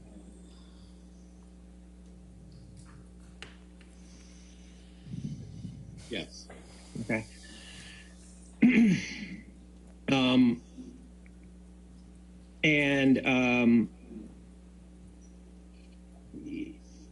You see where it says in the middle, patient spoke about his difficult childhood and current mood swings? Yes. What did Mr. Depp tell you about his mood swings? That he had evanescent changes in his mood from good to bad. And did he give any more information about what a bad mood would be? No, it was implied that would be depression, sadness. What about anger? That was not. I don't remember him saying that. This note also said that he'd been depressed for the past 3 days. Right above where we just looked. Yes. And Alex, keep this up, but put out Kipper Exhibit 6, please.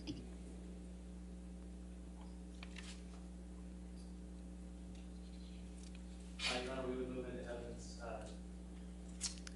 Your Honor, we would move into evidence Depp Exhibit 42. 42. Any objection to 42?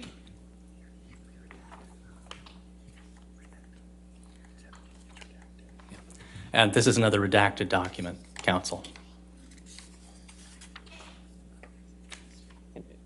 So mine's not redacted yet, correct? I don't see any redaction. We have a redacted copy, which we can provide. Also, I believe this is unobjected to on our exhibit list. All right. So pending redaction. Well, I'd have the copy we had didn't have redactions, so I'm not sure. Non-redacted, I'm happy to have it included, but I would need to see the redactions. Well, I'll reserve on redactions then, as we did with 40, okay? So 42 in with redaction. Understood, Your Honor. Decisions, okay.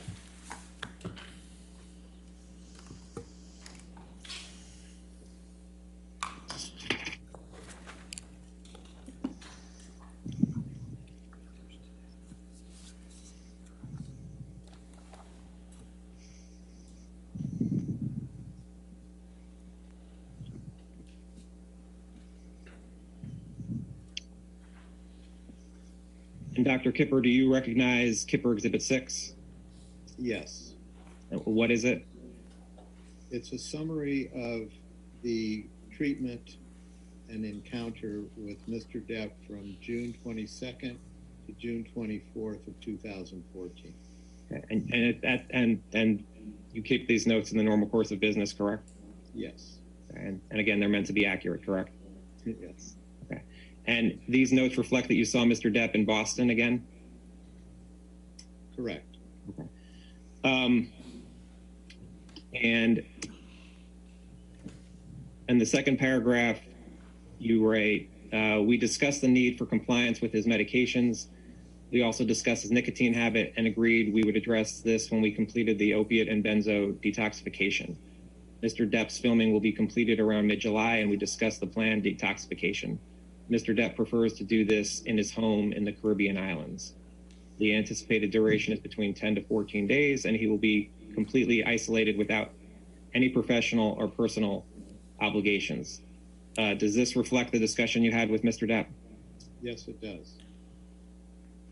And you also discussed that Mr. Depp understands that a nurse, Debbie Lloyd, will assist me with this program, and I will initiate this withdrawal and supervise daily, visiting him at the end of his treatment to design the next steps in his therapy. And this protracted therapy will include a 12-step private counseling and personal psychotherapy and couples therapy with his fiancée, Amber. Both are in agreement to this plan. Does that reflect the conversation you had with Mr. Depp? Yes. And was misheard at this conversation as well? I don't remember, but the last sentence implies that both were in agreement. So it's very possible that she was, but I honestly can't remember. And during this detoxification, who was going to be with Mr. Depp at his home in the Caribbean islands? His fiancée, Amber, and the nurse, Debbie Lloyd, and whatever staff members he had. Where was Miss Lloyd going to be each day in the Caribbean islands? She was going to be on his property in a separate area. And who was administering the medications to Mr. Depp? Miss Lloyd was giving these medications and supervising that, and there were periods of time at night during the evening, early morning, that Miss Heard was also helping with this. And would there be times where Miss Heard was administering the medications to Mr. Depp without Miss Lloyd being present? Correct.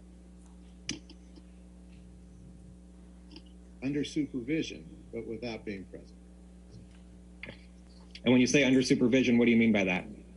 That Miss Lloyd would give Miss Heard the direction on how to provide these medications.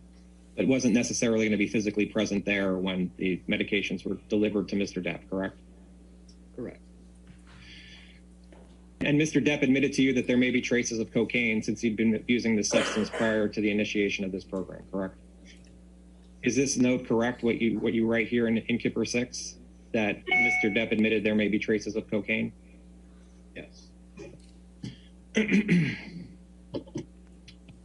Okay. Can you, let's just go back to Exhibit 5. And if we go to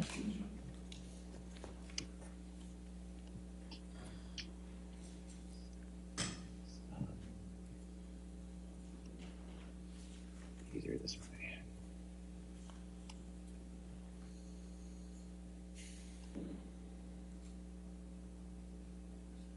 You see the note of 6/24/14 at 1200? Yes. Is 1200 the time? Yes. And it said, are these your notes again? These are my notes. Dr. Kipper, these 18 pages came from your production, and I'll represent to you that there were no drug tests that I saw for 2014 or 2015 for Mr. Depp. Do you know why that is? The only thing I can, the answer is no. I don't understand that. We had a flood in our office in 2014 October. The office above us flooded our office and the basement, which is where we kept certain records. But I'm not sure which records relating to Mr. Depp would have been involved in that. But other than that, no. Would drug tests for Mr. Depp for 2014 and 2015, would those also be kept electronically? No. Who did you work with to conduct the drug tests of Mr. Depp? Yes, I ordered the drug tests. And what company did you work with? It appears that it's MD Lab. That's the lab we use. And the drug tests that we do have, they came from your files, correct? Correct. And they're meant to be accurate, correct? Correct. And you would agree that drug tests that you took of Mr. Depp in the 2016 through 2019 period showed Mr. Depp testing positive for cocaine, correct? Correct. Drug test showed Mr. Depp being positive for cocaine, correct? Yes, correct. Okay.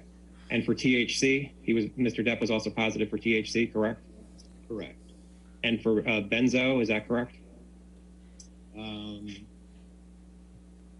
The answer would be yes. I'm looking for benzo. The answer would be correct because he was maintained on benzodiazepines.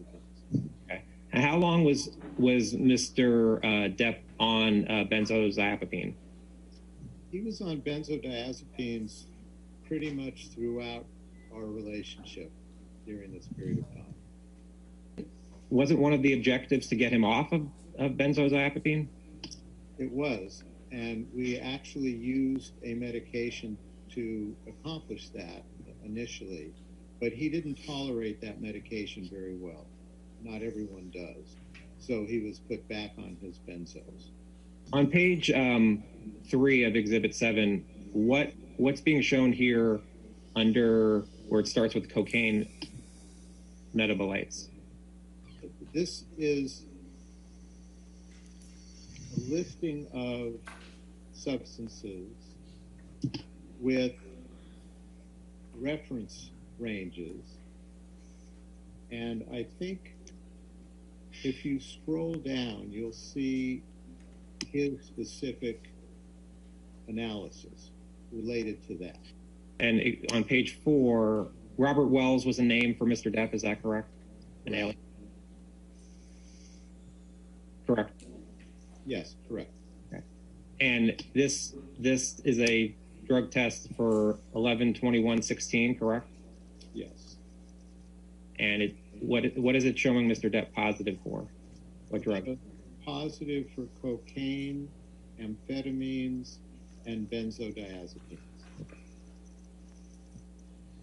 And on page 5, this is a test, drug test for November 21st, 2016, correct?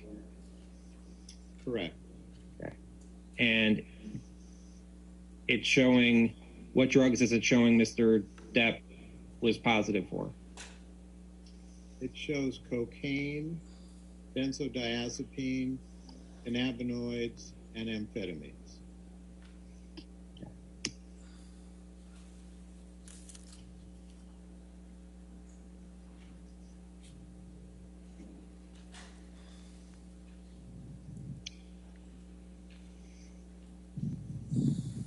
And again, you did take, drug tests were taken of Mr. Depp in 2014 and 2015, correct? Correct. Now, you had mentioned before, and the note said that the plan was for Mr. Depp to detox on his island in the Bahamas. Is that right? Correct. Okay. Okay. And were you going to be going to the island at any point? Were you planning to? Yes. Was it going to be throughout Mr. Depp's entire detoxification, or when were you planning on being at the island? I was planning to see him and did see him towards the beginning as we initiated treatment, and towards the end when we were transitioning from that treatment into the next phase of his treatment.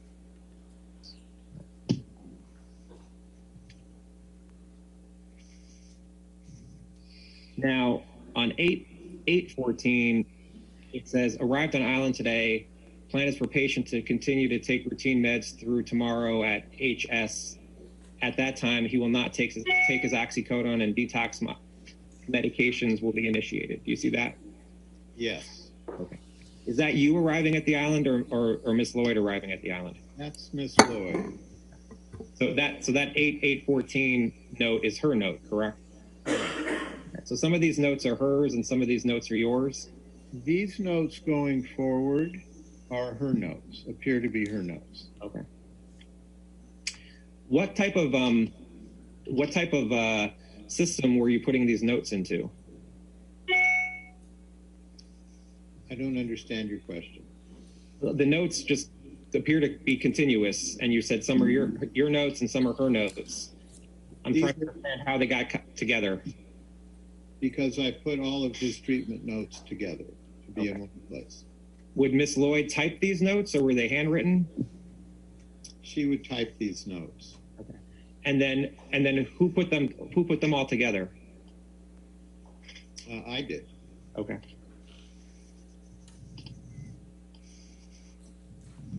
You see 8/9/14, patient expressed fears of never feeling normal without his drugs. See that? I see that. Was that, did Mr. Depp ever express that to you? Yes, in some form he discussed that with me.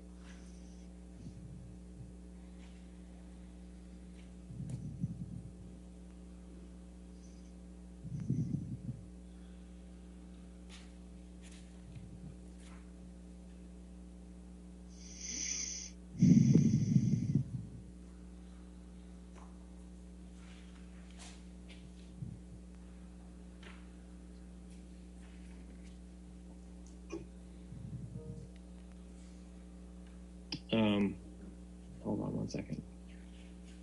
Oh, sorry.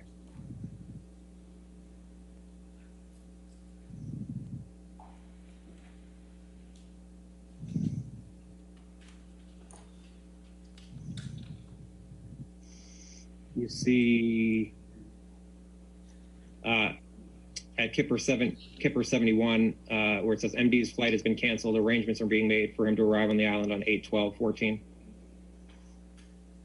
Yes, I see that. Okay, so is it accurate that you arrived at Mr. Depp's island on August 12th, 2014?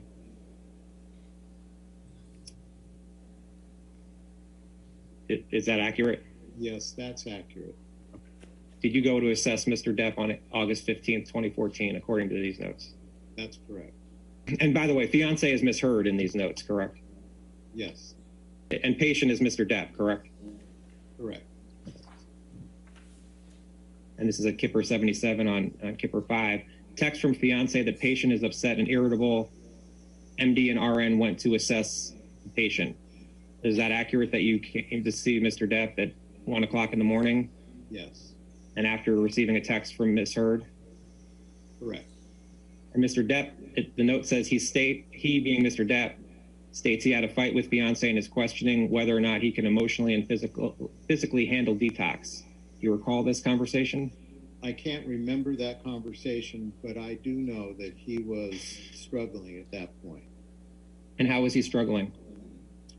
Again, he was frustrated. He was uncomfortable physically. Dr. Kipper, this is a email.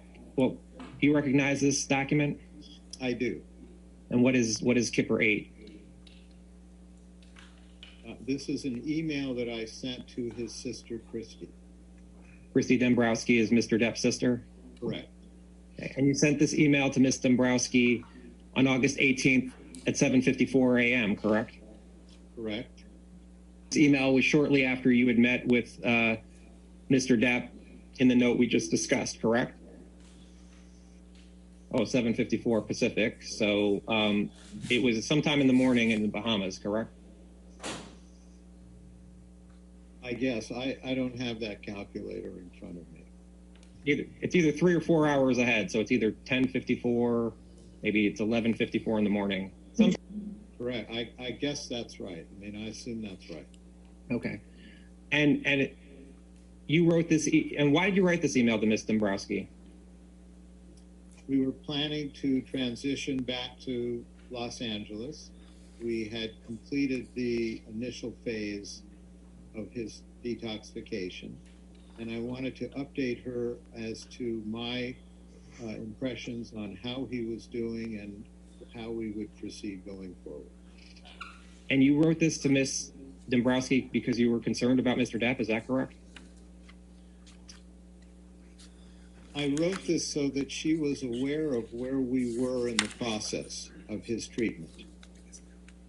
And you wrote this after he had an incident with Ms. Heard, correct? I did not witness the incident. I wrote this after we were called to see him because there was an alleged incident, but he clearly was uncomfortable at that time when we came to see him. And again, we were getting ready to transition off of the island, and I wanted Christy to have a clear understanding of where we were at that time. Can we pause? I was going to move through. And then at 12:30. Thank you. I was going to move for the admission of Defendant's Exhibit 268. 268. And, Your Honor, we're going to have a substantial hearsay and speculation objection to this exhibit. This is a communication from Dr. Kipper to a third party. It's hearsay from start to finish and not within any exception, to say nothing of the fact that it contains speculation. Okay. I think there is certain hearsay in the first paragraph and in the third on the second page. But the rest of it is Dr. Kipper's impressions of Mr. Depp. It's an out-of-court statement offered for the truth, Your Honor. It's All right. hearsay. I'm going to sustain this to hearsay, okay? Okay, thank you, Your Honor. Mm-hmm. You and Ms. Lloyd met with Mr. Depp? Yes, according to these notes, yes. Okay. And do you know, was this now in the Bahamas or was this back in Los Angeles?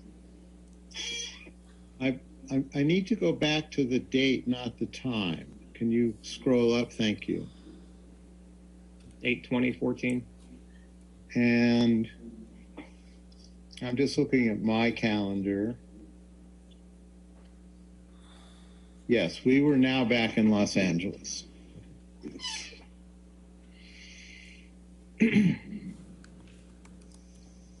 And in the notes on 12:30 on August 20th, Mr. Depp stated he was done with the process and no longer wanted MD and RN services. You see that? Yes. You recall Mr. Depp telling you that? Yeah. And you recall Mr. Depp saying that there was tension between him and Ms. Heard? Yes. Was the plan for her to take a few days for herself? Yes. And Mr. Depp is it true that Mr. Depp wanted to stop taking all the medications you were providing him? Yes, that's reflected in this note. Now you mentioned you had, you did text with Mr. Depp on occasion, correct? I believe so, but I really can't remember any specific time or message that I sent to him. Dr. Kipper, Mr. Depp has produced a number of texts in this litigation between you and him, and they're in this chart here, and we're not going to go through all of them, I promise you. But I want to ask you about a few of them, and we'll do this kind of throughout the deposition. I have control here.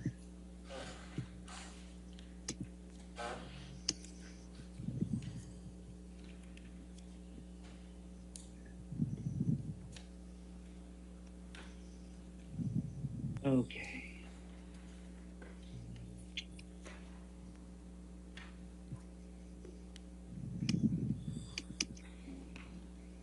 And on 8/21/2014, it says Dr. David Kipper, this 310 phone number, was that your phone number at the time?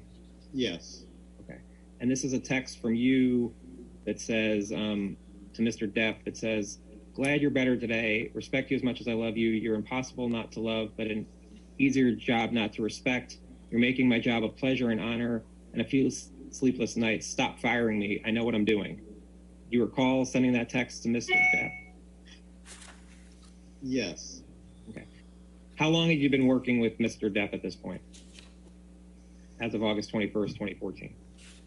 And can you define by working with him? Are you talking about specifically the detox, or are you talking about our initial meeting? Well, even if you go with the initial meeting, how many months? Your Honor, as I mentioned in the deposition, Defendant's Exhibit 1063 is a long list of text messages between Dr. Kipper and Mr. Depp, a number of which are going to be testified to today or Monday. And I would just ask that the ones that they testify to, we would provide in a redacted form, which would just be just the text that they're testifying to. And it would be for a number throughout. I can get up each time, but I was hoping I wouldn't have to do that. Your Honor, I think we're going to have to maintain a hearsay objection. It's a text by text issue, whether it falls within any exception. So we're not going to be able to agree that the entire document comes in. It's possible that some may come in, but I think that's going to be something that needs to be worked out between counsel afterwards. So we can reserve it. He's still going to testify to it because we've already gone. Right. Understood, Your Honor. The testimony can come in, but that doesn't mean the document itself is admissible. I can reserve on 1063 and we can figure out the redactions. Thank you, Your Honor. Okay. Happen. So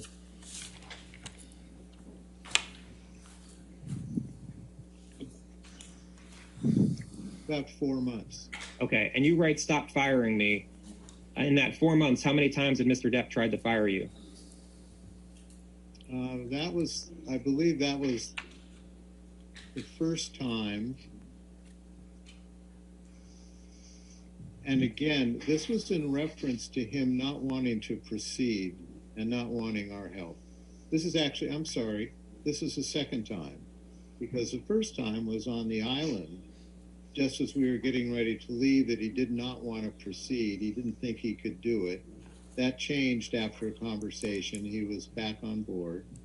And this came from, I think, followed that incident that we just referred to in the notes, where we were asked to come and visit with them, and where he didn't want to proceed. And again, at the end of that visit, he was back on board.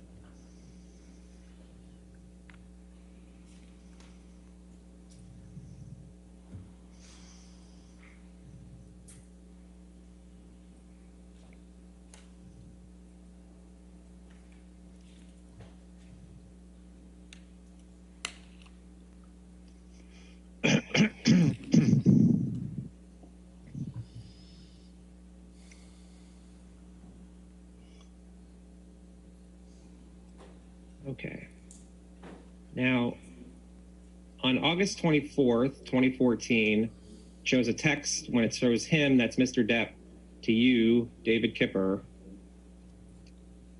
And Mr. Depp wrote, forgot to tell you, had a hopefully very positive and free of ego squawk with Amber last night that went very well, ... And then I shot a few Negroes in a club on Sunset Boulevard. So far, so good, ... Do you recall this text from Mr. Depp? No. Okay. Was that Mr. Depp's typical language? Again, I don't recall this specific email, so that may have been an attempt at humor. Dr. Kipper, Kipper 10 is, and do you recognize this document? No, but I'm looking at it.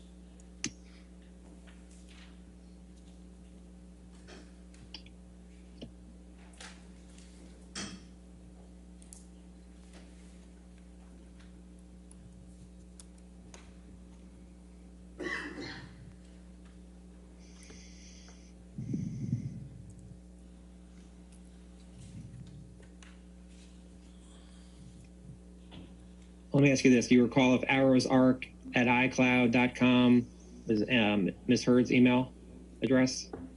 I assume that by looking at this document. Exhibit 5 at Kipper 101 at 9/22/14 at 1:25. You see it says, Ryan received text from patient stating that he had been in an argument with fiance and she had a, quote, nasty freak out and would like nurse to give him some, quote, some fucking knockout yum yum. RN instructed patient to take PRN Neurotin 300 mg, PRN and Seroquel 50 mg, and that RN was on her way. Do you see that? Yes. Okay. And this is a note from Miss Lloyd? Correct. Okay. And then it says at 3:30, upon arriving at the home, patient was sitting in kitchen with scraped and bloody knuckles on our hand, meaning his right hand, correct? Correct. Patient stated he punched whiteboard in kitchen after fight. Patient stated he'd been texting his friend explaining why he didn't show up to play music, and fiance got upset he was not giving her enough support, and the fight escalated from there.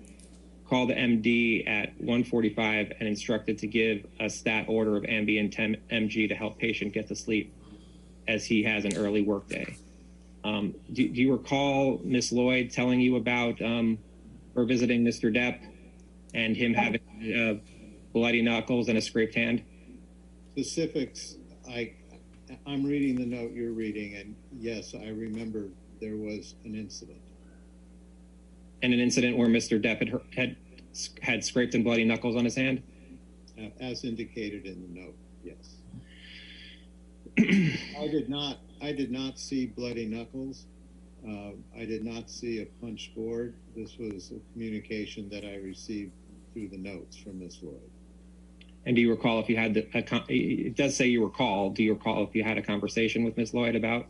Yes, I recall having spoken about there had been an incident. I don't recall the specifics of that conversation. Okay. On Kipper 5 at 10, at the date of 10/14, to show you there, which is on Kipper 110 of Kipper 5, and then going down to 1930, it says patient finished filming and was extremely agitated leaving the set. Patient kicked in the door of his trailer and refused to speak to director. Patient was verbally aggressive to another person on the set for no apparent reason. Per MD, patient is to take Xanax 2 milligrams to reduce his agitation at this time. You recall that, Dr. Kipper? I do remember this entry, yes. And you remember being told that Mr. Depp kicked in a door of his trailer and refused to speak to his director, correct? I don't remember the specifics, but I do remember there was some disagreement between Mr. Depp and the director. And where it says per MD, patient is to take Xanax 2 milligrams to reduce his agitation at this time. Is that an increase of Xanax that he was to receive? Yes.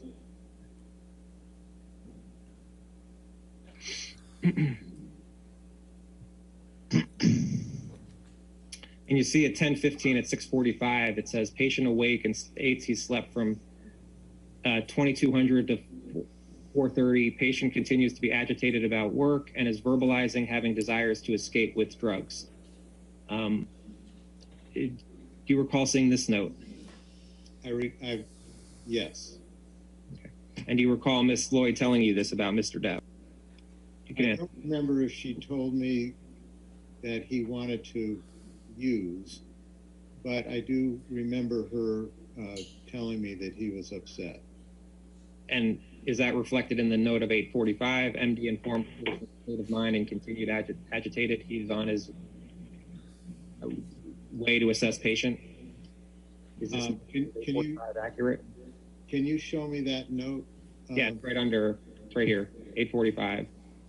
Oh, okay. The note's accurate, that MD informed a patient's state of mind and continued agitated. He is on his way to assess patient. Yes. And then at 12:30, as patient had fallen asleep and is now awake talking with MD, it has been decided patient is under too much stress, as it would be best for him to stay home and rest today. You see that? Yes. You recall having a conversation with Mr. Depp about his stress? Yes, I do. Do you recall anything that Mr. Depp told you? You can answer. I remember he was very upset. I don't remember the specifics of that conversation, but I remember he was upset. And how was Mr. Depp displaying that he was very upset? He expressed himself very well, that he and the director had some misunderstanding and that he was upset about it. Was Mr. Depp yelling? No. Was he doing anything to display his being upset other than his words? Just his words. You don't doubt the accuracy of this note, though, do you? I can say that the note was written and I believe it was good reporting. I trusted my nurses that they would report what they were told. Not for the opiates. Not for the opiates, is that what you said? Correct. Positive for cocaine, for instance? Yes. Now, on November 17th, 2014, Mr. Depp texted you and said, I have been to see Amber downtown. Yeah, interesting to say the least. Wow. Anyway, I'm still awake and don't foresee slumber arriving anytime soon to this broken instrument of a squash situated atop my shoulders. I would love to speak whenever you get a minute, dear David, though honestly, if I were you, Debbie and or Aaron, I would, capital letters, run for the fucking hills, 3 exclamation points. I love you, Doc, ...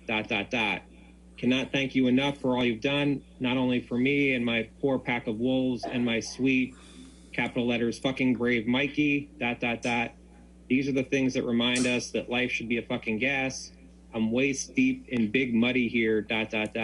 Hit me when you're drunk, ... It'll be far less boring. Love you long time, brother, ... And of course, the beautiful and luminous Chanel, ... And by now, 8'6" Sam, exclamation points. Mucho, mucho, ... From those of us who are not as others, X JD. You recall this text from Mr. Depp? No, I don't. But clearly I see that I received that text. Okay. Alex, can you put up Kipper 13, please?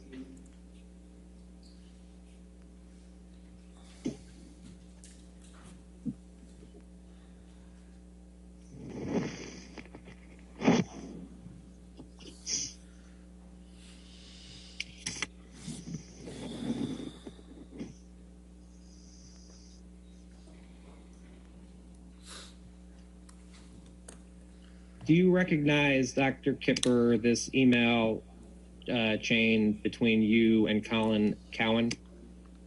I don't remember it, but I'm refreshing myself with what you're showing me. Who is Colin Cowan?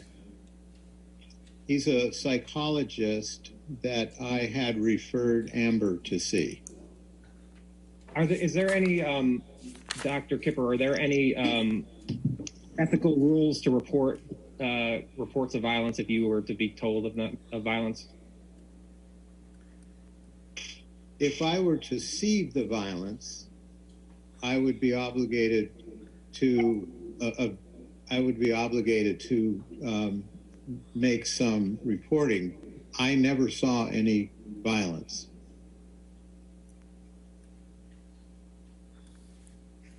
And you didn't report either Mr. Depp or Ms. Heard, correct?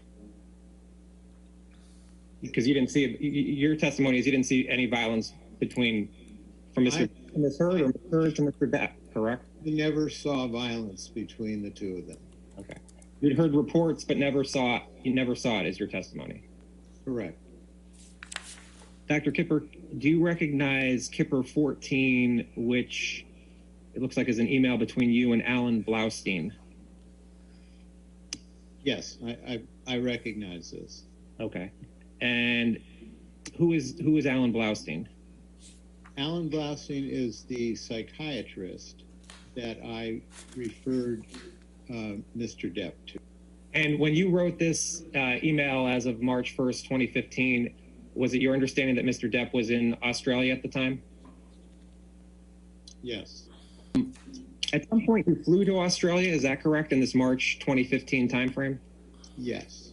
Was that were you always planning to fly to Australia to visit with Mr. Depp in March of 2015? No, I hadn't planned on it. What made you fly to Australia?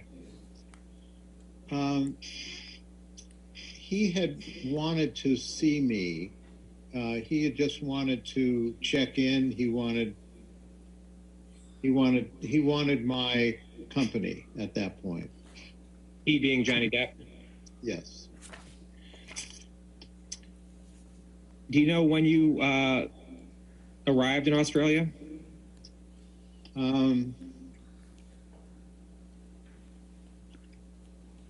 No, I don't. I can't recall.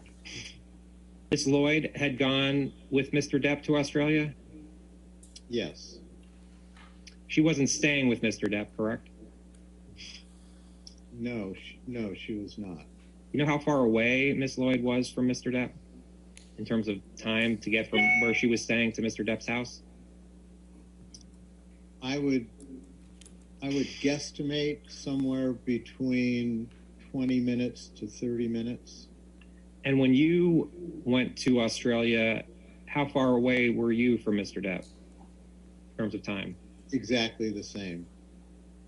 Were you and Miss Lloyd in the same hotel? Yes.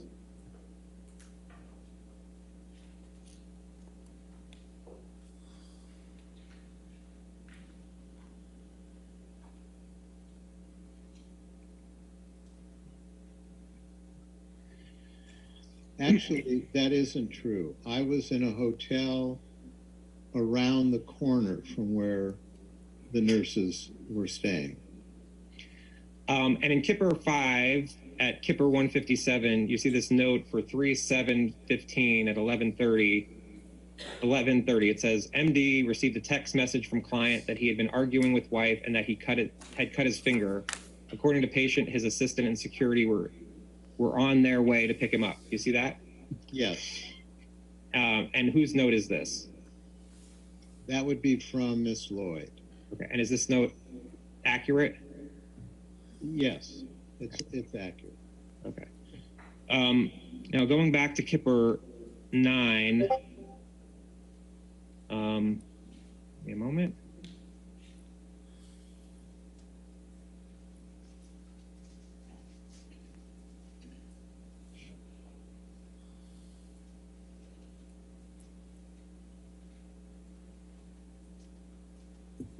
At Kipper 7, at depth 7790, Here shows a text from Mr. Depp to you on March 7th, 2015 at 5 p.m. And it says, "Hi, fucked, man, had another one. I cannot live like this. She is as full of shit as a Christmas goose. I'm done. No more," all capital letters, 3 exclamation points. The constant insults, the demeaning, belittling, most heartbreaking spew that is only released from a malicious, evil, and vindictive cunt, 5 exclamation points. But you know what? 2 question marks, capital letters, far more hurtful than her venomous and degrading, endless, quote, educational ranting, ... 3 question marks. Is her hideously and purposefully hurtful tirades and her goddamn shocking treatment of the man she was meant to love above all, ... Here's the real deal, mate, ... Her obsession with herself, 2 question marks. It is far more important, ... She is, capital letters, so fucking ambitious, 3 exclamation points. She's so desperate for success and fame, ... That's probably why I was acquired, mate, ... 2 exclamation points. Although she has, capitalized, hammered me with what a sad old man has been I am, 3 dots. Cowan has done me the most cruel of favors, ... I'm so very sad, ... I cut the top of my middle finger off, ... What should I do, exclamation point, 2 question marks, except of course, go to a hospital, ... I'm so embarrassed for jumping into anything with her, ... Capitalize, fuck the world, 3 exclamation points, JD. Do you recall this text from Mr. Depp? I don't recall the text, but I do recall him reaching out after this incident. Is this text a typical type of text you would receive? In retrospect and in reading this, no, I think it reflected the fact that he was injured. Right, and Mr. Depp told you in the text, "I cut the top of my middle finger off," correct? That's what it says. Okay. And then you responded, "Call me." You see that? That's the next text. Yes. Okay. Yes. And did Mr. Depp call you? I can't recall if he called me, but I know that I went to the residence. Okay. And did you go with Miss Lloyd? Yes. Okay. And back to Kipper 5 at 1300, it says on March 7th, 2015, patient was having a hard time leaving the house, so security suggested the MD and RN go to house to see patient. Upon arrival to house, patient was sitting in car ready to leave. MD assessed patient's finger and will spend more time with patient at the location he's being moved to. So did you see Mr. Depp in the house? Yeah, I saw Mr. Depp outside the house in the car. Okay. So this note is accurate, correct? Yes. Was Mr. Depp intoxicated when you saw him? I don't. Was Mr. Depp coherent? Yes, quite. He was quite coherent? Yes. What do you recall him saying to you? I don't recall the conversation specifically, but part of his finger was missing. Okay, but you said he was quite coherent, so it sounds like you have memories of what he was saying. What do you recall him saying? I don't recall what he said. I remember that he was very clear in speaking to me. Okay. What did he, other than his finger, what did he look like? He looked like someone who just had part of his finger taken off. Anything, what did the rest of his hands and arms look like? Nothing unusual. What did the house look like? The house was a mess. Anything else you can describe about the house? There were things on the floor. There were things that had been thrown around. It looked like there were just things were out of order in that house. What rooms did you see? What rooms did you look at in the house? I was in the kitchen, and I believe I went downstairs. Don't really remember. I saw it was more of the same. That things looked out of place. Did it look like there was painting on the wall? Someone had written things on the wall? No, I do It did look to me like there was blood on the wall, not an actual painting. How long were you in the house for? 10 minutes, 15 minutes. And what were you doing in the house? I wanted to see what happened. I was trying to figure out what happened. Did you talk to Miss Heard? I did. And what did Miss Heard say? Again, I can't recall specifics other than they had a fight. And the specifics beyond that, I don't remember. Before seeing Mr. Depp that day, when had you seen Mr. Depp previously? I don't remember. You know if it was the day before? I can't remember. Do you remember if this was the first time you saw Mr. Depp since your arrival in Australia? Again, I can't remember. Dr. Kipper, I'm showing you what's been marked as Kipper 15. And my question is, do you recognize this email? Yes, I do. Okay. And it's an email, and you told Miss Lisa Bean to please print for the chart. You see that at the top? Yes. Okay. So that is being printed for Mr. Depp's chart, is that correct? Correct. Okay. And Raja Sahani emailed you. Do you see that? Yes. Okay. And he writes, "Thank you for your time, David. Attaches a copy of my notes for you to use as necessary. Re Robert Wells." And Robert Wells is Mr. Depp, correct? Correct. And this was from March 8th, 2015, correct? Yeah. Was it accurate that his heavily contaminated hand and fingers with dirt, grime, and... Yeah, thank you. I was going to move for the admission of Defendant's Exhibit 370.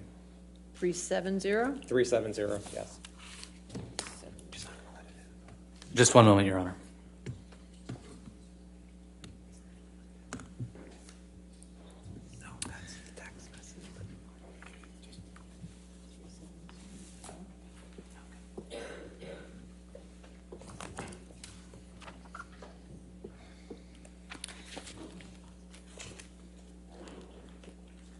And Your Honor, we would maintain our objections on grounds of hearsay,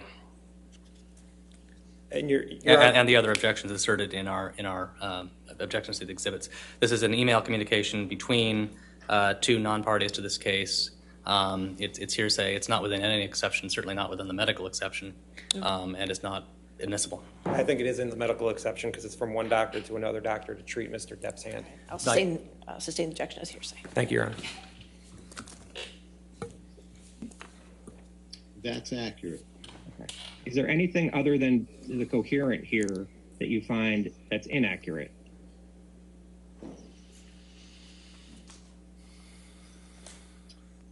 No, the rest of that seems accurate. Okay. And when you saw Ms. Heard at the house in this March 7th, 2015 timeframe, did she seem like she was on, was she coherent? She was coherent. Dr. Kipper, do you recall seeing Kipper 16 from the Gold Coast University Hospital? Yes, I do. And when do you recall seeing this note? At the time on March 8th, 2015, or around then? It was around then. This was the emergency room doctor that saw him, and then he gave him sort of temporary care, and then he was referred to, Mr. Depp was referred to the other doctor that we spoke of before this, who was the surgeon, who was the hand surgeon, I believe. Did you talk to this doctor who wrote this note? Yes, I was present when Mr. Depp was being examined and treated. And at this point, you were, as of March 14th, 2015, you were telling Mr. Depp that you weren't going to be able to treat Mr. Depp anymore. Is that correct? The purpose of this note was to make sure that he was strictly compliant with everything because he needed to have his finger reconstructed. And I wanted to be sure that he was following our guidelines for the drug treatment. Mr. Depp was not following your protocol as of March 1st, 2015, correct? Yes, I had concerns. Mr. Depp was not following your protocols that you were giving him as of March 14th, 2015, correct? Correct. Dr. Kipper, do you recognize Kipper 17? Yes. So you were withdrawing your care for Mr. Depp at least as of March 15th, 2015, correct? I was withdrawing my care if he did not comply. And as of March 15th, 2015, Mr. Depp was not complying, correct? Correct. Was Mr. Depp Can you pause it again? I'm sorry. Thank you. Move for the admission of Defendant's Exhibit 391. 391.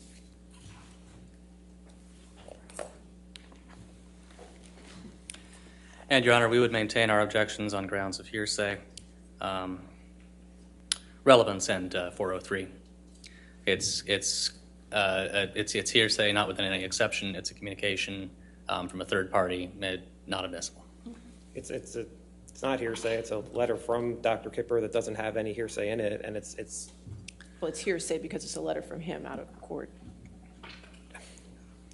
It's not offered for the truth of what happened. It's offered for what was occurring with Mr.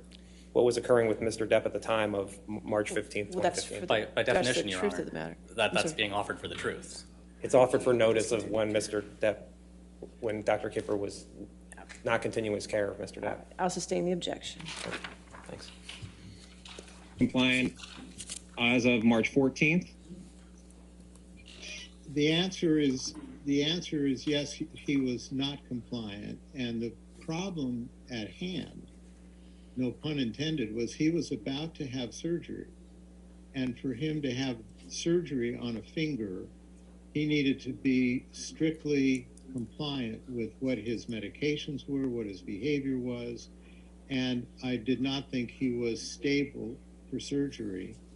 And I could not clear him for surgery. And that was what provoked the letter. Right. And Mr. Depp had been breaking promises to remain sober, correct? Correct.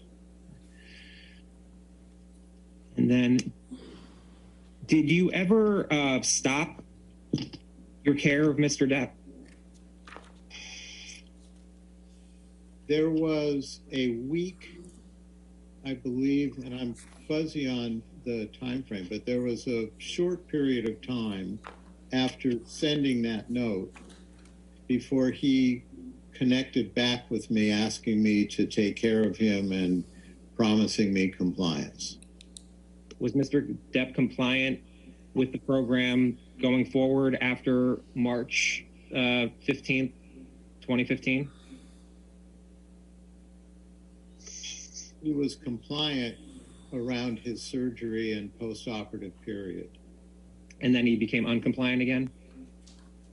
I would have to refer to my notes, but I don't remember him being out of control. I remember him being, compliant with what we needed him to do. There were times when Mr. Depp sort of went underground. Some of that time was when he was out of the country and was hard to connect to. But I do not recall him going off the reservation as far as his drug and alcohol issues. You recall him testing positive for cocaine after March of 2015? I believe so. I can't tell you specifically when. Okay. Going back to Kipper 9, there's a text message from Mr. Depp to you on March 19th, 2015.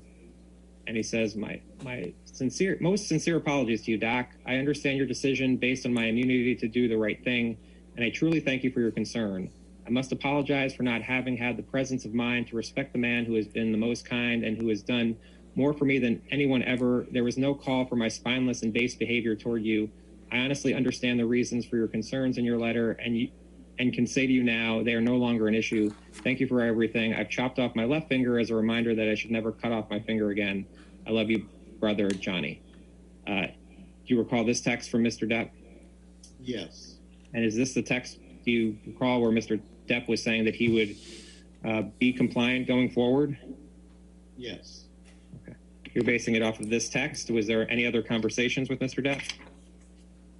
We did. I know we had a conversation at some point around that time that validated this message.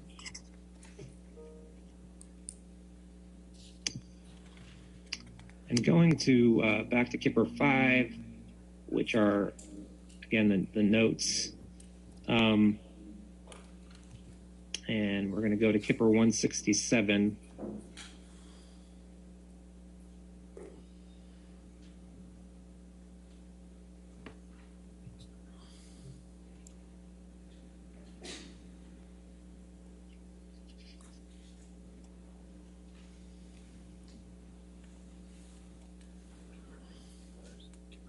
And at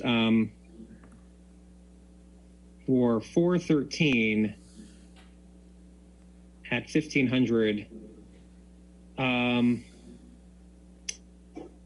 note at the bottom says, patient is in good spirits and said he's not smoked marijuana in 3 days. States he feels majority of his issues with his wife have been from him using drugs and alcohol. Patient states he'll no longer sneak/use and wants to enjoy clarity.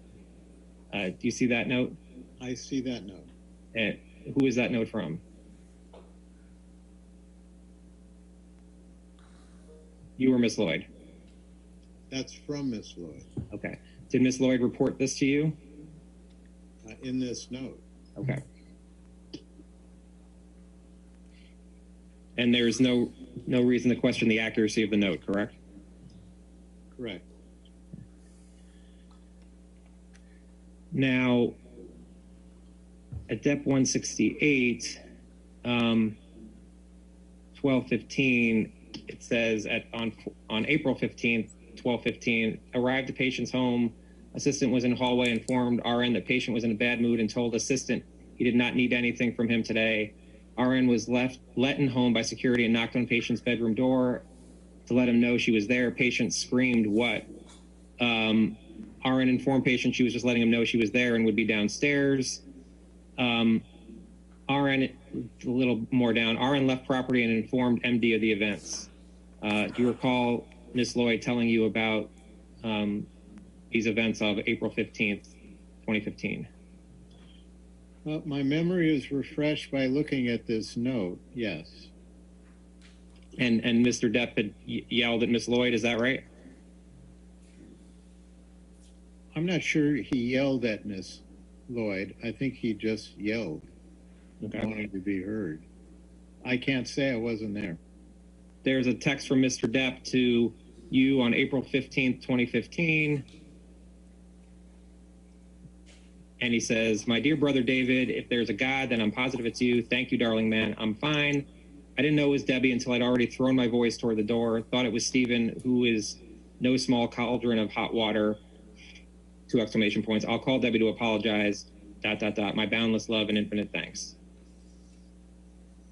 So you recall that he texted you and called Miss Lloyd to apologize? No, I don't recall that specifically. I'm reminded by this note, but I don't recall that specifically. Now, Mr. Depp sent you a text on June 28th, 2015 that says, "Thank you, my darling Kipper. All those technical abbreviations left me fluxumed and in the dark." 3 exclamation points. "Soon, soon, I must see you and just hang out." 3 exclamation points. "My deformed finger and I have no friends." 3 exclamation points. "By the way, ... Amber and I have been absolutely perfect for 3 fucking months solid." 4 exclamation points. "I've locked my monster child away in a cage deep within, and it has fucking worked." 4 exclamation points. "We're goddamn best friends now." 3 exclamation points. "Amazing." 3 exclamation points. "Big love to you, my brother, ... JD. You see that? Yes.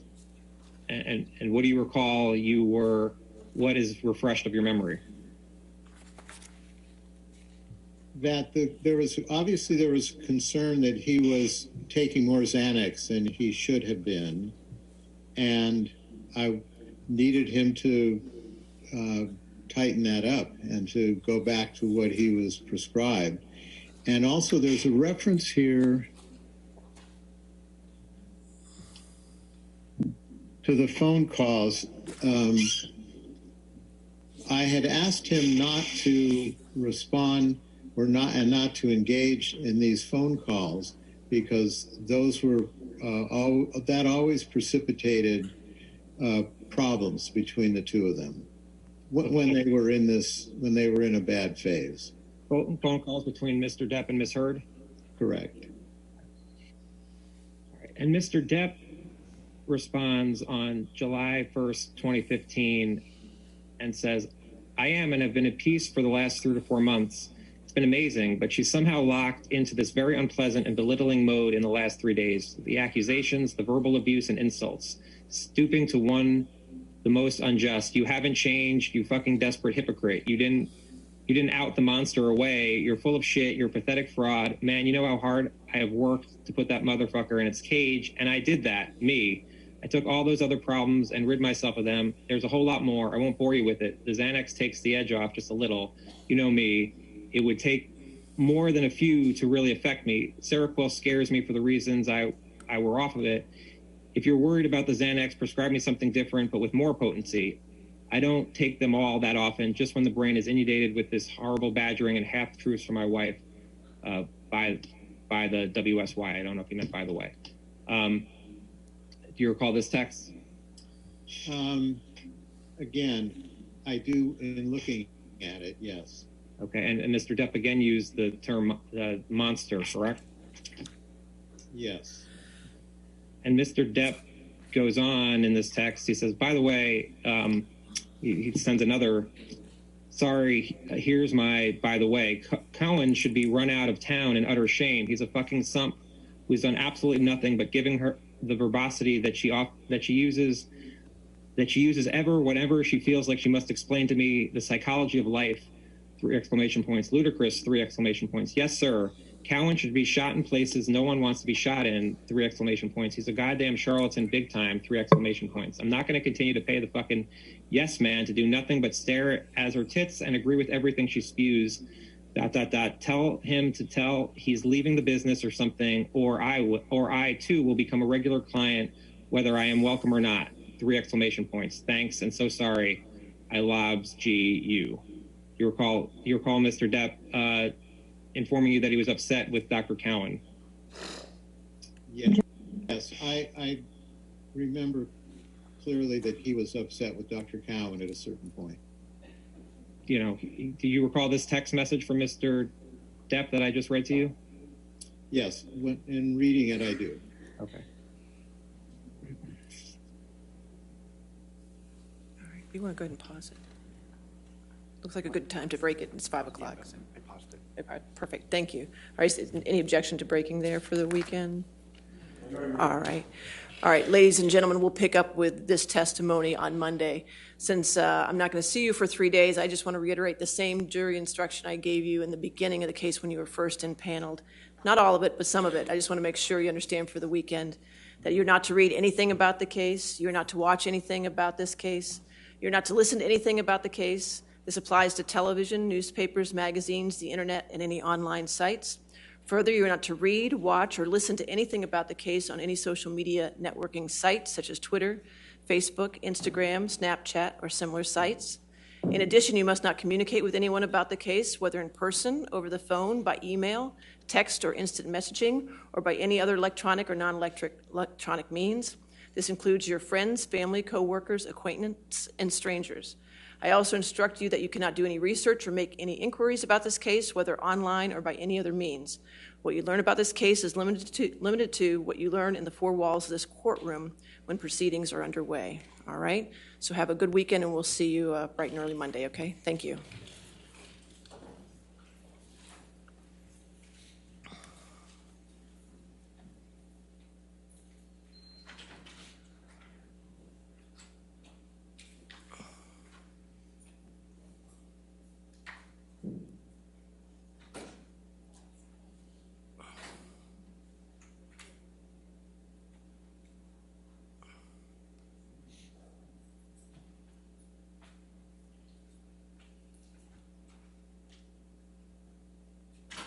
right?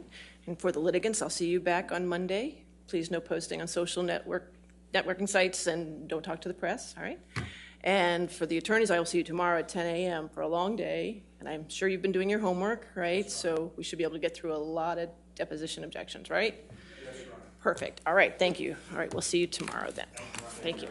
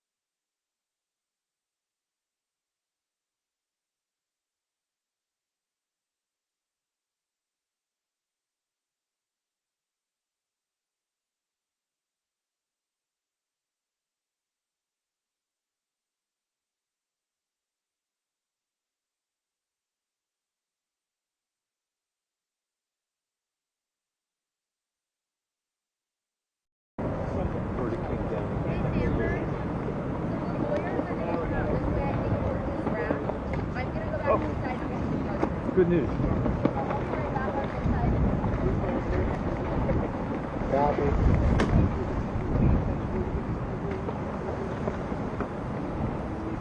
So it was like a trial? What's that? Is it a trial? No. Or is this the video of This is the video of the event. So this is actually what I from my theory, if they're going to do anything, they won't do it out. You think that George Floyd?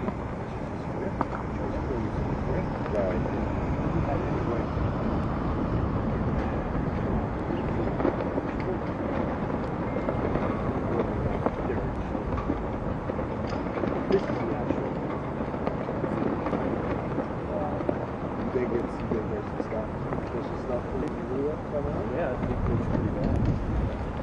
Anytime anybody gets shot at,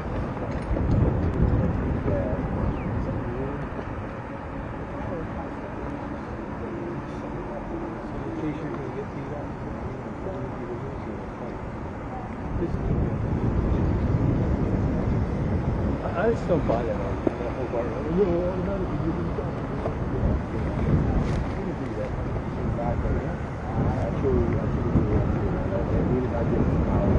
Just decide because your job is so dangerous.